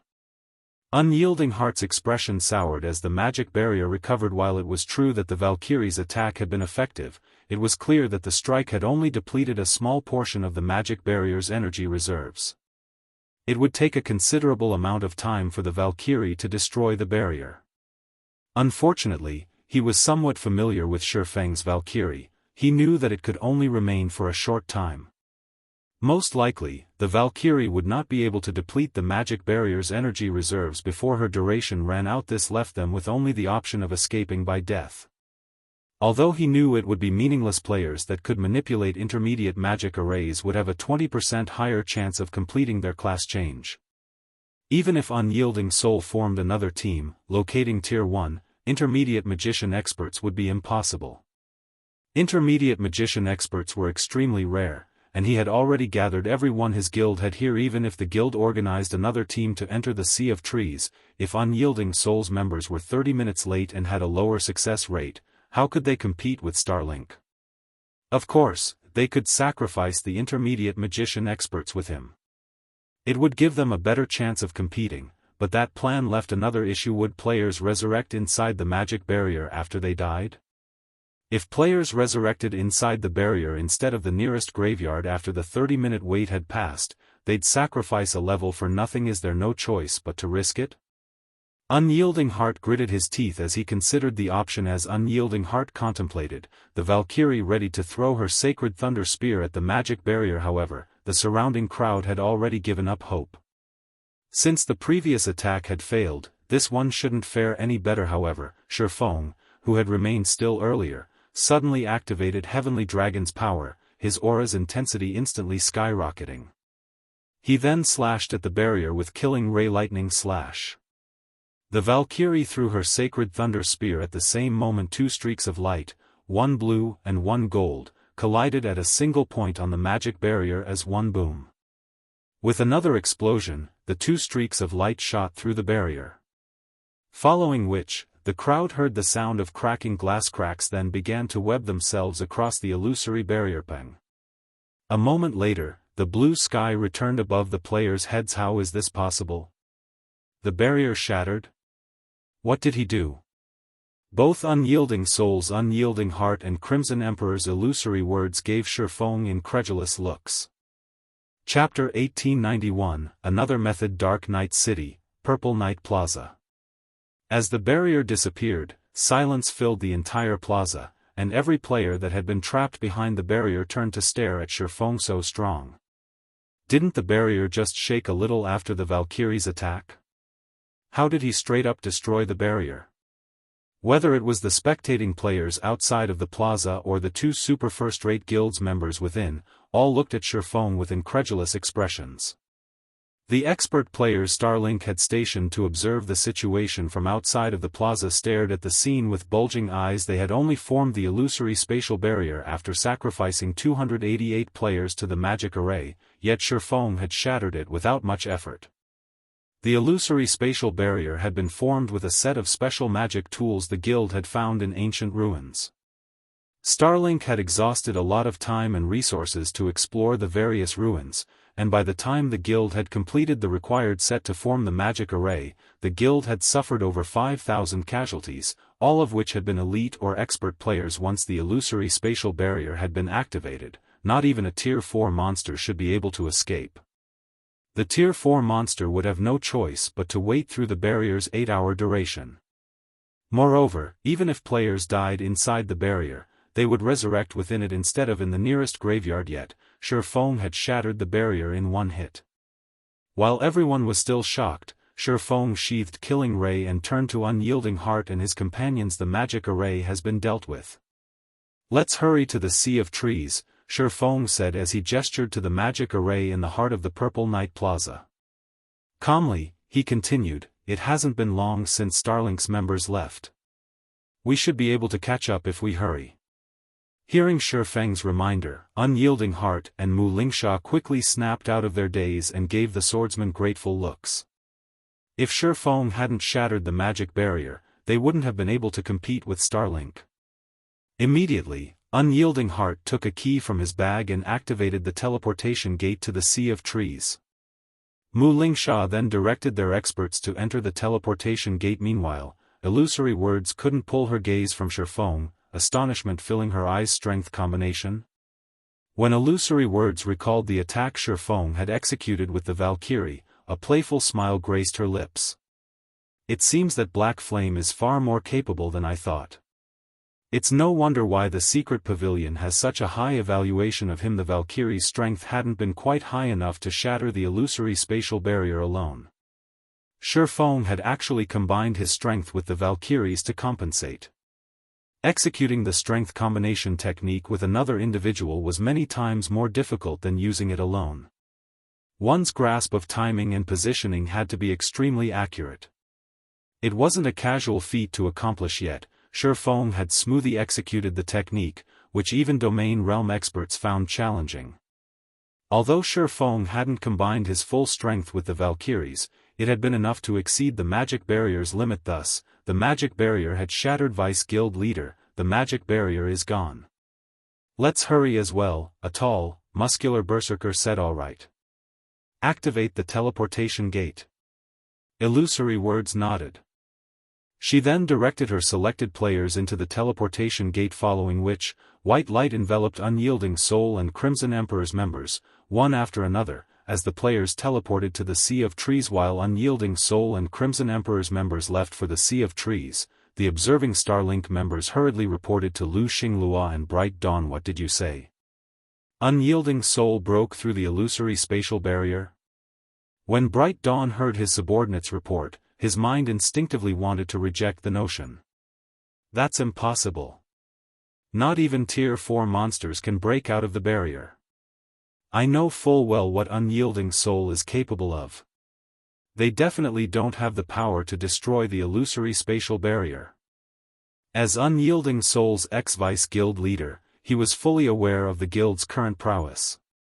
He even knew the guild's trump cards. At best, the guild could expend 5 Tier 4 offensive magic scrolls, which wouldn't be enough to destroy the illusory spatial barrier. The illusory spatial barrier really shattered, but Unyielding Soul's members didn't do it, the reporting assassin said. Not Unyielding Soul's members. Was it Crimson Emperor? Bright Dawn's expression darkened. It seems that I've underestimated illusory words, to think that she had such card hidden. While the illusory spatial barrier could be broken, doing so required immense power. One would need enough power to destroy a town's defensive magic array in one hit, and players had no chances of encountering such power at this stage of the game. However, God's domain had countless opportunities to offer. With how widespread a superpower's influence was, it wasn't impossible to acquire a tool with enough destructive power. No, it wasn't Crimson Emperor's members either. Based on our information, one of Zero Wing's members destroyed the barrier, the assassin said as he sent an image of Shifeng to Bright Dawn. Zero Wing? Bright Dawn blinked in surprise as he looked at Shifeng's cloaked figure and the sacred sword in the swordsman's hand. When Lu Xinglua heard the report, he was surprised as well. He had never thought that Zero Wing actually had a means to destroy the illusory spatial barrier. It seems that Zero Wing isn't all talk after all. It's no wonder why Unyielding Soul agreed to share some of its profits with the guild, Lu Xinglua said, chuckling. Unfortunately, even if they get into the Sea of Trees, it's too late. Starlink will claim the first 20 slots. Not long ago, they had learned that not only could a limited number of players class change to the Traveling Bard class, but the quest only accepted a limited number of applicants as well. Only 300 slots would be available once every 2 hours. Each application also cost 60 gold. Although the price was high, it wasn't much to Starlink in the end. They had spent 18,000 gold to purchase all 300 slots, sending 50+ intermediate magician experts to attempt the quest. The guild then gave the remaining 240 or so slots to equipped Tier 1 experts as Lu Xinglua and his companions, who didn't plan on challenging the class change quest, We're about to leave to explore the Sea of Trees city. Unyielding Soul and Crimson Emperor's members finally made their appearance, arriving in the temple that served as the venue for the traveling bard class change quest. Damn it. Why does the quest have this restriction, too? Unyielding Hearts gave the female elf clerk a grim expression after receiving her reply. They had just broken through the barrier with great difficulty, yet they had been told that there were no applicant slots remaining. They'd have to wait another 2 hours before they could attempt the quest. Unyielding Heart felt as if the system were playing some cruel joke. Illusory Words wore a similarly ugly expression. She hadn't expected the restriction either. Sure enough, there are no more slots available. Shifeng could not help but sigh as he looked toward Lu Xinglua and his group, who stood a short distance away. Well, I didn't plan for them to take the normal class change quest, anyway. Following which, Shifeng switched his title to Demon Hunter and approached the exchange counter beside the registration counter. There was more than one way to obtain the traveling bard class. The first was the normal method, but the second required purchasing a trial emblem and taking part in the original class change trial the primordial elf kings had left behind. However, the trial emblem wasn't easy to purchase. One needed to be a noble of the Sea of Trees to gain access. Other players would have to complete a long string of quests to become a noble in this city, but Shifeng, who had the Demon Hunter title, didn't. Players with the Demon Hunter title were considered world nobles, so Shifeng would be viewed as a noble in an NPC city like the Sea of Trees. Lord Demon Hunter, how may I be of service? The NPC elf asked, smiling brightly. Here, we can provide a trial emblem that will allow you to take part in the trial the primordial elf kings had left behind for us. If you pass this trial, you'll become a valiant traveling bard. Emicham. I wish to purchase 9 trial emblems, Shifeng answered. Chapter 1892, Complete Legacy, Trial Emblem. How did he just trade with that NPC? Didn't she refuse to trade with us a moment ago? When Lu Xinglua and the others heard the female elf's words, they were stunned. When they had visited the Elven Temple, they had spoken with its NPCs. After asking around, they had verified that only 300 players could attempt the class change quest every 2 hours. They had tried to speak with the female elf at the exchange counter as well, but she had ignored their questions, stating that she'd only deal with people of noble status or higher, yet she treated Shifeng with such respect. Moreover, she had taken the initiative to introduce Shifeng to the products she offered. There's still such a method? Unyielding Heart and his companions watched Shifeng purchase trial emblems with glowing eyes. They had never expected Shifeng to have such access to the class change quest. So, this is Zero-Wing Sword King? Shifeng's display greatly surprised Illusory Words. The only guilds with a Sea of Trees teleportation key were Starlink, Unyielding Soul, and Crimson Emperor. Hence, one could say that their guilds were the most familiar with the Sea of Trees. However, based on Shifeng's performance thus far, it was obvious that he knew even more about the Sea of Trees than they did. In fact, he even possessed a special status in the Sea of Trees. As the crowd watched, Shifeng spent 450 gold to purchase 9 trial emblems. He then handed the emblems to the 9 Zero-Wing members he had brought with him. Purchasing a trial emblem was the same as applying for the class change quest. Only, this method was 10 gold cheaper. Using the trial emblems when attempting the quest also granted 2 difficulty modes to choose from, normal mode and hard mode. Normal mode was no different than the class change quest without the emblem, but if players chose hard mode, they'd be sent to a different trial. However, if players chose to challenge hard mode, they would be sent to a different trial. Furthermore, unlike the normal mode quest, which only 20 players could complete each week, hard mode didn't have such a limit. As long as one had access to the trial emblems and could afford them, they could enable as many players to become traveling bards as they wanted. The hard mode quest had been Shifeng's goal since the very beginning. Players could only acquire the complete traveling bard legacy the primordial elf kings had left behind, becoming true traveling bards, by completing the hard mode class change quest. If players only completed the normal mode quest, they would only acquire a portion of the legacy, becoming a pseudo-tier 2 player. However, the hard mode quest was incredibly difficult to clear, even more challenging than normal tier 2 promotion quests. The hard mode quest was the equivalent of the tier 2 hell mode promotion quest. Unless one's combat and equipment standards had reached a certain level, challenging the class change quest would only lead to failure. If a player failed the quest, they'd have to wait a while before they could challenge it again. Hence, every player Aqua Rose had selected for this class change was an expert capable of reaching the Trial Tower's 7th floor. In addition, all 9 were intermediate magicians, and among these 9 players, 5 had been well-known Tier 4 experts in the past. However, since they had merely been independent players, their access to resources had been limited. Even though they had been members of well-known adventurer teams, they had lacked the resources to reach Tier 5. The remaining 4 had been experts in first-rate guilds. Even the weakest among them had reached Tier 4 in the past, and the strongest, Happy Wind, had been a Tier 5 traveling bard. Naturally, things had changed in this life, and all 9 of these players had joined Zero Wing. With these 9 players' combat standards, their chances of completing the hard